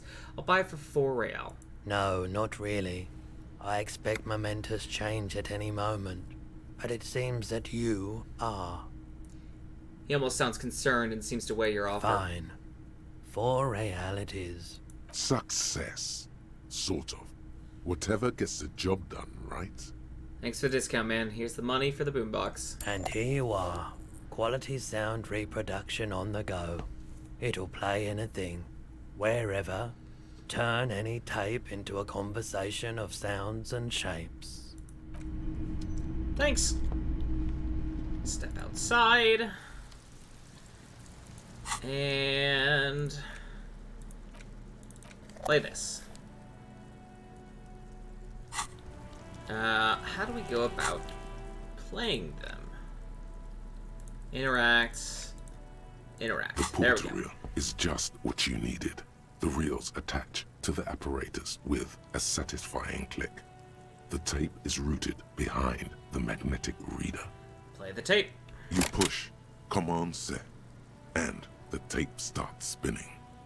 Violent static and machine sounds fill the air. This isn't Revachol. This is a fucking village. I can almost see the elephants. The harbor. That's the son of a Kvalson crane.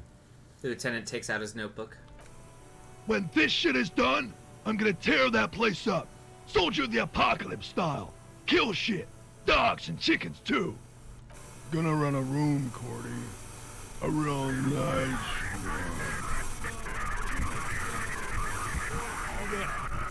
I don't give a shit. I'm fucking done. I'm done mentally. I'll fucking do them all in. Rape that disco cunt on the counter. You know, the dance a whore upstairs. Do it Kohoi style. Never did get that taste out of my mouth. A click, then silence. The rest of the tape is empty. The lieutenant presses the button marked Arrête on your portal reel. The tape stops spinning. What was that at the very end? Silence? End of recording. What do you think? It seemed authentic enough. Probably recorded off the shortwave, then edited to seem more incriminating. He sounded like he was on patrol around the harbor walls. I agree. He also sounded inebriated. Still. The lieutenant looks at the tape. You are familiar with this look now. It's his look of suspicion. There's more going on here than we know. Who is this Cordy? Corty could be short for Cortenard, one of the other mercenaries, the one he was talking to. Probably the mountain at the harbor gates. Mr. Right to Work. Okay, then, what now? I think we've got a few more questions for Class here, don't you? This seems to contradict her testimony, at least to some degree. As you take out the tape, the boombox tunes itself back to the cheery radio again, spewing out beats like it's a Friday night. The contrast feels chilly, inappropriate even. Alright. That's the one.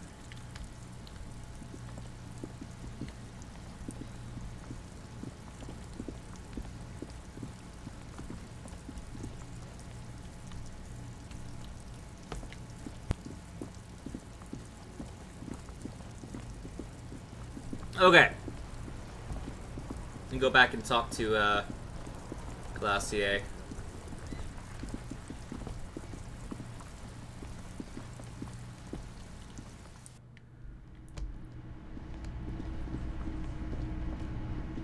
In the meantime, hey man. Can I help you? About my bill for Got tonight. The 20 real? Yep, 20 real for the night. Good. You got the room for the night, but remember, you'll need another 20 real tomorrow. How could anyone forget, asshole? We did. For multiple nights. Shut the fuck up, Half-Light.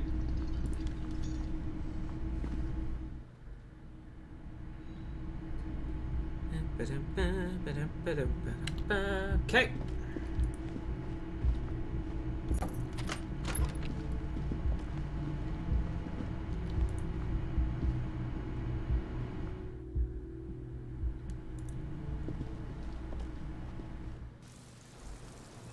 Hey there.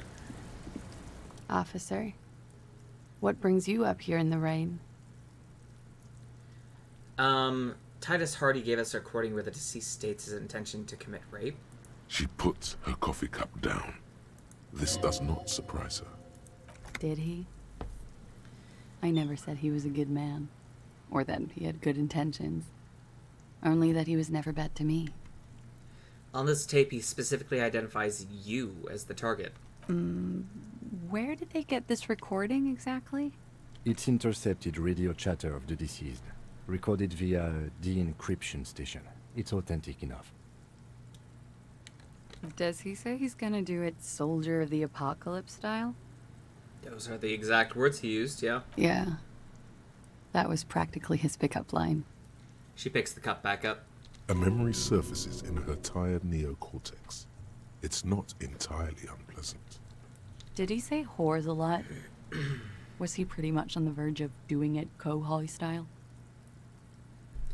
Kohoi was mentioned, yes. He wasn't actually there.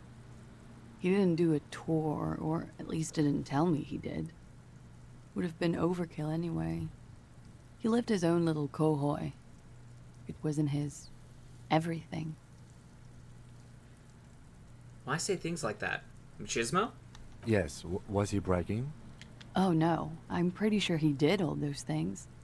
Then integrated them into his idea of normalcy. To keep on living. Until they just sort of turn into his,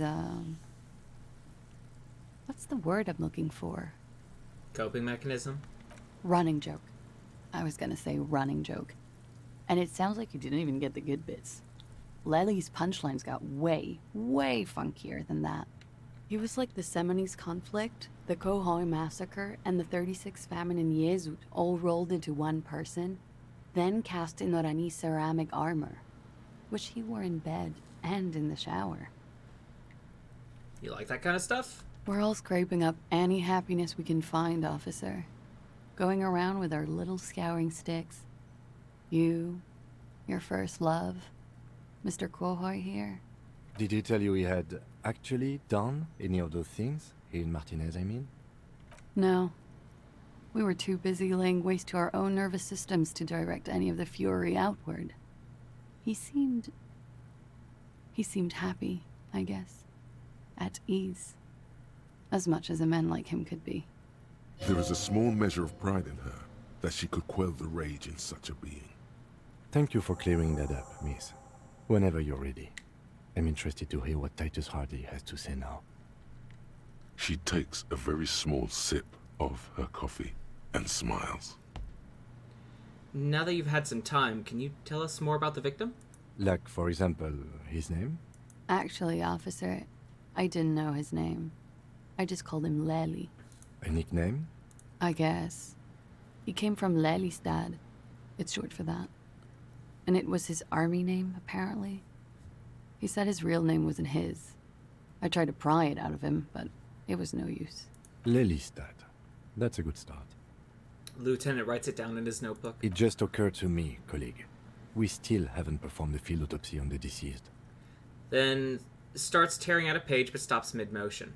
The questions I have assume some kind of foreknowledge on our part. I suggest we go and perform it now, and return once we've brought ourselves up to date. Okay, let's go. Excuse the delay, miss. The situation will be addressed now. We'll be back soon. The young woman nods, then proceeds to feed herself another cigarette as you leave. Alright. We'll, yeah, thanks for that autosave.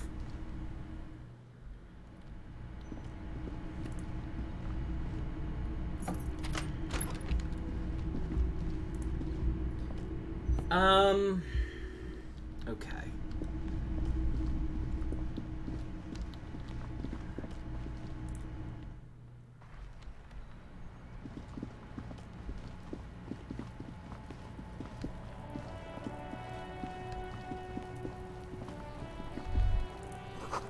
Ladders for kids wouldn't hold the weight of a grown man, yeah.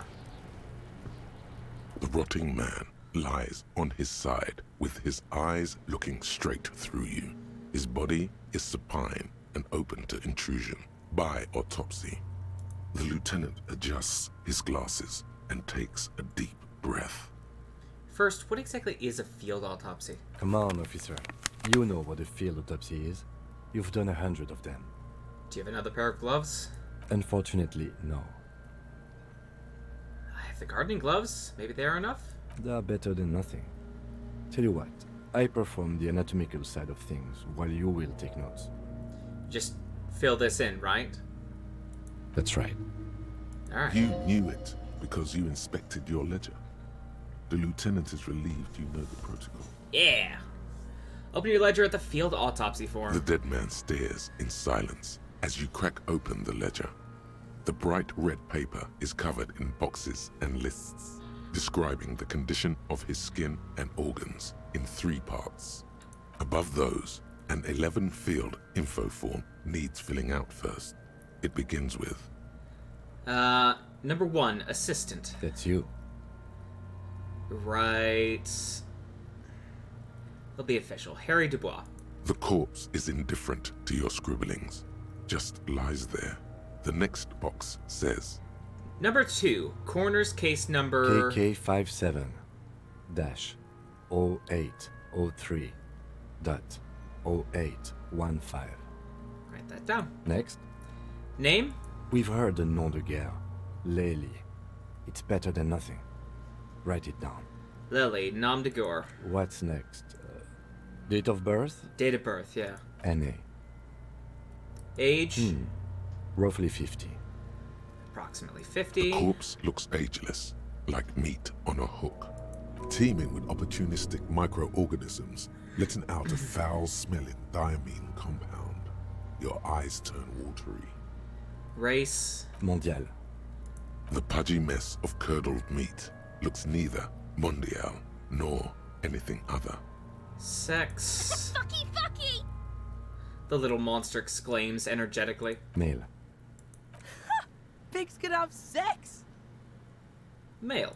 Nor does he look male, with his pregnant belly and indistinguishable face. Date of death? We're still going with March 4th, 51.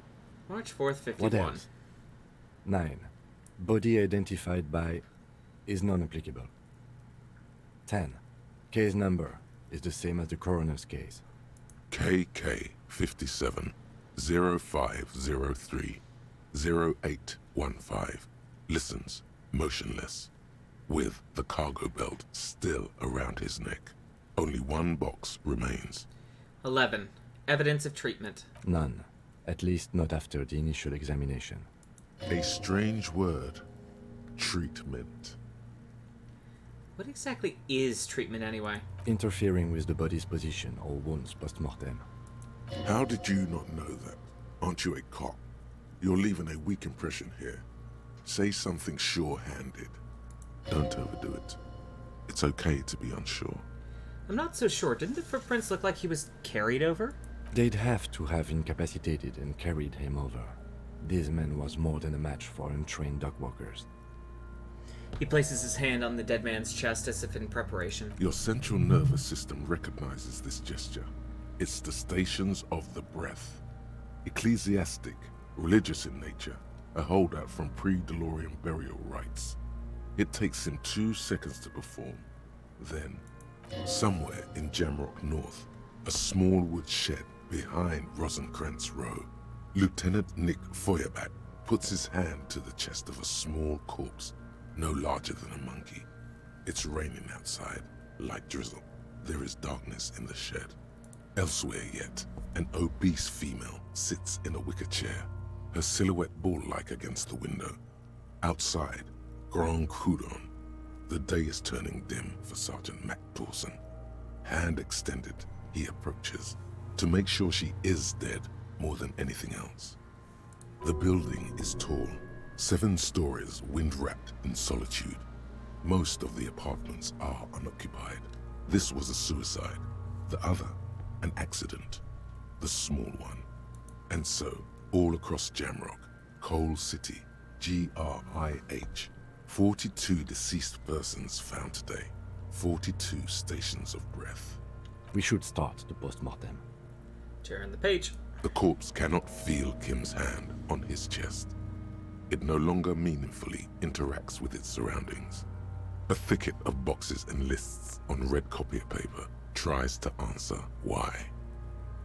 External examination summary. Clothes. The deceased wears armored boots and white briefs. The make of the briefs is Babrodine, I think. Let's see. He turns the body on its side to check the underwear label. See, it's happening. Babrodine, yes. Inexpensive. Size M. Color white. The disappointment is palpable. The red-haired thing was expecting something more lurid. Write it down. The boots are ceramic, vitreous enamel. They are fused to his skin from blood flowing downward post-mortem. Removal of the boots is left for processing. Write that down. Tattoos. He stands up, feet planted on either side of the body. The upper torso is covered in a single, continuous tattoo resembling a microelectronical circuit board. It reaches from the right shoulder to the heart. The ink is blue and white. The assistant has a color photograph of the markings to be added to the case files as document A1. The photo is taken on the scene using a Trigat Mini. The deceased has a cargo lashing belt around his neck, tied with a hangman's knot. Color yellow. Length 3 meters. There is a buckle on the other end. Well nourished, athletically built, measuring 1.8 meters. Generally consistent with age, about 50. Preservation is good. Ambient temperature below freezing. Body hair is light brown. Distribution is consistent with age. The deceased had male pattern baldness. Hair is combed back, short.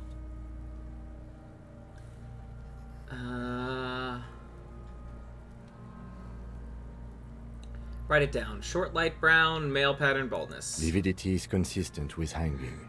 The head is congested. Contusions are present on the head, chest, and thighs. Consistent with stones thrown post-mortem. Low velocity. Fucking low velocity? You think Kuno doesn't know what you're talking about? Velocity was fucking max. Talking shit about Kuno's velocity. In addition, there are bite marks on the face, scalp, and chest. Consistent with predation. We're not sating Kuno's shit. Ligature mark. The lieutenant produces a small folding knife with the other hand pulling on the belt. He starts cutting into the polyester. The stench is horrid. After a while, it's obvious the material cannot be cut. The steel wiring. There's too much of it. We need to remove the belt so we can get to the ligature mark.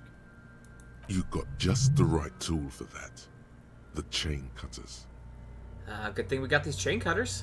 Always good to think ahead. Now... He points to the ropes squeezing the dead man's neck. We need to cut the belt to see the ligature mark below. Carefully, with as much precision as you can. See, my pig is gonna fuck his head off. No, he ain't. Your pig's a boring fuck. Well, here goes nothing. You jam the cutters right under the Damn. knot. That seems like a smart idea.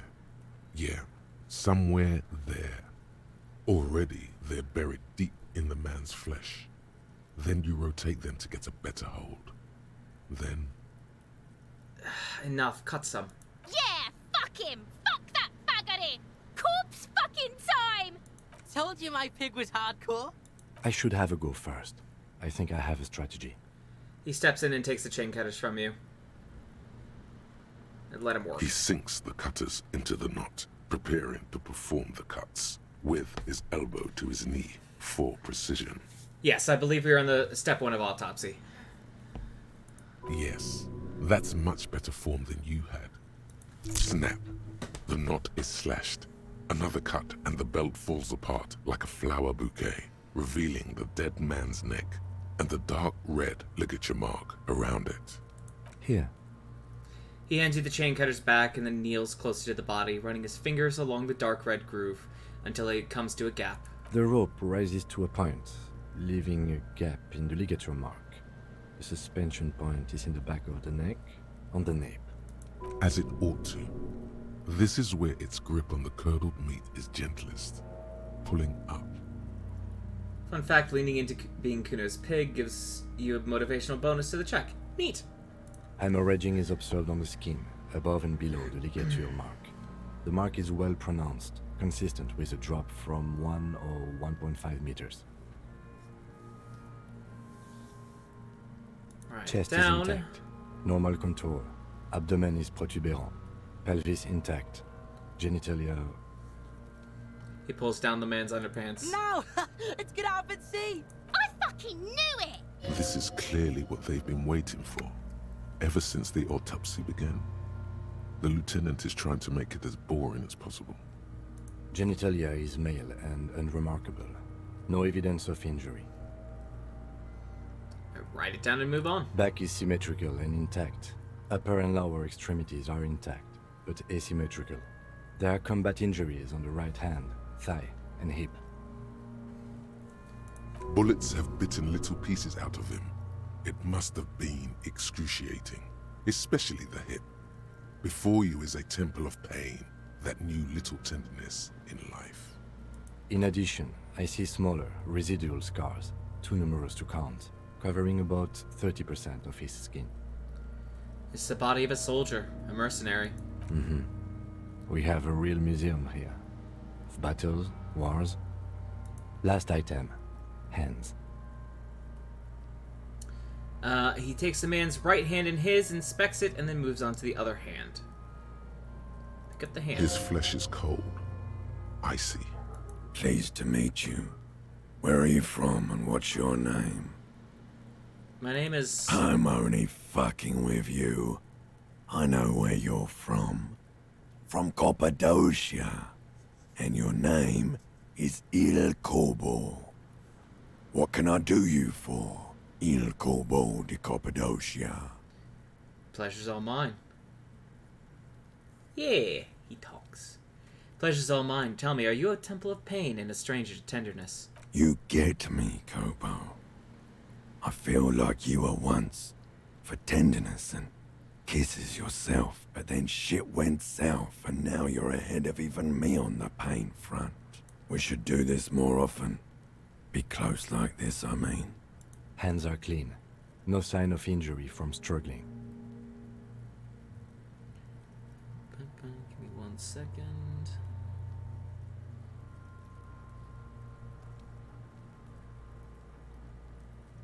Okay. The lieutenant concludes the dead man's fingers slip from your hands, cold and sausage-like. No sign of injury from struggling. Were we expecting any? I was. Maybe I'm just not seeing them. Honestly, this stench is making it hard for me to think at the moment. Ooh. That's all for the external. Well done. What next? He turns us to the side to breathe. It's not enough. He buries his face in the sleeve of his jacket. Internal examination summary. Central nervous system. I have nothing. Do you have anything on this man's central nervous system? He says, then concludes abruptly. You don't even have a joke. Nope. Right, an A. Musculoskeletal. Purge fluid is coming from the mouth. Not injury related. Eyes and tongue protuberant. Hyoid bone. Let's see. He gets close to the swollen mouth hole, eyes squinting from the fumes. With his eyes almost closed, the lieutenant puts his hand on the dead man's throat and begins to massage it, gently. A rotting smell erupts from the mouth. Purge fluid runs down his lips, black and viscous. Yeah, jack that fucker off! The hyoid bone is fractured. The rest of the musculoskeletal system is intact. Unremarkable. Respiratory system. Back hunched, as if in prayer, he begins to pry open the dead man's jaw. He stops to exert more force. Both hands are used. Oral cavity shows no lesions. The victim has received dental implants, possibly after a combat wound. Mouth swollen. Hemorrhaging present in mucosa of the lips and mouth. From here, it looks as though the clown-faced man is screaming. The tendons of his jaw are torn apart. Hyoid ripped from the force of the lieutenant's hands. Look inside. No scream. No sigh of relief rises from the darkness inside. It's humid there. Sickly sweet air, unlike anything living. You feel like throwing up. Straight in that mouth. No, you don't. You can keep it in. You can keep anything in. Look deeper inside. You manage to suppress the contractions trying to enter your stomach. All it takes is concentration. Through it, you see nothing but darkness. More. There are ancient mysteries down there, Kobo. Ask me later. Hemorrhaging present in mucus. Lieutenant repeats impatiently. He lets go of the jaws. The mouth snaps shut before you. Hepatobiliary. NA. He wipes his brow. Why? Don't we have anything? Are you a hepatobiliary expert? He looks at the corpse's stomach with a mixture of tiredness and disgust. I don't think so. Neither am I. And that's it? That's it. Alright. Same for toxicology and serology. NA. Both? Unless you have untapped reservoirs of knowledge there? The completionist in me wonders if there's still something we could do. Like a toxicology screening? At this stage, I doubt processing will find anything, even if he was brimming with cocaine. But still, you should add a request. Brimming with cocaine. Write NA and add toxicology requested. Cardiovascular. The body exhibits lividity in the lower extremities, feet, hands, and neck, visually consistent with the hanging. Gastrointestinal. He breathes a sigh of approaching relief. This is at the last field on the list. He looks around to the ground at the pool of feces there. Digested semi-solid food in stomach. Voila. He touches the corpse's bloated lower abdomen briefly. Write it down, omit the voila. What's next on the list? Description of injuries, summary. Let's see. We have bite marks, contusions on the head and chest, and a ligature mark encircling the neck. You'll need 3 fields. Leave a 4th one too. What about the injuries we've inflicted? Oh, so we inflicted them? Okay, I have inflicted. Okay, so there's an incision on the thorax from a chain cutter. I wouldn't mention it. Better not to muddy the waters. I agree. The waters are muddy enough. See? These pigs are fucking corrupt. Why don't you fuck him if you love him so much? Now, injuries. What's the 4th injury field for? Nothing. Just in case. Okay. Bite marks. Head, chest, and scalp bite mark injuries. Predation by birds has caused damage to the body. Odontologist does not need to be consulted. And your opinion, officer? Beneath the description, there are 2 boxes waiting to be ticked. Head, chest, and scalp bite marks, predation by birds. Non-fatal postmortem. Agreed. Next injury? Contusions. So, the scalp bleeds from a postmortem head injury, a stone. The injury does not have the rim of an early inflammatory response. The perpetrator on the scene has confessed to causing it postmortem. At maximum velocity, fucko! Has confessed to causing it at maximum velocity. Coagulated blood sticks to his scalp and chest, where the countless stones have hit the dead man. Beneath the description of injury, 2 boxes.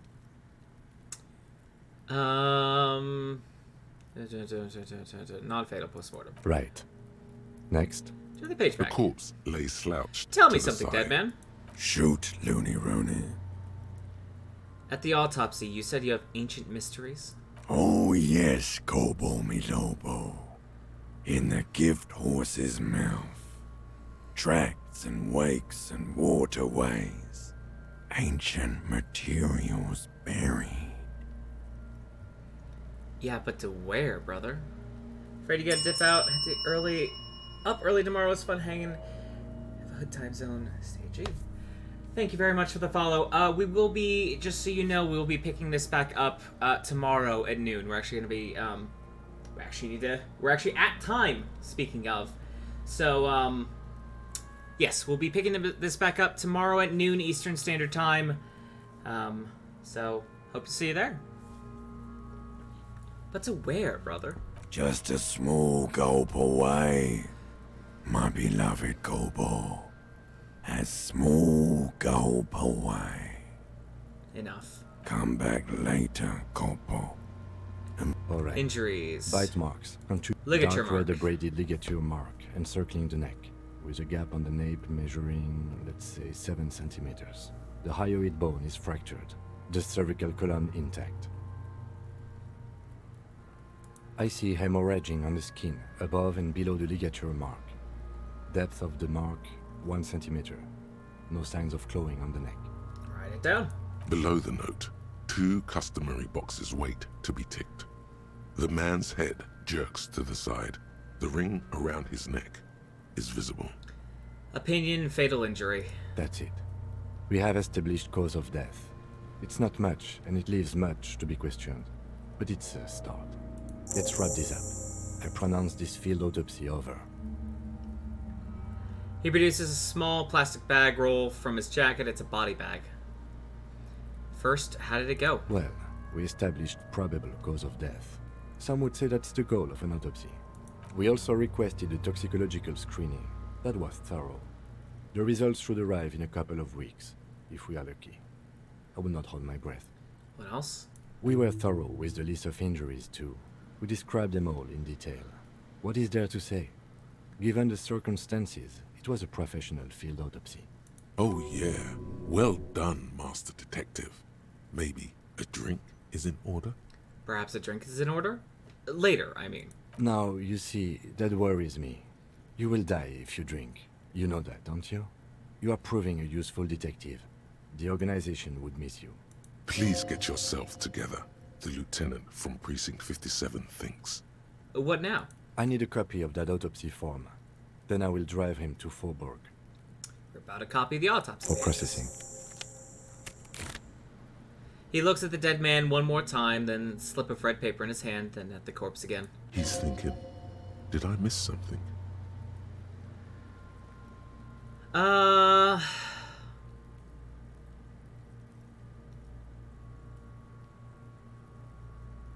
Try it. You run your hands over the victim's cold body, his limbs, his torso with its swollen organs.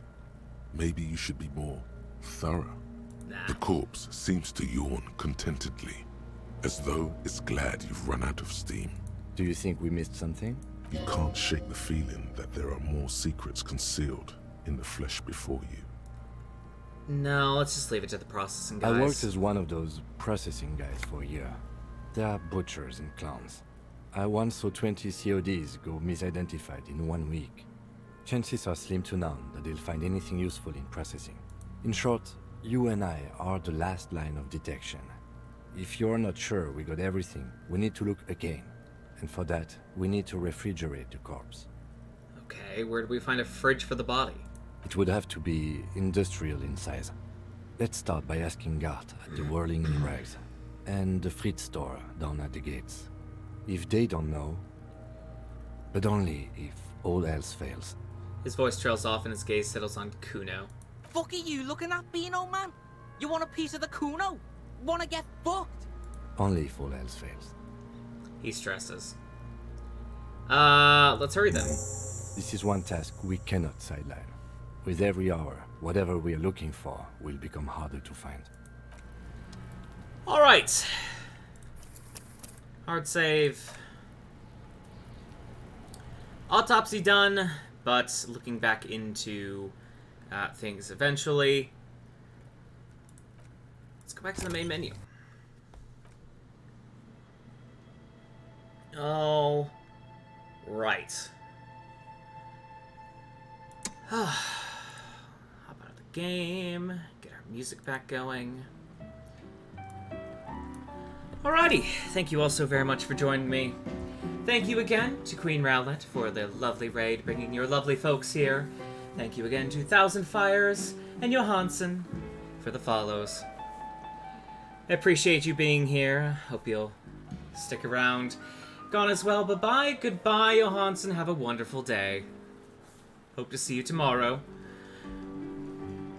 We ourselves are going to be heading out on a raid to somebody that we're going to find out right now. Who's online?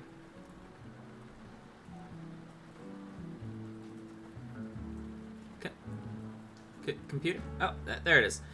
Let's see. Oh! Oni's playing some Deep Rock, and they're still, in the middle of a debut birthday marathon. So let's go say hi to them. That'll be fun. Ah, that's right. I still have caps lock on. /raid. Oni, Go underscore VT. Correct one? Correct one. Hey, there we go. Alright. Thank you all once again for joining me. It's been a lovely time having you here. My next stream will be tomorrow at noon Eastern Standard Time. We'll be back with some more Disco Elysium. However, I will be joining my friend Raven tonight at 11 p.m. Eastern Standard Time over on Raven the Fox's channel. That's Raven the Fox, all one word. We'll be playing some Total War Warhammer 3. We'll have to start a new campaign due to a major update that happened earlier in the week. So now would be the best time to tune in. But yes, we'll be there at 11 p.m. Eastern Standard Time. I hope you'll join us for that. It'll be a lot of fun, I'm sure. I'm also getting my YouTube channel together for a bunch of VODs. I'm still in the process of uploading some older stuff. So if you missed a VOD and would like to check it out there. If it's not up now, it'll be up soon enough. That is all from me, though. So until tomorrow, drink some good drinks, eat some good food, and have a good night.